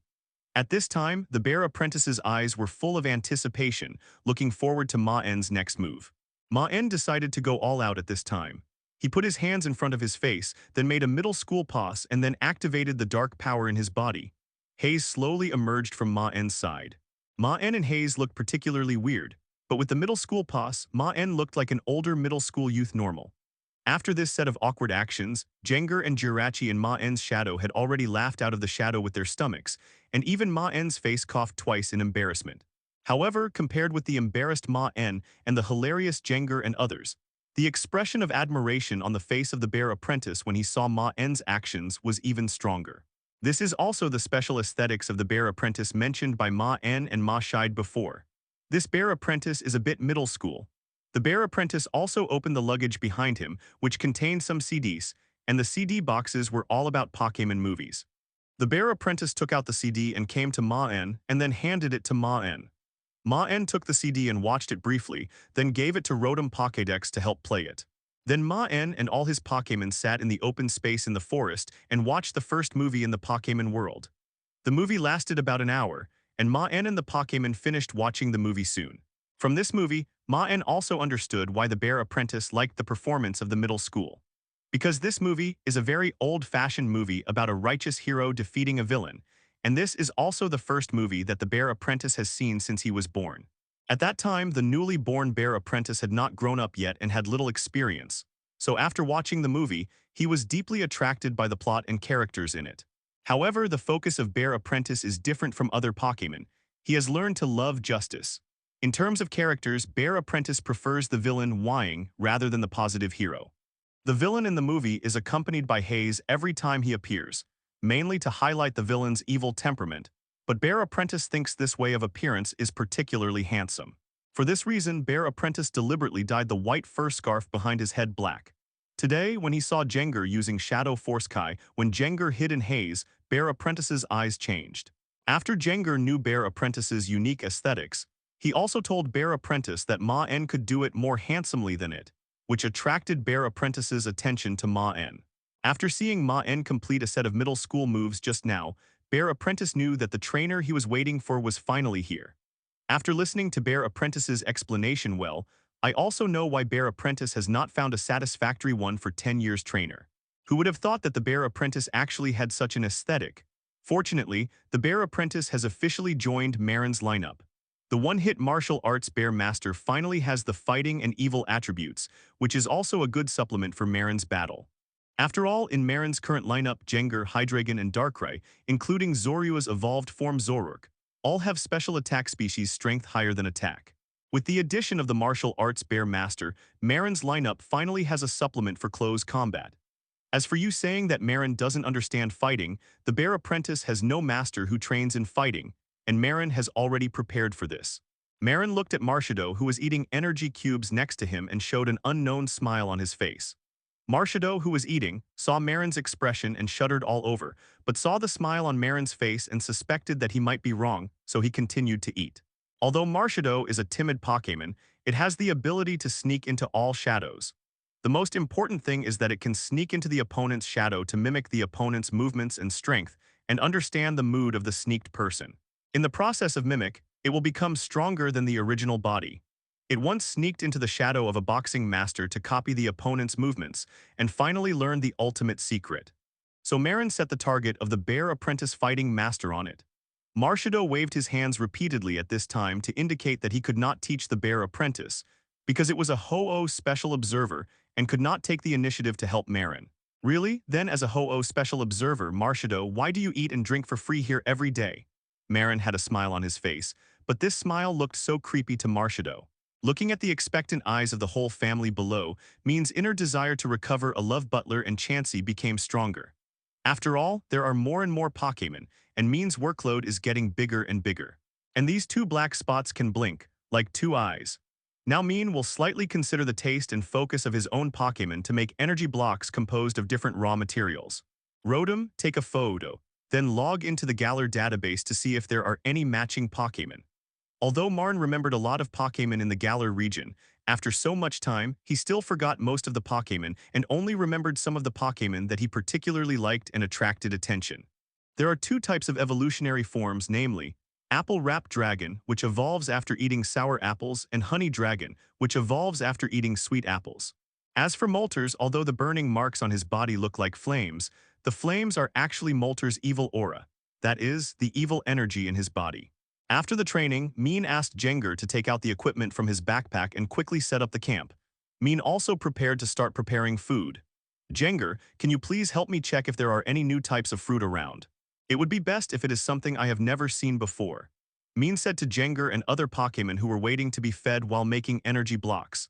After all, he came to the Galar region, and Maen also wanted to see if there were any new types of fruit here, which might be very helpful for making energy blocks. Jengar saluted after receiving Maen's instructions and ran out quickly. Zorua and the two children, the Bear Apprentice, also volunteered to help Maen pick fruit. In the end, except for Moltres, Lapras, and Hydreigon, the other Pokémon set out to help Maen find fruit. The reason why the three of them stayed was also very simple. It was inconvenient to carry fruit and move, so they stayed with Maen. The surrounding forest region was large and the trees were lush, so you didn't need to walk too far to collect a lot of fruit. Soon, Jengar and other Pokémon returned to Maen with a bunch of fruit. Assist Rotom with the help of Pokédex, Maen quickly recorded these berries. Maen also had a machine for analyzing the composition of berries. After all, making energy cubes is inseparable from the help of these machines. Soon, Maen introduced Marshadow to the Bear Apprentice. The Bear Apprentice was very satisfied with the fighting master that Maen found for him, especially the haze that kept surging on Marshadow. which made the bear apprentice feel that this master was simply the most handsome one. Maen stared at these two black spots that looked like eyes carefully, and soon Maen found that under his gaze, the apple began to sweat. And as Maen made more and more energy blocks, Maen's skills became more and more sophisticated. He also learned to develop new formulas based on the original formulas, and at the same time, he became more meticulous in his pursuit of details. Marcia. Most of the berries brought back by Jenger were existing species, but there were still a few species that Maen had never seen before. Maen recorded them and saved pictures of the berries. Since we're friends, we should help each other, right? I didn't ask you to fight, I just asked you to help teach the bear apprentice some fighting skills. It's not a foul, and as a coach, you get extra salary. Zorua's training policy is mainly aimed at its talent in illusion. This innate talent is very useful in both combat and the wild, in Maen's opinion, until he came across a special fruit. Therefore, Maen decided to focus on the development of Molter's evil energy as a breeder. Under the admiration of the bear apprentice and Marn's captivate, Marshado completely fell in love with him and used his best skills in the process of teaching the bear apprentice. Jump out of the apple. When it encounters its natural enemy, the bird Pokémon, it will pretend to be an apple to protect itself. Its evolution direction depends on the taste of the apple. Identification completed. Looking at Maen's fiery eyes, the sweat on the bug's head flowed more, but it doesn't dare to move. It doesn't dare to resist at all with these big guys around outside. How come there are two black spots on the two apple stems of this apple? In an instant, Maen judged that this was not an apple at all, it must be a kind of Pokémon. Leave it to Rotom. We are identifying and comparing Rato. Marshado didn't dare to look directly into Maren's eyes when he heard what Maren said, and could only look aside awkwardly. Zaiwai. This is a fruit that looks like an apple, but this apple has a small worm tail behind it. Marn's devilish whispers echoed in Marshado's ears. Soon, Marshado was bewitched by Marn's words and the captivate of the energy cube and became the guest teacher of the bear apprentice. This apple was brought back by Jirachi. At that time, Maen thought that Jirachi brought back an apple infested with worms, but after Maen carefully observed it, he found something wrong. The bear apprentice and Marshado were training fighting skills and techniques together. Marn was also leading other Pokémon in training. The training of Moltres and Zorua was also on the agenda. Fortunately, the two Pokémon did not resist Marn's training. Bug is a Pokémon that hides in an apple when it is born. It spends its entire life in an apple, eating the flesh while growing. If it falls from a height, it may. Listening to Rotom's introduction, Maen's eyes on the Bug became more and more fiery. Isn't the little logistical helper he has been looking for here? Marshado, you've eaten a lot of my energy cubes, so we're friends, right? Maen also listened carefully to the introduction of the Bugfruit on the Rotom Pokédex, especially the unique ability of the Bugfruit. The Bugfruit has a unique ability, Maturation. In the game, this ability doubles the ability of the tree fruit, but in reality, this ability is not that simple. Before the Bugfruit evolves, this ability seems useless, but if it evolves into a honey dragon, this ability will be of great help. After the Bugfruit with the Maturation ability evolves into a honey dragon, every time honey dragon eats the tree fruit, the fruit pie lace on its back and the honey secreted will be richer in taste and nutrition, making it a perfect existence as a logistics Pokémon. The Galar region has very detailed information on Honey Dragon with this ability, and it has also been confirmed. Although the Bugfruit sounds like a bug-type Pokémon, there are actually dragon-type Pokémon of this type, which makes them particularly rare. In addition, this Pokémon has a very strong ability to hide. If it encounters danger, it will disguise itself as an apple to confuse the enemy and avoid being tracked down. At this time, Maen had to sigh that Jirachi was too lucky. Jirachi couldn't get many tree fruits with his size, so Jirachi chose the one he thought was the biggest, and found out that it was a Bugfruit when he brought it back. Maen praised Jirachi, making the little guy's eyes narrowed with joy. Then Maen turned his attention to the Bugfruit. When the Bugfruit saw Maen's gaze coming again, it was so scared that it couldn't help shaking. Although the Bugfruit has a dragon type, it doesn't mean that it is a dragon with the strength and temper of a dragon. This Chairman Chi-Tu's mouth Bugfruit is a timid Pokémon. Bugfruit, don't be afraid, we won't hurt you. Maen tried to comfort the Wormfruit with a smile on his face. As a result, the Wormfruit saw that Maen was shaking even more violently, and the two black beans on the apple saw that Maen was very nervous. Don't be afraid, forget it, let me check your body first. After saying that, the Wormfruit saw Maen's hand reaching out, and the Wormfruit fainted out of fear due to the nervousness. The Wormfruit had a long dream. It dreamed that it lived happily in the woods until a man with an evil aura appeared. and then brought his evil army to capture the Gnaw fruit, saw the man's evil smile and his open mouth coming towards it, and then it was awakened. The Gnaw fruit woke up and found itself lying on a soft cushion. After waking up, the Gnaw fruit carefully checked its body and found that it had not been eaten, and a relaxed expression appeared in its eyes. Then the Gnaw fruit, which was planning to scout around, found that Maen, a human, was staring at it closely, and the human's smile became more obvious. Maen was also very happy. After checking and testing, Maen found that this Gnaw fruit was really matured ability, which was really a pleasant surprise. Knowing fruit, do you like sweet or sour taste? It must be sweet, right? Maen picked up the Gnaw fruit's body and stared at the Gnaw fruit's eyes and asked. When the Gnaw fruit heard Maen's words, it hurriedly nodded and said that it liked sweet tree fruits the most. And this was indeed the truth. The Gnaw fruit did like sweet tastes, and it also planned to evolve into a Fengmi dragon. Great, is there any sweet apple in this forest? I'll help you evolve right away. When the Gnaw fruit heard Maen's words, it was also stunned for a moment, and then quickly nodded to indicate that it knew the location of the sweet apple.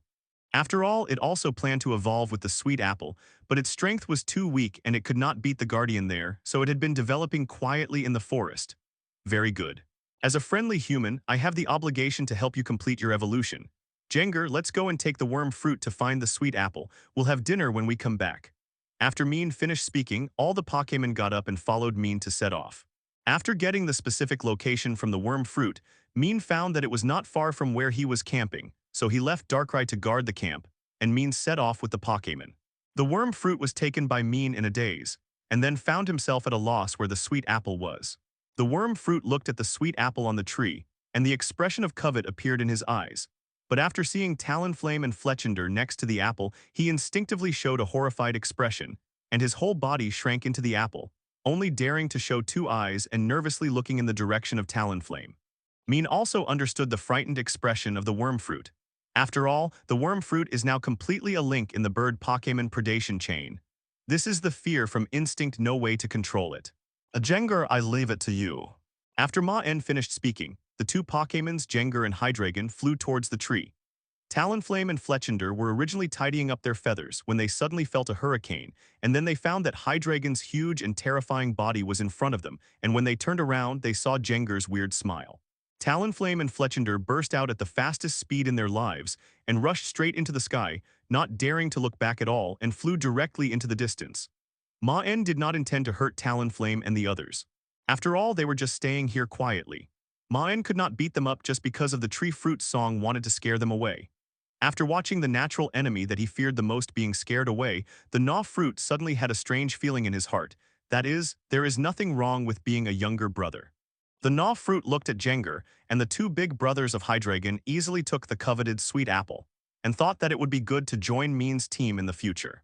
They could eat and drink well without being so tired every day, and they would be protected by their big brothers. The worm-eating fruit didn't want to work hard anymore. It decided to hug Maen's big thick leg. Maen took the sweet apple, and sure enough, he could smell the sweet fragrance on it before he ate it. No wonder Talonflame and the others were guarding here. Put down the body of the worm-eating fruit, and then put the sweet apple in front of the worm-eating fruit. I didn't expect the mouth fruit to enjoy it. The worm-eating fruit looked at Maen gratefully, and then the insect body drilled into the sweet apple like lightning. After drilling into the sweet apple, the whole apple emitted a white light. And the body behind the white light was also expanding rapidly, and finally expanded from a few centimeters to about 40 centimeters. As the white light dissipated, the worm-eating fruit also evolved into a rich honey dragon. The body structure of Feng Mi Long is similar to that of a turtle. Its high and bulging back is covered with woven fruit pie lace. The top of its back still retains the eyelids from its fruit-eating period, but in fact, the part of its head that droops like an ear is its real eye. Feng Mi Long's body is not big, only less than half a meter in size, but as soon as it evolved, Maen and other Pokémon smelled a rich sweet smell, all showed a comfortable expression on their faces. 012310525, Feilu 122,130,1301. After completing its evolution, Feng Mi Long also cried out happily, then slowly crawled to Maen and cried out twice. Maen knew what Feng Mi Long meant without translation, and gently knocked Feng Mi Long's head with the Piquet ball. The Piquet ball did not resist and was successfully recovered. After the successful recovery, Maen took the Piquet ball and returned to the camp with Jengar and the others. After returning to the camp, Maen released Feng Mi Long again, and then asked Feng Mi-long if he felt any discomfort. Feng Mi-long shook his head gently, and after evolving, it became more stable than before. Feng Mi-long gestured to Maen to feed it some tree fruits. Maen heard Feng Mi-long's voice and fed Feng Mi-long some of the tree fruits he had picked before. After Feng Mi-long ate the tree fruits, honey began to slowly flow out of the top of the huge apple on its back. And then an unprecedented sweet smell filled the surroundings of Maen and the Pokémon. Although Palossand looks like a beautiful castle made of sand, it is actually a ghost and ground dual-attribute spirit that will swallow small Pokémon into its body to absorb their essence. It is said that the skeletons of those whose essence it has sucked can be found under Palossand. In desperation, Maen could only give up Blissey and set his sights on AI Guan Dai Shenzhang. Maen also began to test the composition of the honey juice and found that the honey juice was completely the essence formed by the concentration of tree fruits. Not only did it taste great, but the nutritional content was also top-notch. As soon as the bear apprentice took a step to escape, the sand castle behind it moved, and the body of the sand castle quickly grew larger. At the same time, the mouth-like thing at the gate quickly opened, and then pounced on the place where the bear apprentice just stood. Maen also showed an interested expression when looking at the Palossand in front of him. This Palossand completely meets his second-team Pokémon construction ideas. Zorua, the illusion is good, but the details need to be trained. Maen spoke slowly, but Maen is also very satisfied with what he can do now. After all, Zorua is still young and there is still plenty of time.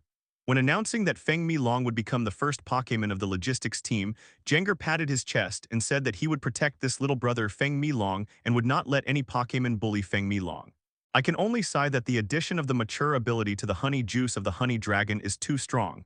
Palossand is a good choice. Elite level strength and the ability to silently deal with the enemy's body really meet Maen's needs. After the bear apprentice successfully dodged, Jengar and Darkrai also appeared from Maen's shadow and stood in front of Maen to protect him. After all, Maen's second-team Pokémon was originally intended to be used as a second identity by Maen. Help Maen to do some dark things.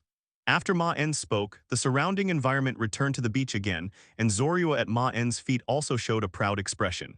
However, Maen's expression did not change at all, and even though he was in the snow-capped mountain, Maen did not feel any cold. After Maen finished the test, he looked up and saw the expectant eyes of his Pokémon, and the energy cube on the other side was also completed. The next morning, Kai Island challenged the beach. All Pokémon showed unprecedented comfortable expressions after eating.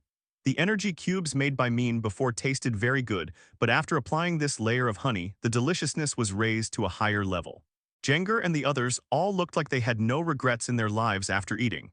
Maen also tasted a little bit, and it was indeed more delicious than the honey of Vespiquen that Maen had eaten. Bear Apprentice, get out of the way.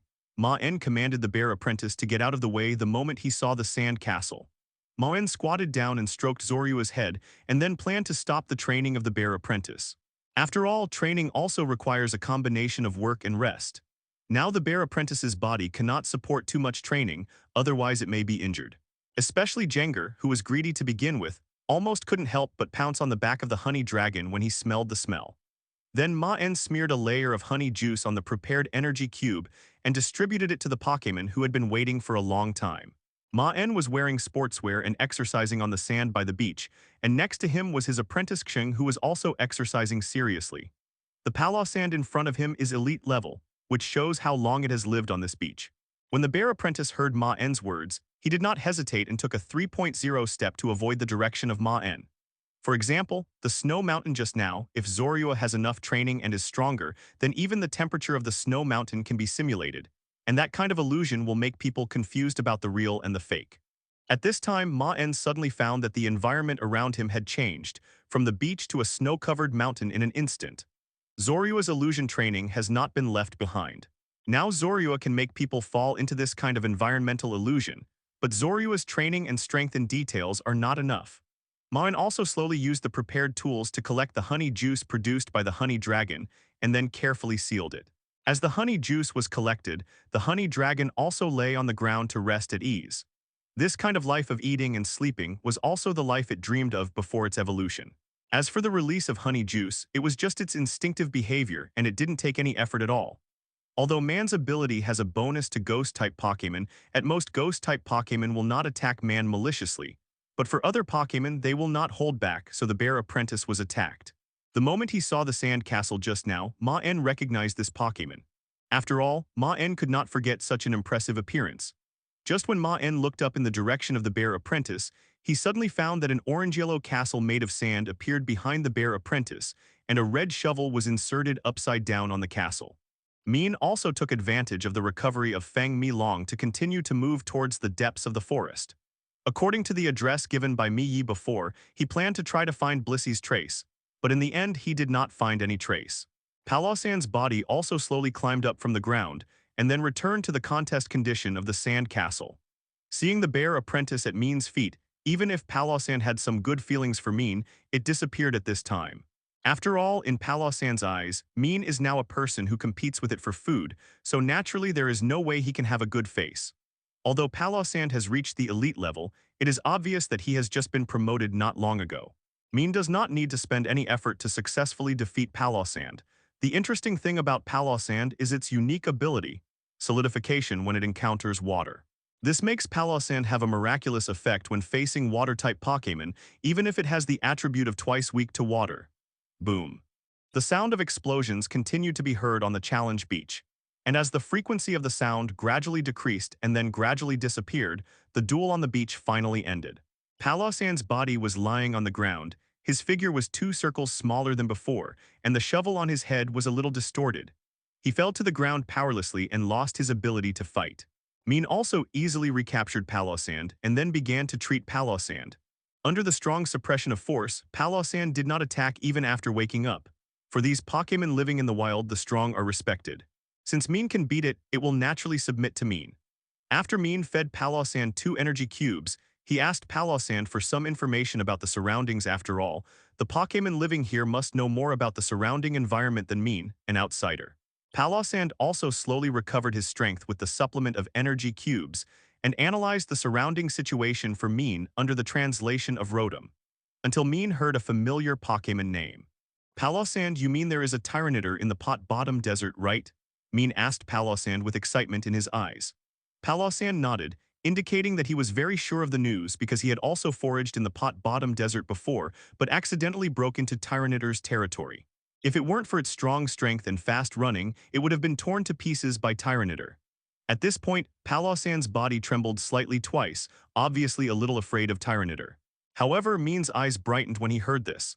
He didn't expect to hear news about Bangilas here, and it hadn't been recaptured. Thinking of this, Maen was moved. Maen naturally decided to take action and led all the Pokémon to the pot-bottom desert. The pot-bottom desert is located in the middle of the mountain in the north of the Armor Island. It is shaped like the bottom of a pot, with a dry climate and yellow sand everywhere.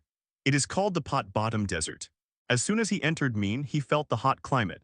There were also several sandals, sandbag snakes, and sandslashes on the sand, curiously looking in Maen's direction, but because of Palossand's momentum beside Maen, they didn't dare to get close to Maen.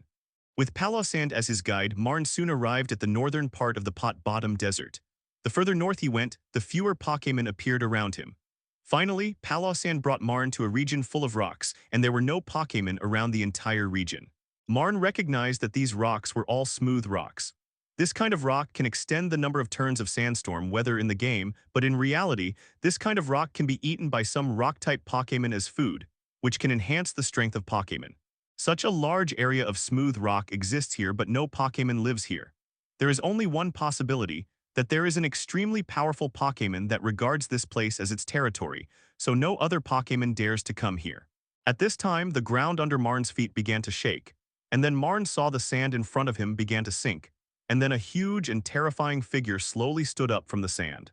When Bangiras emerged from the sand, he saw the figures of Maen and Palossand. Tyranitar immediately recalled Palossand, who had entered its territory before, thinking that it was coming to compete with it for territory again, and then burst into a strong roar towards soaring in the sky. This roar echoed directly in the bottom of the pot desert, and many Pokémon in the distance hid in fear after hearing this sound.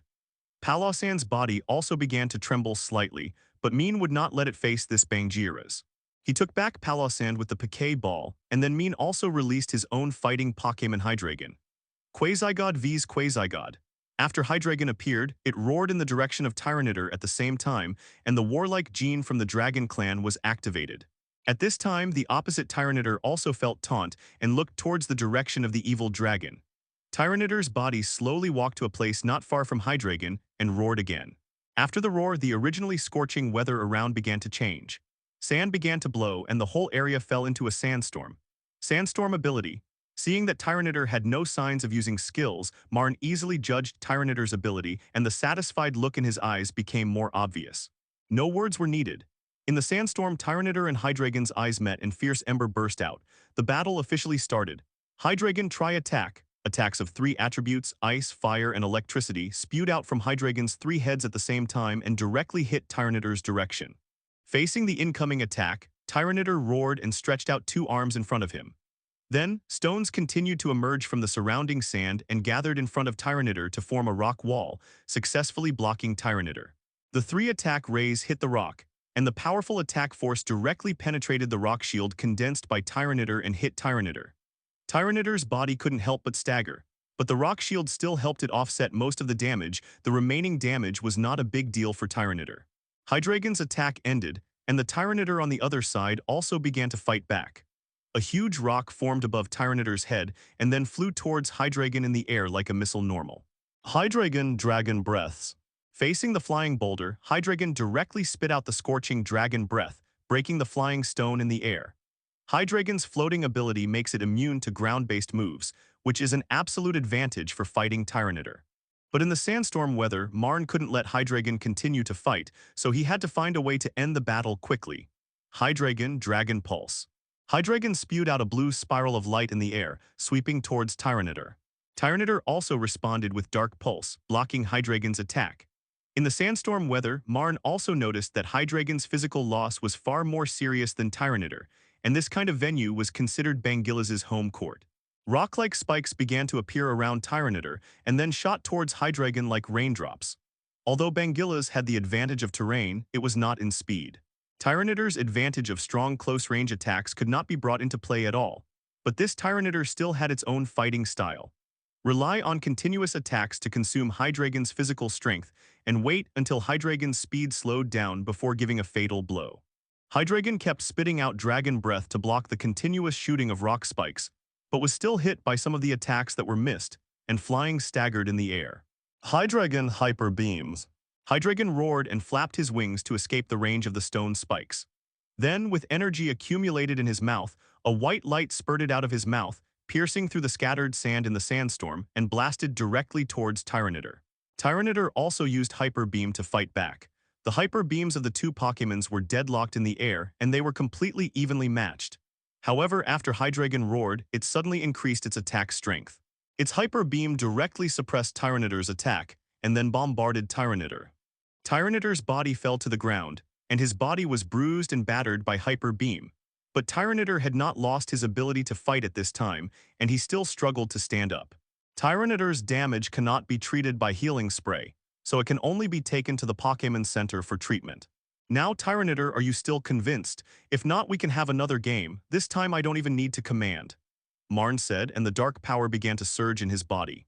In addition, in the past 2 days on the Island of Armor, not only did we have the logistics expert Feng Milong, but we also recovered 2 new Pokémon, which is a great harvest. Faced the 3 attacks, Tyranidar had no time to dodge, so he simply gathered all his strength and condensed a huge rock wall in front of him. Maen remembered that in the game, he could give money to his master's wife to build a gym. Now it seems that Ma Shide is really short of money now. Maen saw Tyranidar's look and knew that the other party was indeed unconvinced, but he still obeyed Maen as the winner on the surface. At least he would not attack. Finally, Tyranidar slowly lowered his head in the direction of Maen, and the violence in his eyes disappeared completely, indicating submission. Hydreigon also won this battle by a narrow margin. Although the previous tri-attack was powerful, it consumed a lot of energy and physical strength. Hydreigon could only use it once in a battle. As soon as Darkrai appeared, he fully demonstrated the strength of the elite. The strong pressure directly changed Tyranidar's face and roared in the direction of Darkrai. Hydreigon also roared at soaring in the sky, roaring in victory. In addition, Ma Shide also set up a martial arts gym for the purpose of making money. Maen's sight locked on Tyranidar, waiting for its answer. After the smoke and dust, the weather of sandstorm and soaring in the sky slowly stopped, and Maen also knew the final result. The Tyranidar on the opposite side obviously gave Hydreigon enough time. Tyranidar's body fell to the ground with a bang and lost his ability to fight. Maen looked at Mi helplessly and said, Mi, why is the nurse of the Pokémon Center U710 not Nurse Joy? Pokémon Center. Palossand was not bad, but Tyranitar had already appeared and roared in the direction of Maen, as if he was going to attack normal at any time. Hydreigon Dragon Breath plus Hydro Pump Heavy Air Bomb. After Maen thanked Mia, he returned to the challenge beach again, and then found a place where no one was around to release Palossand and Tyranitar again. Mi on the other side also patiently explained Maen's doubts. Because Ma Shide spent all his savings to buy Kai Island, the family's finances are tight now. There is no way Mi can only play the role of nurse in the Pokémon Center to make money. Anyway, there are not many people on Kai Island, and Mi can handle it herself. Maen threw a Piquet ball in the direction of Tyranitar, and then successfully recovered Tyranitar. The three attacks directly erupted in contact with the rock wall, causing a huge explosion, bringing a strong wind that blew Maen's clothes and collar and stirred up dust all over the sky. Tyranitar heard what Maen said, roared, and then showed an unconvinced look on his face but did not launch any attack. Maen gave 3 orders in one breath, and Hydreigon in the air began to gather energy at this time. Dragon Breath, Hydro Pump, and Focus Blast 3 attacks flew towards Tyranitar in a ladder-like shape. But Mashide probably disdains to do such a thing. After all, with his status and ability, it is impossible to do such a thing. If he really wanted to, Mashide would have recovered the Bangillas in Maen's hand long ago. An elite-level Bangillas is enough to replenish funds. Tyranitar, are you still not convinced? Maen's face did not change in the face of Tyranitar's roar, and he looked directly at Tyranitar and said, Maen's Hydreigon can do 3 things at once after evolution. After continuous training in the laboratory, he can successfully release 3 skills at a time, but this attack method requires time to gather energy. After a while, Mick returned with the Piquet ball and handed it to Maen, telling Maen that the Pokémon inside had been treated. However, Maen also knows that it is too easy for Ma Shide to make money. With his strength, it is just like playing to recover Pokémon on Kai Island. When the time comes, he can easily earn back the funds by selling them. 3 different energies gathered in Hydreigon's 3 heads at the same time. Although there was only one main control brain, it still did not affect Maen's Hydreigon's 3-point focus. However, Maen did not need such a Pokémon that was not completely convinced, and sensing Maen's emotions, Darkrai's body slowly emerged from Maen's shadow. Seeing this scene, Maen also decided to give Tyranitar the final blow. Tyranitar chose to surrender to Maen, and Palossand on the other side naturally had no intention of resisting. It had already chosen to surrender when it was defeated by Maen, so naturally it had no intention of resisting. After completely recovering the 2 Pokémon, Maen also planned to temporarily leave the Armor Island and go to the Crown Snowfield. That is where the truly rare Pokémon are likely to appear. The target that Maen wants most, the Dragon Bardo, also appears most frequently there, and there is also the Love Steward there. As for the practice of the Tower of Evil, he can wait until Maen returns from the Crown Snowfield to do it. Anyway, the practice of the Bear Apprentice and Marshadow has not yet ended. After making a decision, Maen returned to Master Ma's martial arts hall, said goodbye to Mashide, and asked some questions about the Crown Snowfield. After listening to Maen's thoughts, Mashide took out a map of the Crown Snowfield. Compared with the official map, the information on each region on this map is undoubtedly more detailed. Maen took the map and expressed his gratitude, and then took the Steel Armor Raven's car to leave the Armor Island at the post station. The Crown Snowfield is located in an extremely cold place with steep snow-capped mountains. Maen arrived here through the post station, and the first place where Maen logged in was the Kishwang Snowfield, which is also located in the northwest corner of the Crown Snowfield. Zorua and Jirachi also occupied both sides of Maen and lay down beside Maen. In addition to the rare Pokémon, the giant bed also has some ancient relics, the most famous of which is the Iron Ruins. Legend has it that Registeel was imprisoned here. Because of the geographical location and the frequent appearance of rare Pokémon in the Crown Snowfield, a large number of trainers come here to travel every year. Some are for the snowfield scenery here, but most of them are for the rare Pokémon here.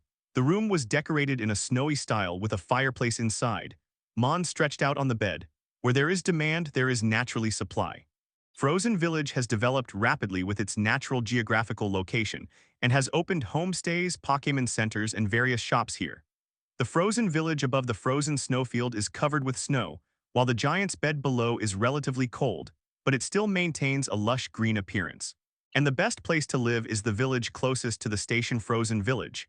In the quiet night, although there was a beautiful snow scene, there was also darkness. And the ones who can move in this region are probably the Pokémon hunters, and Maen must be vigilant. This also shows that Maen's previous preparations finally came in handy. Although this group of people seemed to live in harmony, a closer look revealed that everyone had Pokémon around them, alerting each other to the people around them. The frozen snowfield is a narrow area connecting the frozen village and the giant's bed. But it is this area that divides the two sides into two different landscapes. After leaving the frozen village, Maen started to head towards the giant's bed, but he had to pass through the frozen snowfield on the way. Maen also showed a solemn expression on his face. In the wild, the teams that act in groups are either travel teams or hunting teams. The giant's bed is also the largest region in the crowned snowfield, and it is also the region with the most Pokémon. Maen quickly checked in at the B&B and chose a room. The ancient cemetery is located in a clearing in a forest, and this forest is also located deep in the giant bed. From the name, you can know that the ancient cemetery is a cemetery. Because of this, there are many ghost Pokémon here, and Doron Mesha also lives here. At this time, the shadow under Maen's feet Jengar suddenly jumped out, stretched out his hand to block Maen, and then pointed to an abandoned campsite in the distance. The second most famous is the Rock Ruins, which also imprisons a pillar, Regirock. This is also the only station in the crowned snowfield, and it is also the starting point of the crowned snowfield. However, these are not what Maen cares about. The reason he came to the human bed is because there is also a famous place here, Ancient Cemetery. In an open space in the crowned snowfield, a group of people in black sat around Courtney and quietly talked about getting up. When Maen rushed to the village, he found that although it was called a village, all kinds of infrastructure were very complete, and there were also many mobile populations. Maen shuttled through the forest and walked towards the giant bed marked on the map given by Mastid. After all, the Pokémon in the crowned snowfield are all quite powerful, and it is too dangerous for ordinary trainers to travel here. However, most trainers are aware of their own strength and will not rashly enter the dangerous area of the snowfield. However, Maen did not rush into the snowfield after arriving because it was dark outside and Maen planned to find a place to stay first. But Maen didn't know about this, and now he had fallen asleep peacefully in the warm bed. The next morning, Maen changed into thick mountaineering clothes, put on a thick fur hat, wrapped a scarf around his neck, and even put on goggles on his eyes, fully armed. Contest condition degrees. Maen occasionally saw trainers and some tourists along the way. There was also Burn-Up Courtney on top. Judging from the temperature above, the people here would not have left for too long, and from the traces of the grass being pressed on the ground, it can be judged that at least 5 people have stayed here, and they have all released Pokémon. But after moving deeper into the region, you will find that there are fewer and fewer people around, because if it is an ordinary trainer and tourist, in such a deep region is already in danger. Dare to stay in this area and release Pokémon, proving that these people are very confident in their own strength. But Maen's outfit didn't look out of place here. 9 out of 10 people dressed like Ma Huan. Maen followed the direction pointed by Jengar to the abandoned campsite. In the crowned snowfield, in a forest somewhere in the giant's bed, 5 people wearing black clothes and masks were sitting together. Although they were sitting together, there was basically no communication between the 5 people. They all had their own Pokémon around them and were wary of each other. These 5 people were Pokémon hunters who sneaked in from outside the Galar region. The purpose of coming to the Galar region this time was naturally to capture the unique Pokémon here. After all, Pokémon in the new region can be sold at a high price on the black market. For this money, these Pokémon hunters dare to take a risk even if it is dangerous. In fact, there are more than 5 people who want to enter the Galar region, but they are the 5 people who have good luck and strength to successfully sneak in. Most of the rest were lost outside the Galar region and were successfully arrested by the local police. Among the 5 people sitting around, one of them looked at the other and said in a hoarse voice, "You are worthy of being a member of the Hunter organization, Hunter V, you have succeeded, right?" However, his Pokémon contest condition was not good, and he could not release his skills. He could only lie on the ground and maintain consciousness. As Palossand slowly raised its body, Hunter V and others were shocked to see that the Pokémon Hunter and Arbok were trapped in Palossand's belly that was like a sandcastle normal. Palossand's body also slowly crawled to Maen's side, and then opened his big mouth like a city gate. But when the Quasi-Elite Arbok encountered the Elite Palossand and was attacked by a sneak attack close to him, this temporary attack had no effect at all. Although Maen did not take action, the other 5 people knew that Maen was not a simple character just by this. A man dressed in black and wearing a black mask slowly walked out, and this man was Maen in disguise. Palossand heard Mean's words and slowly sank into the ground with the Pokémon hunter, leaving only a small shovel on the ground. Hee hee, without me as bait, do you really think you have a chance to encounter a group of Pokémon? This is not your hometown and I am the strongest, so of course I have to take the lion's share. Do you have any objections? Hunter V slapped Bernard with a cold look. Of course it's because of this guy at my feet. Why do you think I didn't put it in the Pokéball? Of course it's to attract its friends to save it, but there are too many guys coming, so I need to cooperate with you. Hunter V said and kicked the cage at his feet again, and the Pokémon in the cage almost cried out of fear. Palossand, don't leave any traces. Mean's words were emotionless and sounded extremely cold. Because none of the 5 people sitting here can be trusted, they were originally a temporary team. Bernard even suspected that after his encouragement, the other 3 people would join forces with Hunter V to get rid of him first. After all, if one person is less, everyone can get more money. But it was too late. A huge Palossand suddenly appeared behind one of them, and under the shocked expression of this person, it pressed up like a tsunami normal. But Hunter V, why did you gather us? I don't remember that we are very familiar with each other. After Maen finished speaking, the other 5 people showed shocked expressions on their faces, and then quickly put on the battle contest condition. However, without elite-level Pokémon, his struggle was in vain. Soon, he and his Pokémon felt as if all their strength had been drained away and their bodies began to soften. Hunter V, Bernard, and the other 4 saw Maen's skilled killing and looting, and destroyed the bodies and traces, and their faces showed solemn expressions. The man called Hunter V did not answer, but looked at the cage at his feet, and the Pokémon in cage 23 also showed a horrified expression when he saw Hunter V's eyes, and shivered in a corner of the cage. Then the distribution of benefits has been decided. The next step is to make a plan and execute it. Hunter V continued to speak when he saw that the other 4 people had no objection. Hunter V, are you really not afraid of being stuffed to death? Bernard looked at Hunter V and said with a little rage, CFBD. At this time, the 5 people present suddenly heard a cold voice coming from the woods next to them, and immediately stood up and looked in the direction of the voice vigilantly. Then how do you distribute the benefits? Is it full? It seems that I am a step slower, but it doesn't matter, as long as you have one less person, you can distribute it well again. Zarbuk. Poison Barb, the attacked person was still terrified and commanded Arbok to act. Bernard could only silently agree to Hunter V's look. It's not that he didn't want to resist. Bernard even wanted to encourage the other 3 hunters to join forces to deal with Hunter V, but then gave up the idea. What an interesting plan, can you add me in? Hee hee, I think it's not just Bernard who wants to ask me this question, but the other 3 of you also want to ask me this question. Hunter V said in a cold voice. With a boom, the Pokémon hunter and its Arbok were pressed under the Palossand. Maen walked into the big mouth, came to the place where Pokémon hunters were imprisoned, squatted down, took out his Pokéball, collected all the Pokémon, locked them and stuffed them into his backpack, and then walked out of Palossand's body without looking back. In addition to the distribution of benefits, Hunter V instinctively felt that Maen in front of him was not simple, and there was a sense of danger. The other 5 people felt a little nervous when they looked directly at Maen's mask, and then they quickly looked away and that feeling disappeared. I take 40% and you 4 get 60%, Hunter V said in an unquestionable tone. At this time, the Pokémon hunter and his Arbok had not lost consciousness. After the trance of being attacked, they found themselves trapped in Palossand's belly and quickly released their other Pokémon, and together in Palossand launched an attack from his stomach. Compared to Pokémon, humans are much weaker, so the Pokémon hunter's body fell to the ground first and he lost consciousness. I'm sorry, my colleague, 5 people are enough to distribute the benefits, we don't need rookie. Hunter V, as the mastermind of the plan, directly refused Maen's joining. Bernard and the other 3 nodded slightly after hearing Hunter V's words, and then looked in the direction of the hunter waiting for his answer. After the actions just now, they have completely confirmed that Maen is their colleague. Otherwise, the behavior just now would not be so familiar. But the most important thing is that Hunter V and others cannot figure out Maen's identity. And the most important thing is to be more vigilant about Palossand beside Maen. Palossand is a Pokémon from Alola and Galar region, and Hunter V and others have never seen it. Hunter V and others are most troubled by this strange and weird Pokémon because you have no specific restraint method, and the most important thing is that the unknown Pokémon is still elite level, which makes them more afraid. So even if Maen attacked one of them just now, Hunter V and others did not rashly stop it. After all, they have no intention of fighting for others.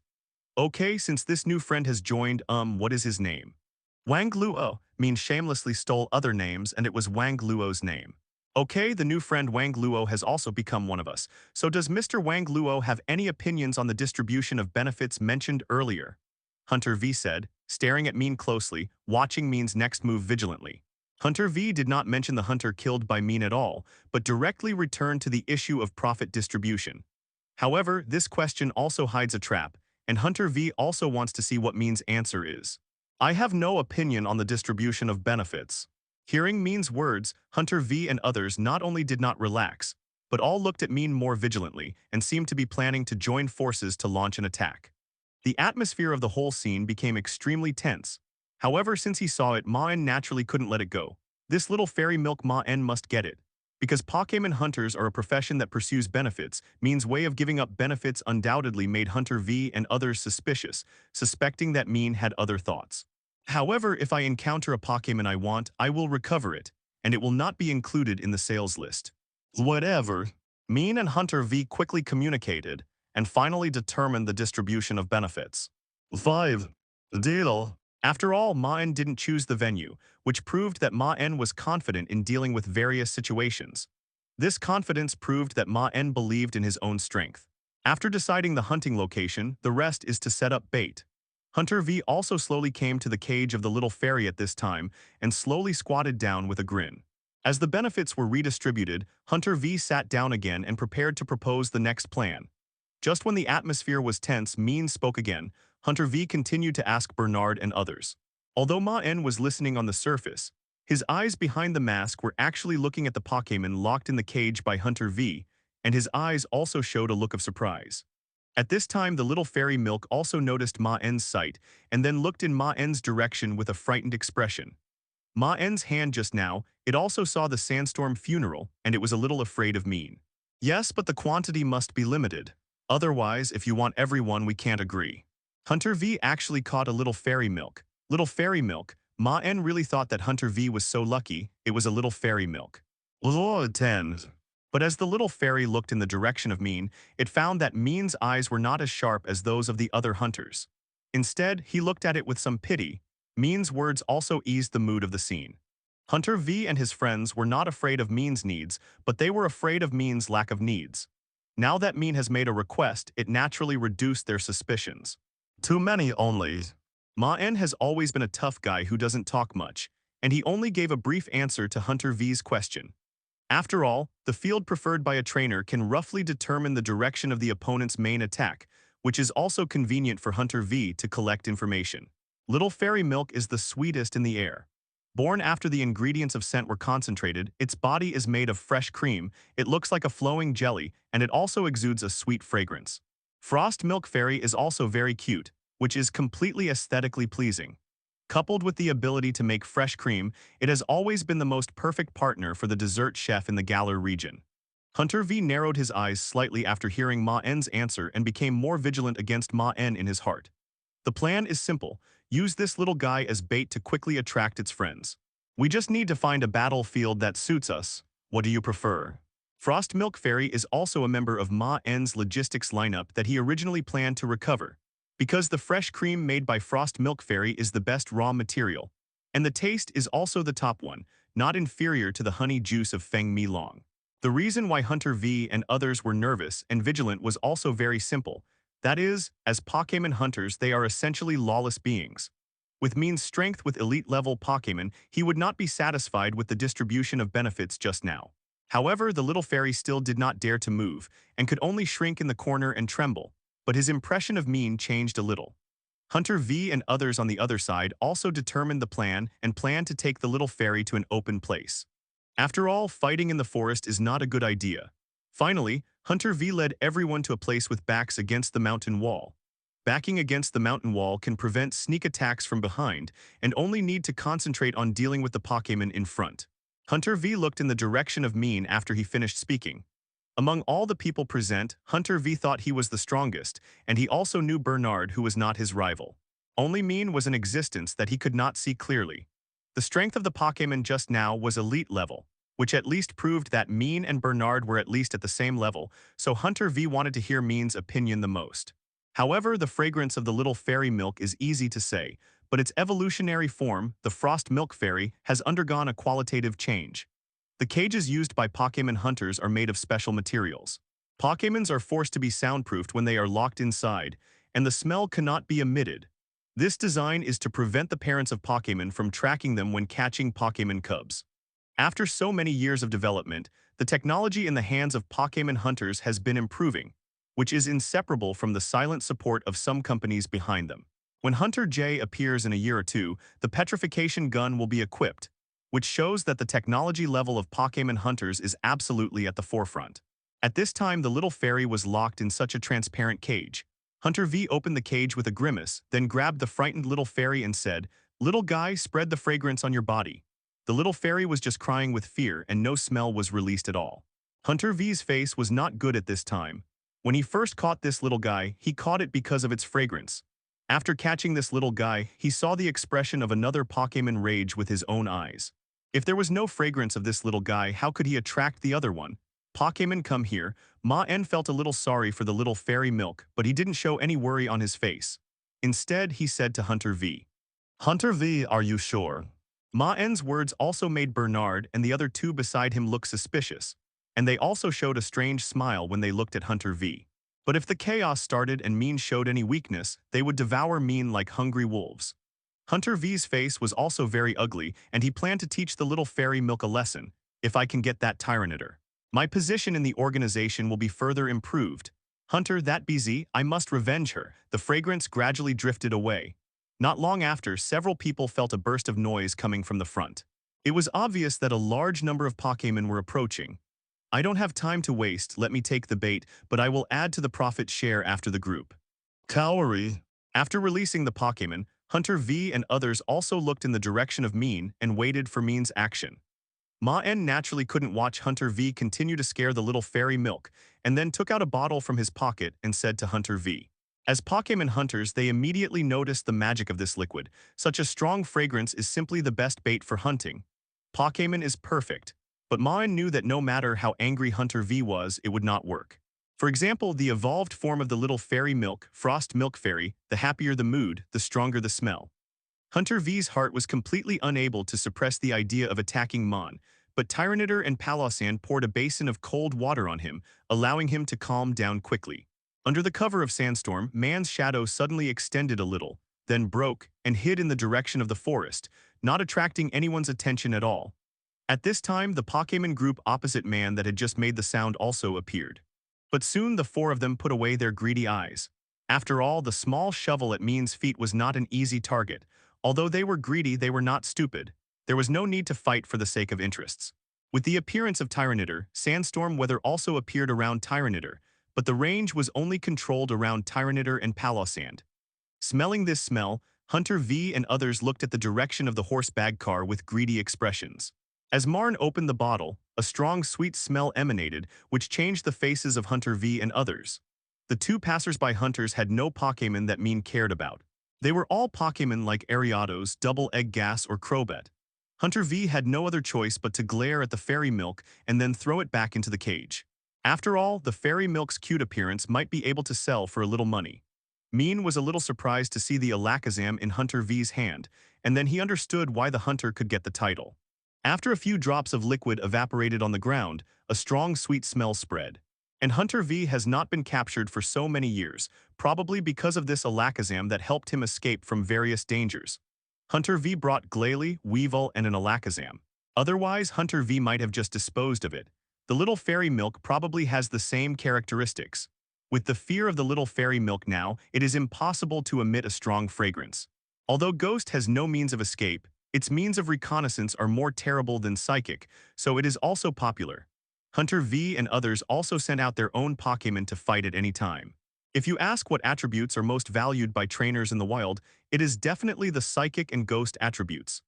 Now the key is to unite against the outside world, but Maen is already within Hunter V's hunting range, and he must get Tyranitar in Maen's hand. Maen took out the Piquet ball from his waist and threw it out. Tyranitar suddenly appeared. Hunter V and others couldn't help but feel nervous when they saw Tyranitar's violent attitude, especially Hunter V, who thought of another member of the organization, Hunter J. But Bernard and Hunter V were a bit interesting. The biggest reason why Hunter J was able to get the title was the Salamence in her hand, and when he thought of the appearance of Salamence, Hunter V couldn't help but swallow his saliva, and then looked at Tyranitar with a fiery look in his eyes. A few drops of liquid dripped onto the grass, and Maen carefully covered the bottle and put it back into his pocket. Psychic Pokémon can sense the surrounding situation in the wild for reconnaissance, and can also use teleport as a means of escape, so they are highly valued by trainers. Bernard's Pokémon were a Nidoking and a Nidoqueen, all of which were elite-level Pokémon. In addition, there were two Quasi-Elites, Ariados and Fearow. A large number of Grass-type, Bug-type, and Flying-type Pokémon slowly appeared in front of Maen and his group, surrounding them. However, the leading Pokémon caught Hunter V and his group's attention. It was actually an Altaria. As a Dragon-type Pokémon, Altaria's price on the black market is only slightly lower than that of Quasi-God, and it is not inferior to the 3 starter Pokémons at all. Like Hunter V and his group, Maen was also excited when he saw Altaria's group, but he was not facing Altaria but the Pokémon below Altaria. It turned out to be a Love Servant. Maen really didn't expect to meet Love Servant here. Moreover, Maen carefully looked at the direction of the 2 horns on Love Servant's head, which were drooping, indicating that it was a female Love Servant. If Hunter V was not here, Maen would have to show the posture of the 18 types of high-quality trainers to seduce Love Servant. When Love Servant saw the little fairy milk trapped in the cage, the worried expression on his face finally disappeared, and then he looked in the direction of Hunter V and his group with rage. "I want the Pokémon next to Altaria." Hunter V was relieved to hear what Maen said. They were really worried that Maen would ask for Altaria. When they heard that Maen's target was the unknown Pokémon, they were relieved. Although they didn't know that Pokémon, it was not as strong as the Elite Altaria, and even worse than the other 2 Elite Escavalier and Whimsicott. In the eyes of Hunter V and others, the unknown Pokémon was just cute, and a gimmick of the Galar region Pokémon not as valuable as Altaria at all. "Mr. Wang Luo, since you asked, naturally the Pokémon will be handed over to you, but you can't take Altaria anymore.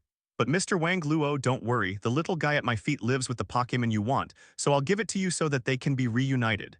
Hunter V's tone was filled with joy. From Hunter V's words, we can also infer that the other rage Pokémon that Hunter V mentioned before is AI Guandai, which means that Zio Xiannai should live with AI Guandai. And so many Pokémon came to rescue today, probably because of AI Guandai's popularity. Seeing this scene, Hunter V and others present all cursed inwardly. After all, AI Guandai is not a Pokémon who likes to fight, especially a female AI Guandai. Hunter V still had a Glalie and a Lakazam with full contest condition. 173, but in fact, this crazy attack was just thunder and rain. The 2 Pokémon tacitly used only a little physical strength to release skills, and deliberately collided in the air, pretending to be in a fierce battle. However, although the number of rescued Pokémon is large enough, there are only 3 elite-level ones. Even if Maen is not here, this main Pokémon will probably be defeated by Hunter V and others. Only Maen and Jengar were almost laughing like crazy, because this was a play that Maen deliberately performed with Jengar in order to deceive Hunter V and others. Only a few Pokémon fell into the quicksand, but they were not completely buried. They were just trapped in place and couldn't move, just like normal deliberately controlled by Palosand. But AI Guandai is indeed a kind of loving Pokémon. I am afraid that some of the Pokémon called today are Pokémon who have been helped by AI Guandai in the past, and they are willing to come to rescue spontaneously. The sudden appearance of Jengar surprised both parties present. Hunter V and others were glad to have Maen as their combat force after seeing Jengar's strength. Otherwise, if a Jengar of this strength attacked on the battlefield, they might be ambushed. Hunter V also didn't expect AI Guandai to have such a wide network of contacts that he could even bring a Pokémon like Jengar to help. Although AI Guandai was doing his best to heal them, and the help skill increased the power of the skills of Pokémon such as Altaria, it was of no avail. AI Guandai was also exhausted at this time, and his advantage was already shaky. The entire field was instantly flying around, and all kinds of skills began to bombard each other. Hunter V and the others did not doubt it, and also commanded the Pokémon to start fighting with Altaria on the opposite side. Other Pokémon who wanted to help Jengar were all blocked by Palosand. These Pokémon had no way to get close to Jengar to help, because the ground in front of them had turned into a large area of quicksand, and they would fall into it as soon as they stepped in. If Hunter V and others looked carefully, they would find that Palosand's sand tomb looked scary, but it didn't hurt any Pokémon at all. Hunter V and the others did not refuse. After all, they had seen Jengar's sneak attack just now, and they were eager to let Maen deal with the most troublesome Jengar. The pink light sprinkled on the injured Pokémon, and the painful expressions of these injured Pokémon were quickly relieved. Tyranitar understood and directly expanded the range of Sandstorm, wrapping Jengar directly inside while the other Pokémon were blocked outside. AI Guandai was also confused. Where did this Jengar come from? I don't know. I don't know Jengar. Hunter V and others looked at each other and decided that Maen must give up some of his interests after this battle. However, although there were many Pokémon on the Altaria side, their strength was still uneven. Facing the attacks of several Pokémon on Hunter V's side, Pokémon were soon injured and fell to the ground. After the battle lasted for a while, Hunter V's two passersby only had one Pokémon left that was still able to fight. Bernard still had a Nidoking with good contest condition, and Nidoqueen only had half of the contest condition. Maen also looked in the direction of the attack in surprise, where a Jengar happened to appear. The scene was divided by Maen into Tyranitar and Jengar one-on-one in Sandstorm, while the other Palossand blocked the Pokémon on the side of AI Guanxi. When AI Guandai saw the injured Pokémon, he immediately released Heal Pulse and began to heal the injured Pokémon on the scene. They really didn't expect that AI Guandai would actually have healing skills. This is the nurse Pokémon of Chansey Normal. This kind of Pokémon has always been in the Joy family in other regions, and it is even rarer than Quasi-Gods in the wild. But the three elites on Altaria's side were already injured and breathing heavily. At this time in the dark, a shadow ball attacked in the direction of Maen, but Palossand at Maen's feet suddenly stood up to block the attack. Tyranitar dragged that Jengar into the Sandstorm as a vassal. But Hunter V and others didn't expect to see this type of Pokémon here, and secretly cursed Maen for being despicable. No wonder he chose this Pokémon right away. The value of this Pokémon is probably not less than Altaria. But with Maen as a spy, Hunter V and others' plan may fail, and Maen has been prepared for it. But Jengar looked like a helper for them, so they were more confident in facing Hunter V and others. "Leave this Jengar to me, I want to teach it a lesson," Maen said with a rage in his tone. On the other side of the battlefield, the most lively thing was the alternative duel between Maen and Jengar. Tyranitar and Jengar were madly releasing skills in the sandstorm, making explosion sounds from time to time. The balance of victory on the entire battlefield seemed to have completely tilted in the direction of Hunter V and others. Hunter V was still immersed in the joy of the harvest, but Bernard, who was not far away from him, felt something was wrong, and then he looked towards Maen with an ugly face. Bernard suddenly remembered that the battle on their side was over. But why Maen, who was commanding the quasi-god Tyranitar, did not make any movement at all? He did not think that Maen could not take down the Jengar. Sure enough, Bernard's face turned ugly when he saw the situation on Maen's side. Because in Sandstorm, I don't know when the Tyranitar inside had completely stopped, and was looking at Bernard's direction with a playful look. "Hunter V, be careful, Wang Luo is not right." Bernard immediately reminded Hunter V not far away. Hunter V immediately took alert action when he heard Bernard's voice and approached Alakazam beside him. But he was still a step too slow. The previous Jengar had come to Hunter V's side without knowing when. Jengar, with red eyes, stared at Alakazam's figure. Jengar, mean look. And relaxed the vigilance of Hunter V and others. Bernard's sudden escape made everyone stunned, except for Maen, who had been paying attention to Bernard.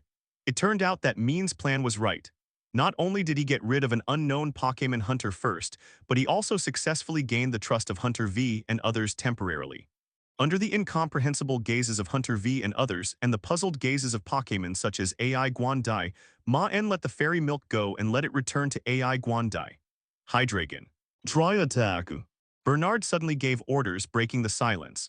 Maen completely ignored the rage of Hunter V and others and sneered. Maen quickly threw a Piquet ball towards soaring in the sky, and then a Hydreigon appeared, and then Rage blasted towards Firo, who had not yet started. With the cover of the boulders, Bernard quickly recovered Nidoking, Nidoqueen, and Ariados, then turned over and rode Firo directly into the sky. The ruthless Bernard used Firo as a meat shield and lay on Firo's body to save his life and not fall to the ground.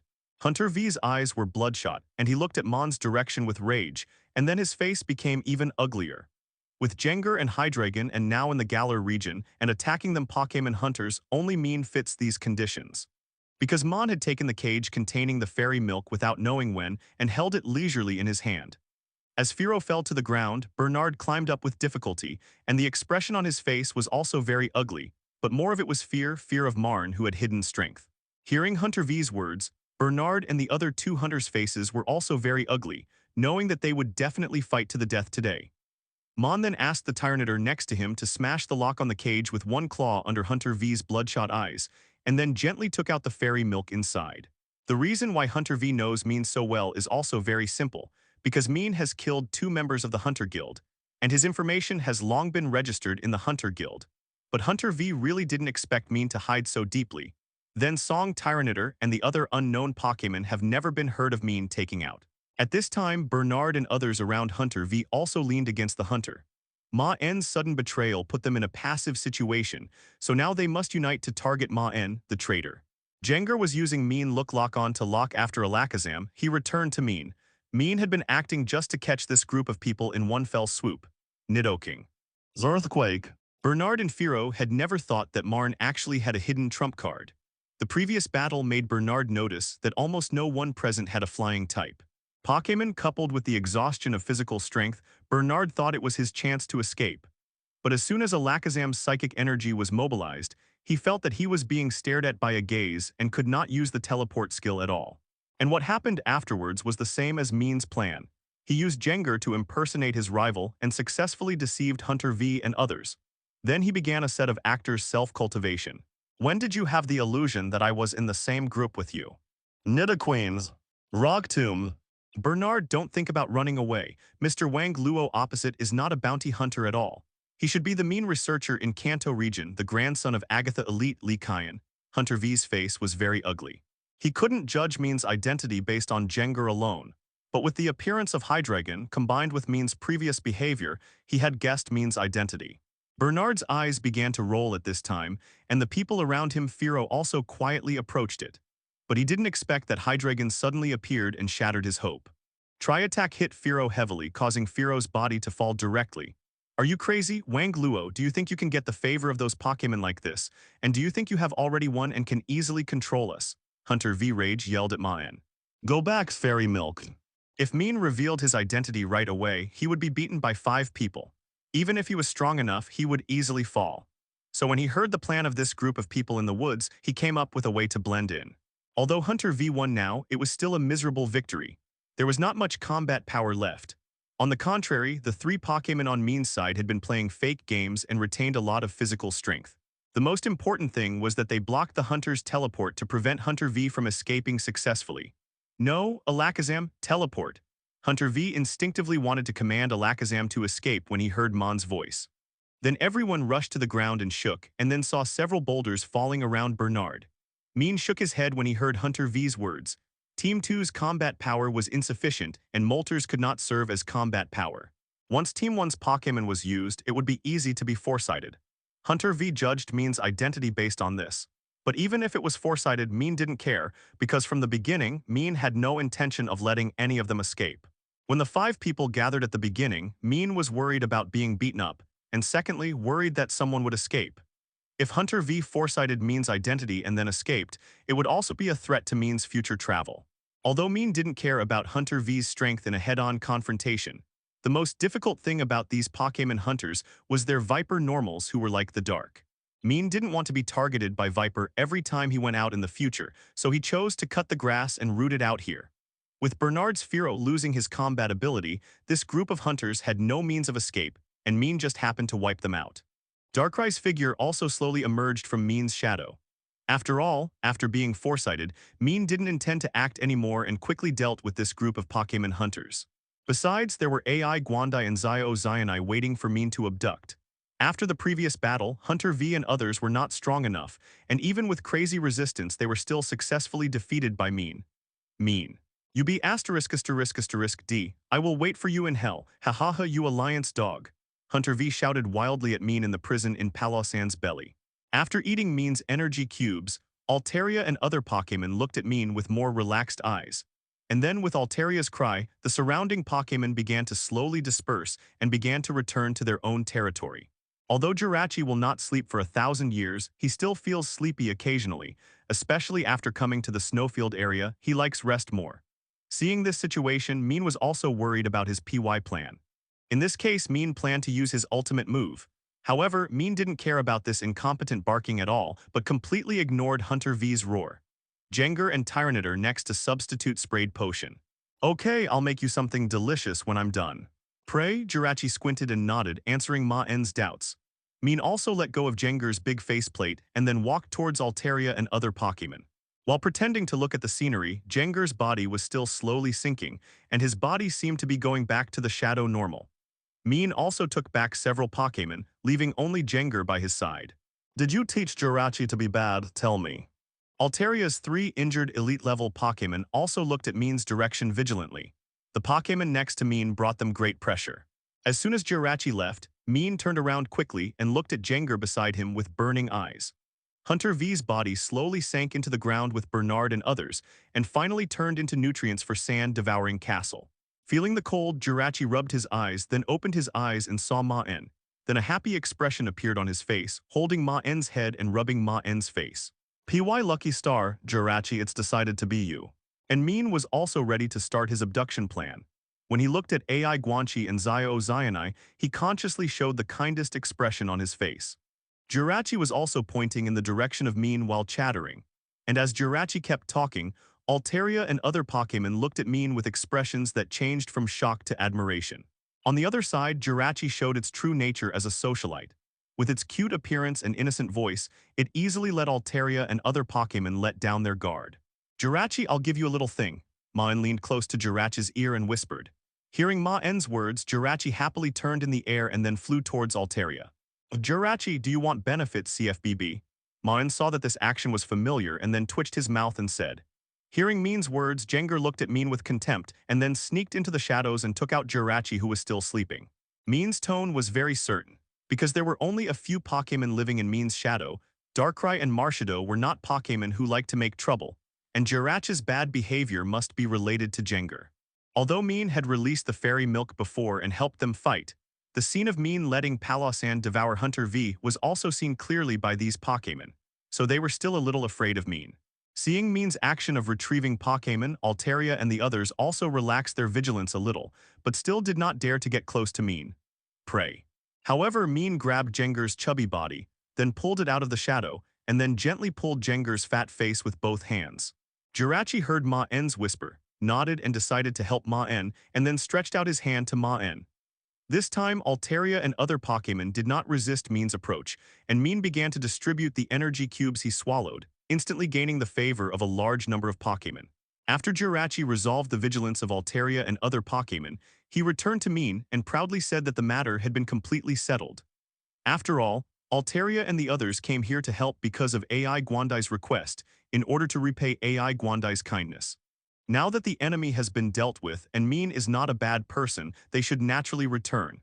After Maen sprayed potion, he also raised his head and looked in the direction of Altaria. Jenger turned his head away awkwardly under Maen's sight, pretending to look at the scenery in the distance. They completely forgot Maen's previous cruel methods. As Altaria, who left last, flew away, only Maen and his group, AI Guanchi and Zio Zionai, were left on the field. Jenger and other Pokémon who knew Maen well knew what he was going to do when they saw Maen's expression and began to cooperate consciously. The smile on Jenger's face became more obvious, and the socialite Jirachi on the other side also started to act, surrounding AI Guandai and Zio Zionai and greeting them enthusiastically. Compared with AI Guandai, who was still a little reserved, Zio Zionai was not so unfamiliar with Maen. The action of saving Zio Zionai before had already made Maen full of favorability with Zio Zionai. Although Zio Zionai stood on Maen's palm, just staring at Maen's eyes, and exuded a fragrance of happiness. Maen was also touched by Zio Zionai's appearance and took out the honey juice and energy cubes of Feng Mi Long that he had packed from his pocket, and then fed them to Zio Zionai. After Zio Zionai ate the honey juice and energy cubes, the expression on his face became happier and the fragrance on his body became more intense. He happily began to spin in circles in Maen's palm. Maen smiled unconsciously when he saw the happy look of the little fairy, but he soon felt something was wrong. The little fairy seemed to be too happy and had not stopped spinning. Normally, she would spin twice, but the little fairy had been spinning for more than 5 seconds and was still spinning. The strangeness of the little fairy also attracted the attention of the steward, who came to Maen worriedly and looked at the little fairy who was still spinning in Maen's hand. However, Maen suddenly remembered that the little fairy had to spin in the game to evolve into the Frost Milk Fairy, and according to the length of time, whether it was during the day or at night, clockwise or counterclockwise, plus the headdress on the head, a total of 63 different forms appeared. The little fairy seemed to be evolving in this situation. It should be that the honey of the Fengmi dragon had reacted to the cells in the body of the little fairy that made fresh cream, so it stimulated the evolution of the little fairy. Sure enough, as the time of spinning increased, the little fairy began to show the light of evolution. After the evolution, the appearance of the little fairy also changed, and it completely evolved into a frosty fairy. The evolved frosty fairy instantly exuded an intoxicating sweet smell, and Maen and the surrounding Pokémon all showed intoxicated expressions. After being intoxicated, Maen also looked at the evolved frosty fairy, and then a surprised expression appeared on his face. The frosty fairy in front of him was not a single color body, but was divided into multiple colors. The head, like the tip of an ice cream, was pink, and the body turned into a lemon normal yellow, and the lower part of the body was sky blue. However, what surprised Maen the most was that the headdress of this frosty fairy had never appeared in Maen's impression, because the headdress of this frosty fairy was actually two chocolate-colored five-pointed stars. Although Maen could not remember the 63 known forms of frosty fairy, at least Maen wearing the black headdress was very sure that it had never existed before. This was probably the 64th form that appeared by chance. After the evolution, Frosty Fairy was surprised to check his new body, and then a happy expression appeared on his face. With a sound of boo-ha, Frost Milk Fairy jumped up from Maen's palm, then hugged Maen's face and rubbed Maen happily. Maen smelled the sweet smell of Frost Milk Fairy from a close distance, and suddenly remembered the fan animation in his previous life. He remembered that in that animation, the little fairy was always responsible for the dessert after the meal. At first, Maen thought it was a bit crazy, but now Maen thinks that the animation has some truth. If Maen hadn't been strong, he would have wanted to lick it 10 times to taste it. Frost Milk Fairy was happy and returned to the ground with Maen's help. The butler next to him was relieved to see that Frost Milk Fairy was fine, and then thanked Maen. After all, without Maen's help, Frost Milk Fairy might not have evolved yet. Seeing this scene, Maen also planned to strike while the iron was hot and was ready to increase the intensity of the abduction. Ai Guandai and Frosty, are you willing to travel with me?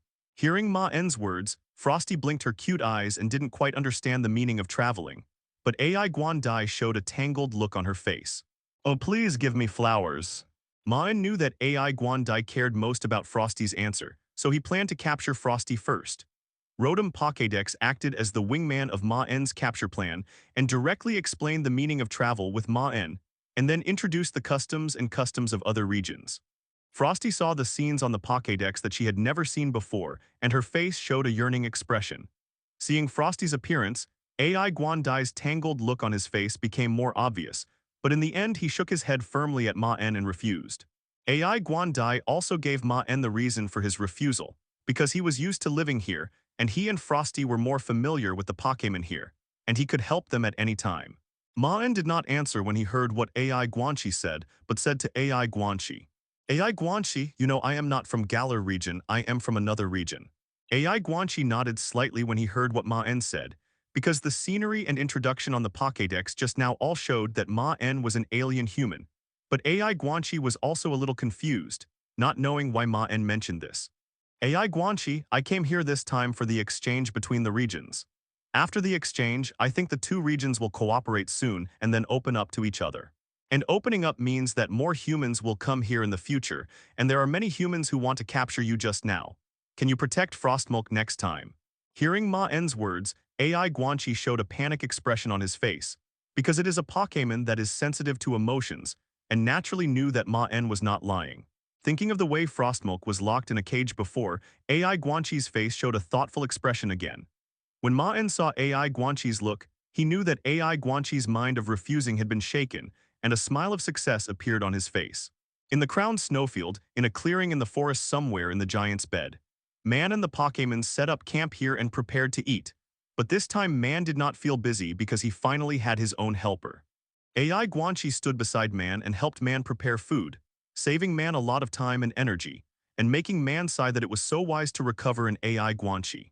Half an hour ago, after Maen told him that there might be communication between regions, Ai Guanxi showed a thoughtful expression. Ai Guanxi knew that Maen was telling the truth, and if those Pokémon hunters appeared again, Ai Guanxi would not have the confidence to protect Frost Milky because it and Frost Milky are both Pokémon that are not good at fighting. And Maen also told Ai 430 Guanxi that it and Frost Milky are both rare Pokémon, and those hunters will definitely catch them one after another after discovering them. As for asking Altaria for help again, the Aguanxi thought about what happened today, If it weren't for Mean's help, Altaria and the others might have been captured by those hunters. Aguanchi felt that his help would put Altaria and the others in danger. Aguanchi looked at Frost Milk Fairy's attitude towards Mean and her yearning for the outside world, and finally decided to join Mean's team. However, Aguanchi told Mean before joining that it and Frost Milk Fairy didn't like fighting, so he didn't want Mean to force them to fight. Mean patted his chest and said that he would never do that, and released Lapras to prove his character. With Lapras's testimony, Aguanchi was completely relieved and officially joined Mean's team with Frost Milk Fairy. With the addition of Aguanchi and Frost Milk Fairy, Mean's logistics team was basically formed.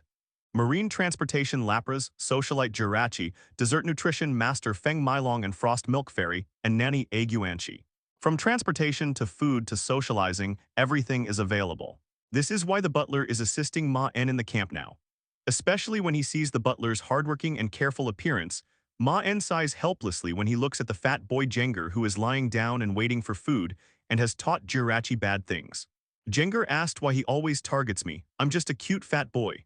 In the camp after eating, all Pokémon did not rest this time but gathered around Maen nervously, staring at Maen's movements. At this time, Maen was carefully preparing the energy cube for the dessert after the meal. This time, the energy cube not only added the honey juice of Feng Milong, but also Maen tried to add the fresh cream made by Frosty Milk Fairy.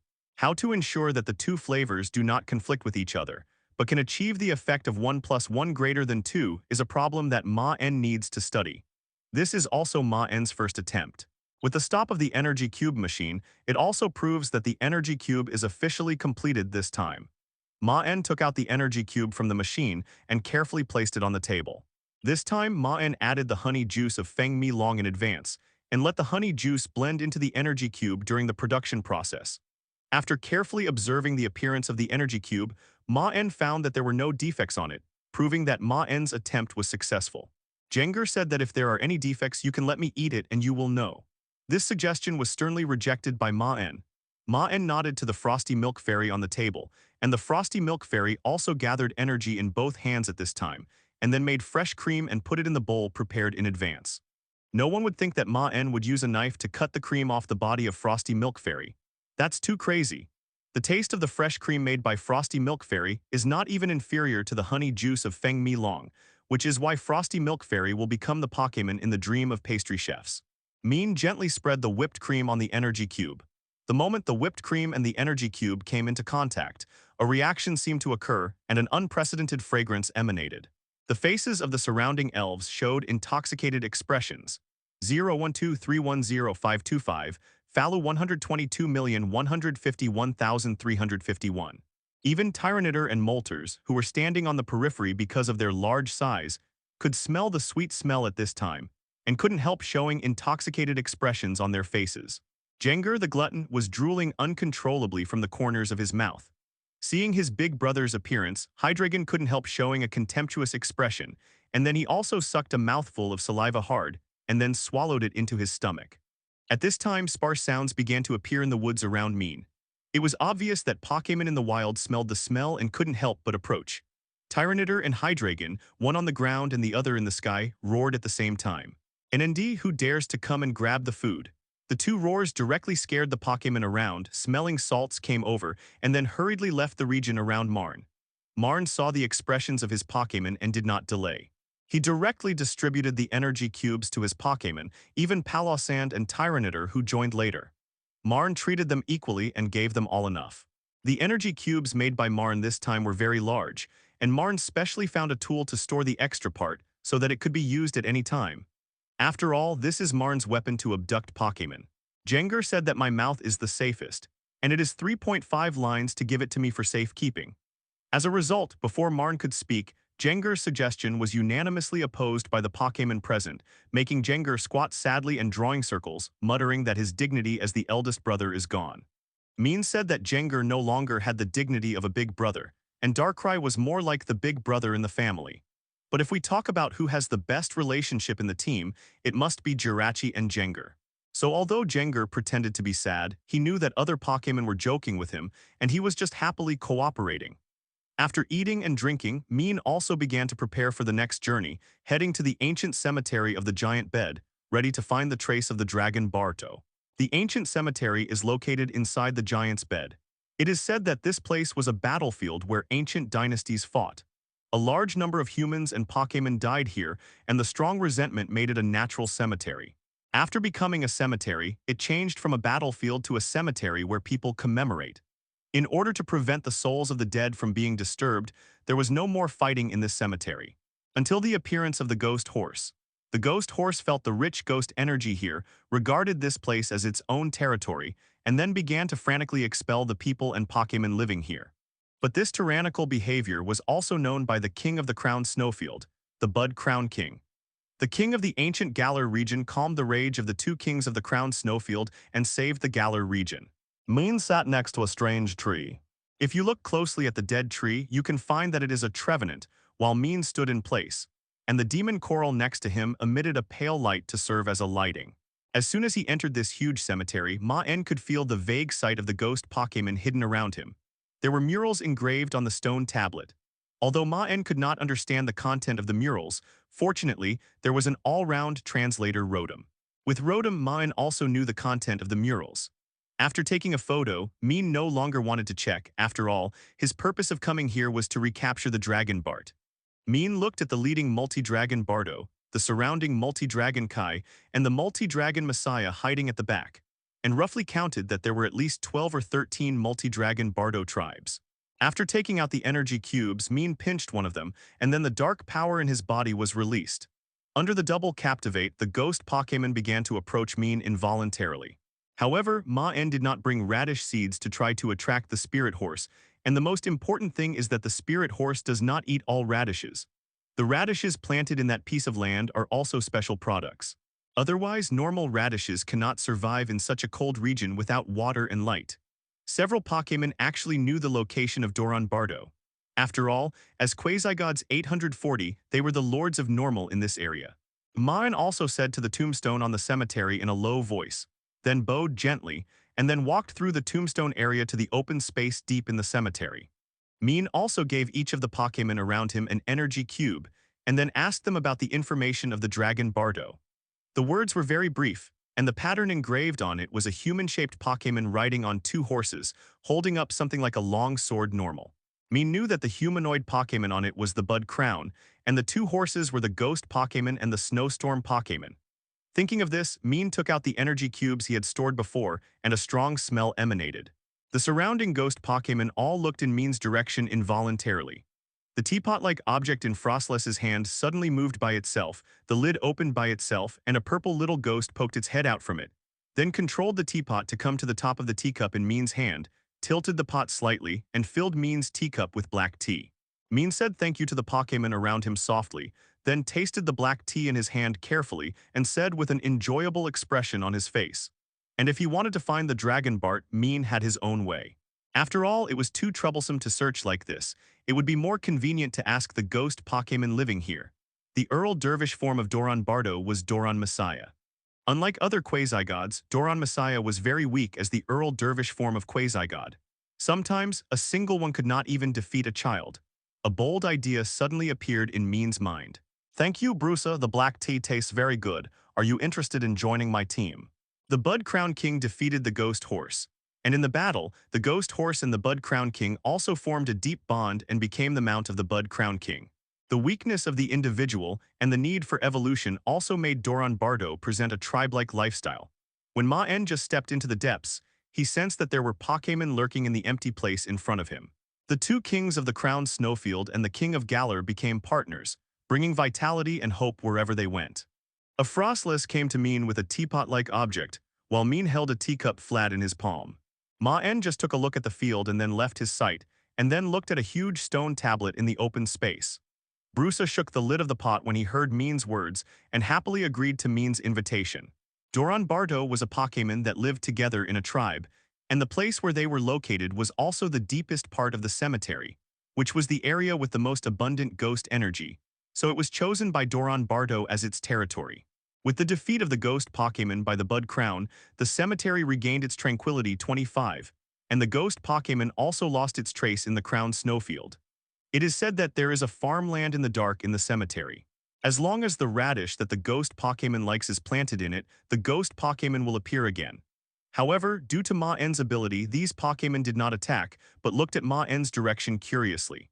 After Maen got the information he wanted, he said goodbye to these Pokémon and followed their instructions to walk towards the deepest area. With the addition of Brusa, Maen's dessert logistics team has an additional Pokémon responsible for beverages. The ghost Pokémon in this open space are undoubtedly more powerful than the Pokémon outside, and Maen also saw the legendary farmland.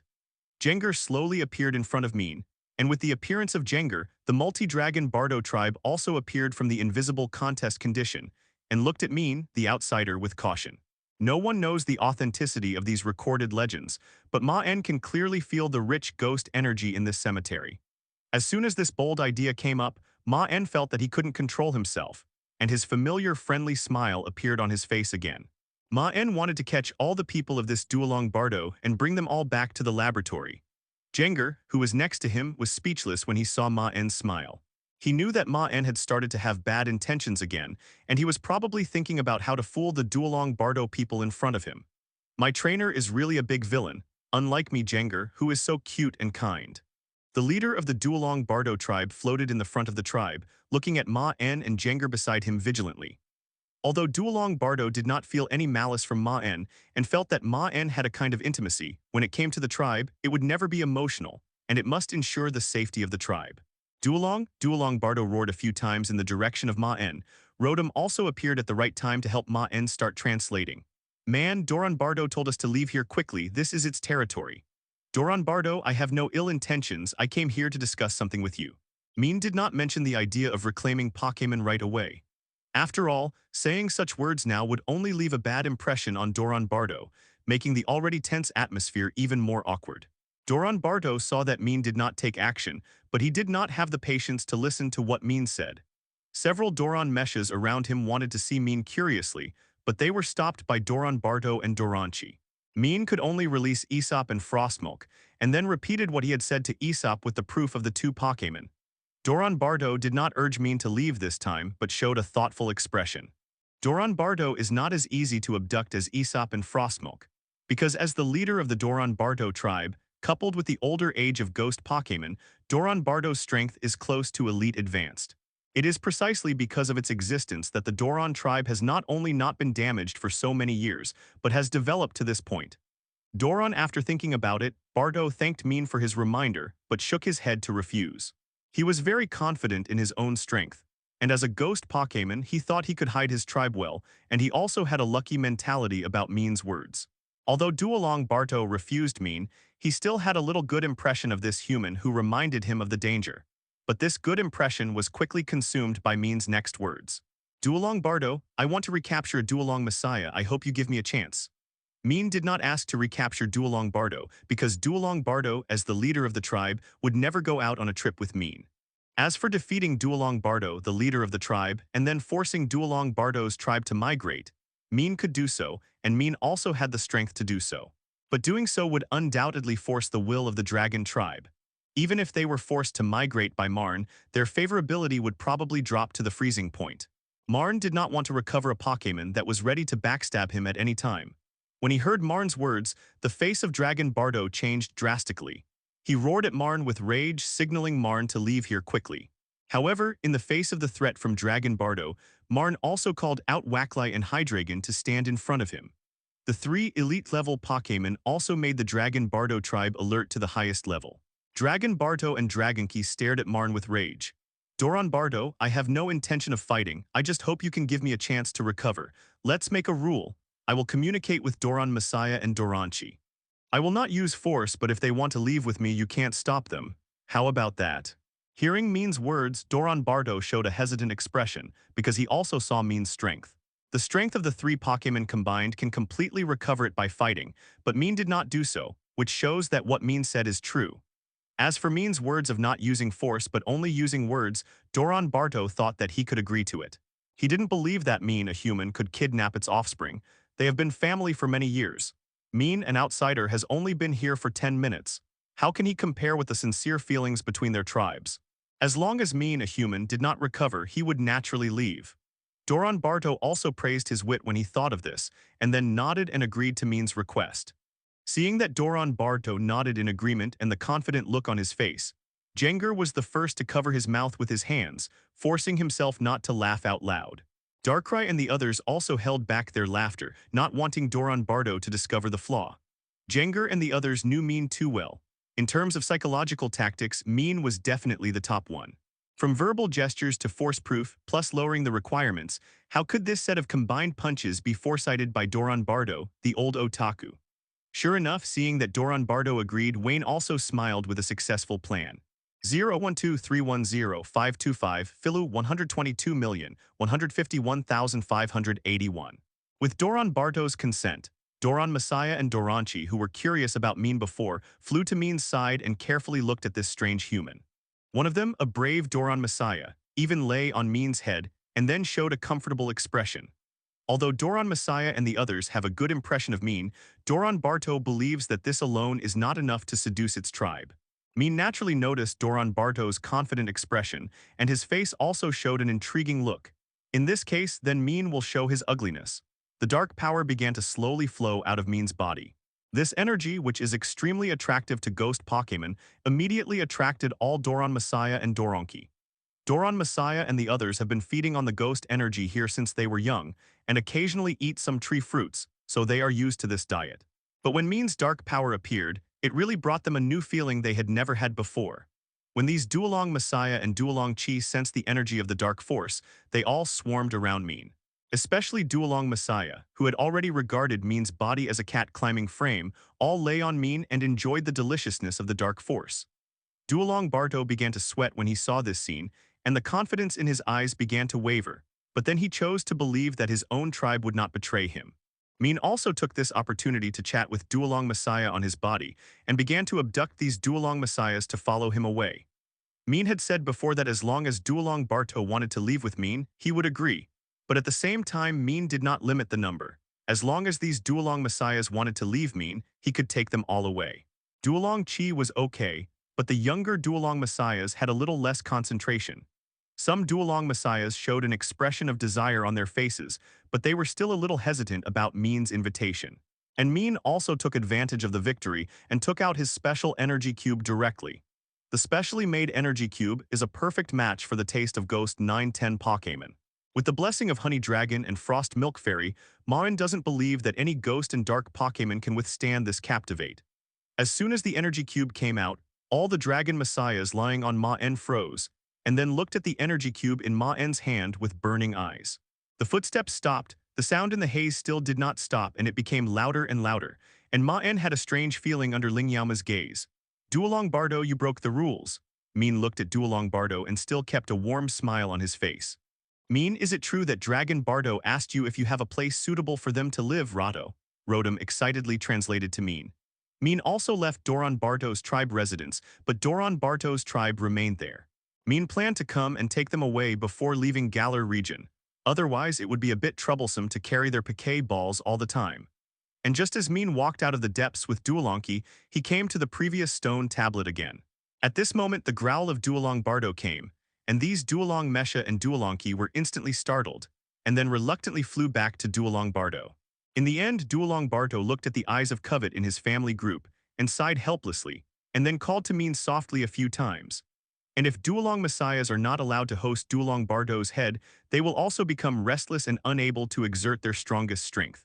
After all, as the leader of the tribe, Doran Bardo must consider the best interests of the tribe.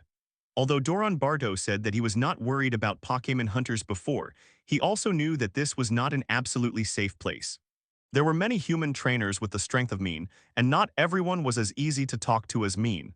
The cold and strange haze suddenly appeared and then spread throughout the cemetery.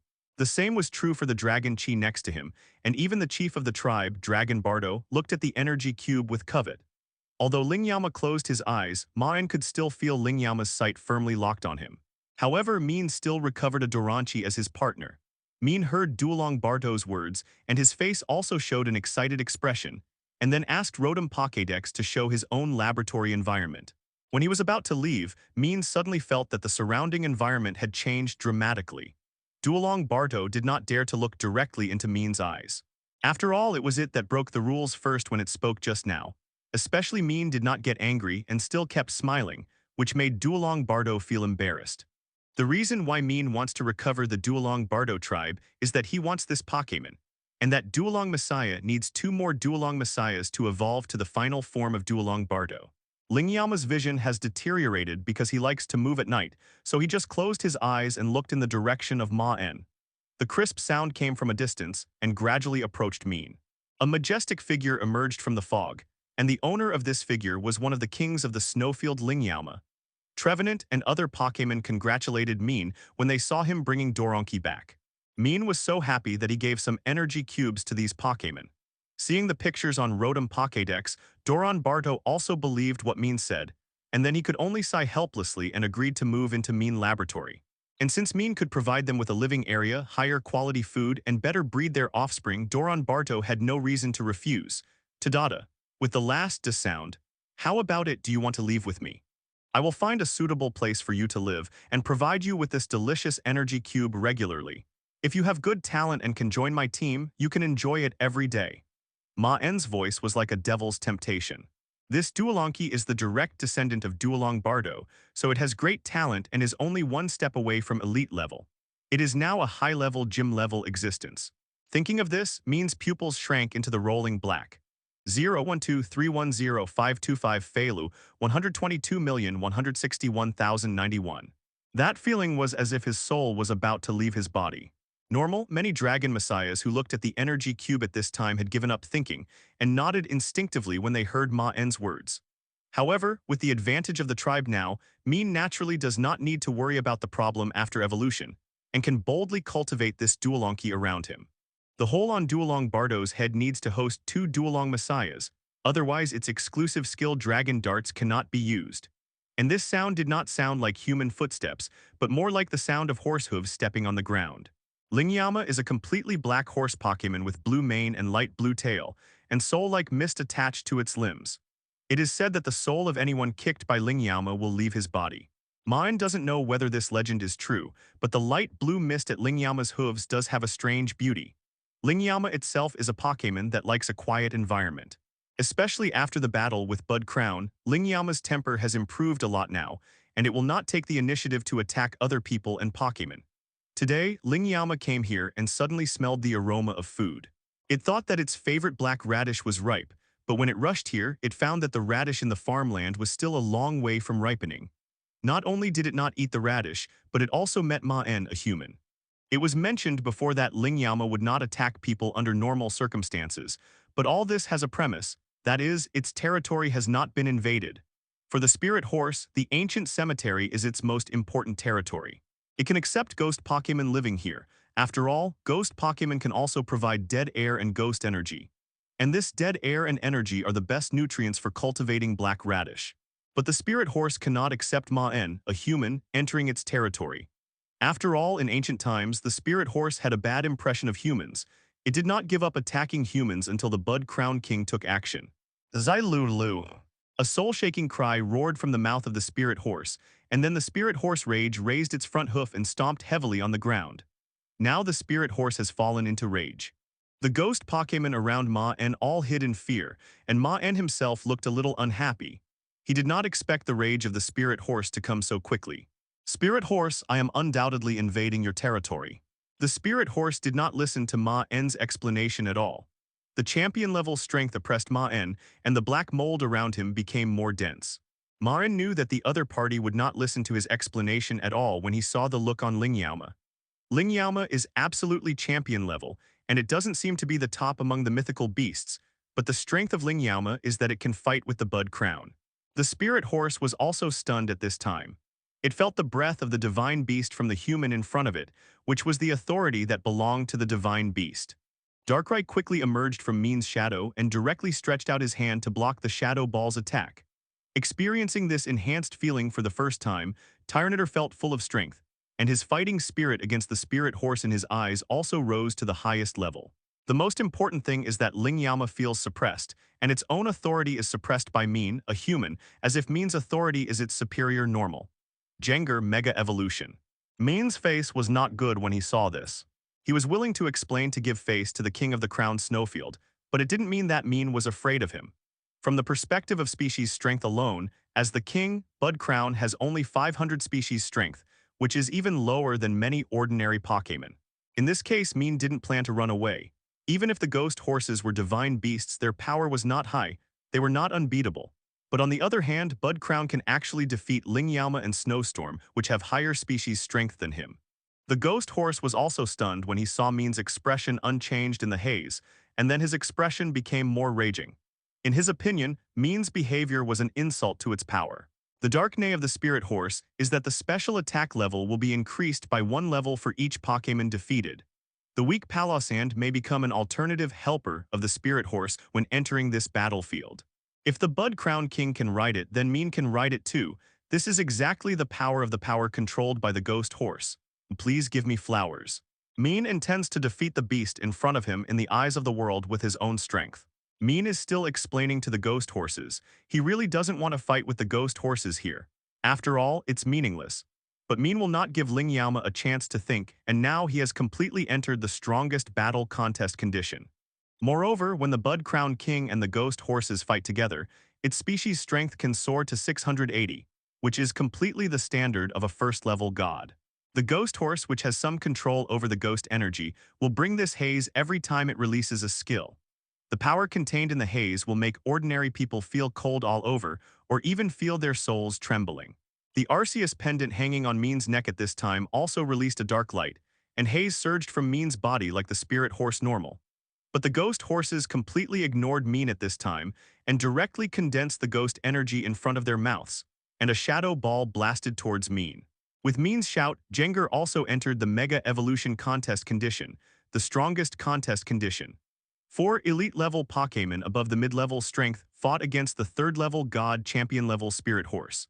This involves the issue of the power of the mythical beasts.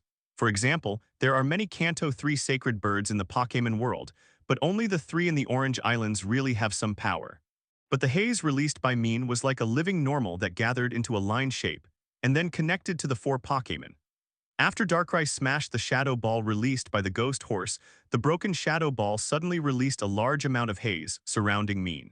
Before, whether it was Zapdos, Moltres, or Heatran, these beasts were all beasts without authority, and there were other people helping Maen. Maen also opened fire, and Jengar, Hydreigon, and Tyranitar were also released by Maen. This is the first time that Maen has faced a real beast alone. But unfortunately, the Ghost Horse encountered Maen, and this ability is completely meaningless to Maen. The Bud Crown, Lingyama, and Snowstorm in the Crown Snowfield are very interesting. Bud Crown is not here at this time. Although Lingyama is champion level, it is not enough to make Maen wait for death. The same is true for the Bud Crown King. Although its species strength is poor, as long as it is in the Galar region, it can still defeat the ghost horses even if its species strength is poor with the blessing of its king status. Palossand did not join the front battlefield but was responsible for guarding the surroundings. Hydreigon Snarl. Tyranitar Dark Pulse. Hydreigon roared loudly in the direction of the spirit horse. The black ripples passed over the body of the spirit horse directly. Although the spirit horse wrapped in the haze did not suffer any damage, it still felt that its body strength decreased a little.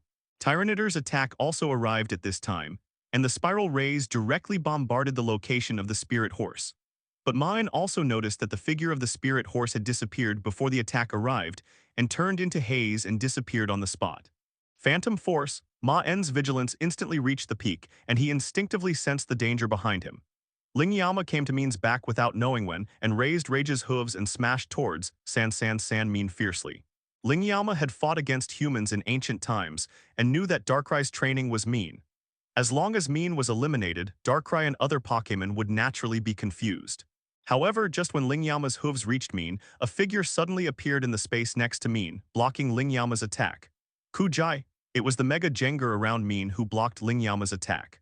After discovering that Lingyama used Phantom Force, it immediately teleported its body connected to the other space to Maen and blocked this attack.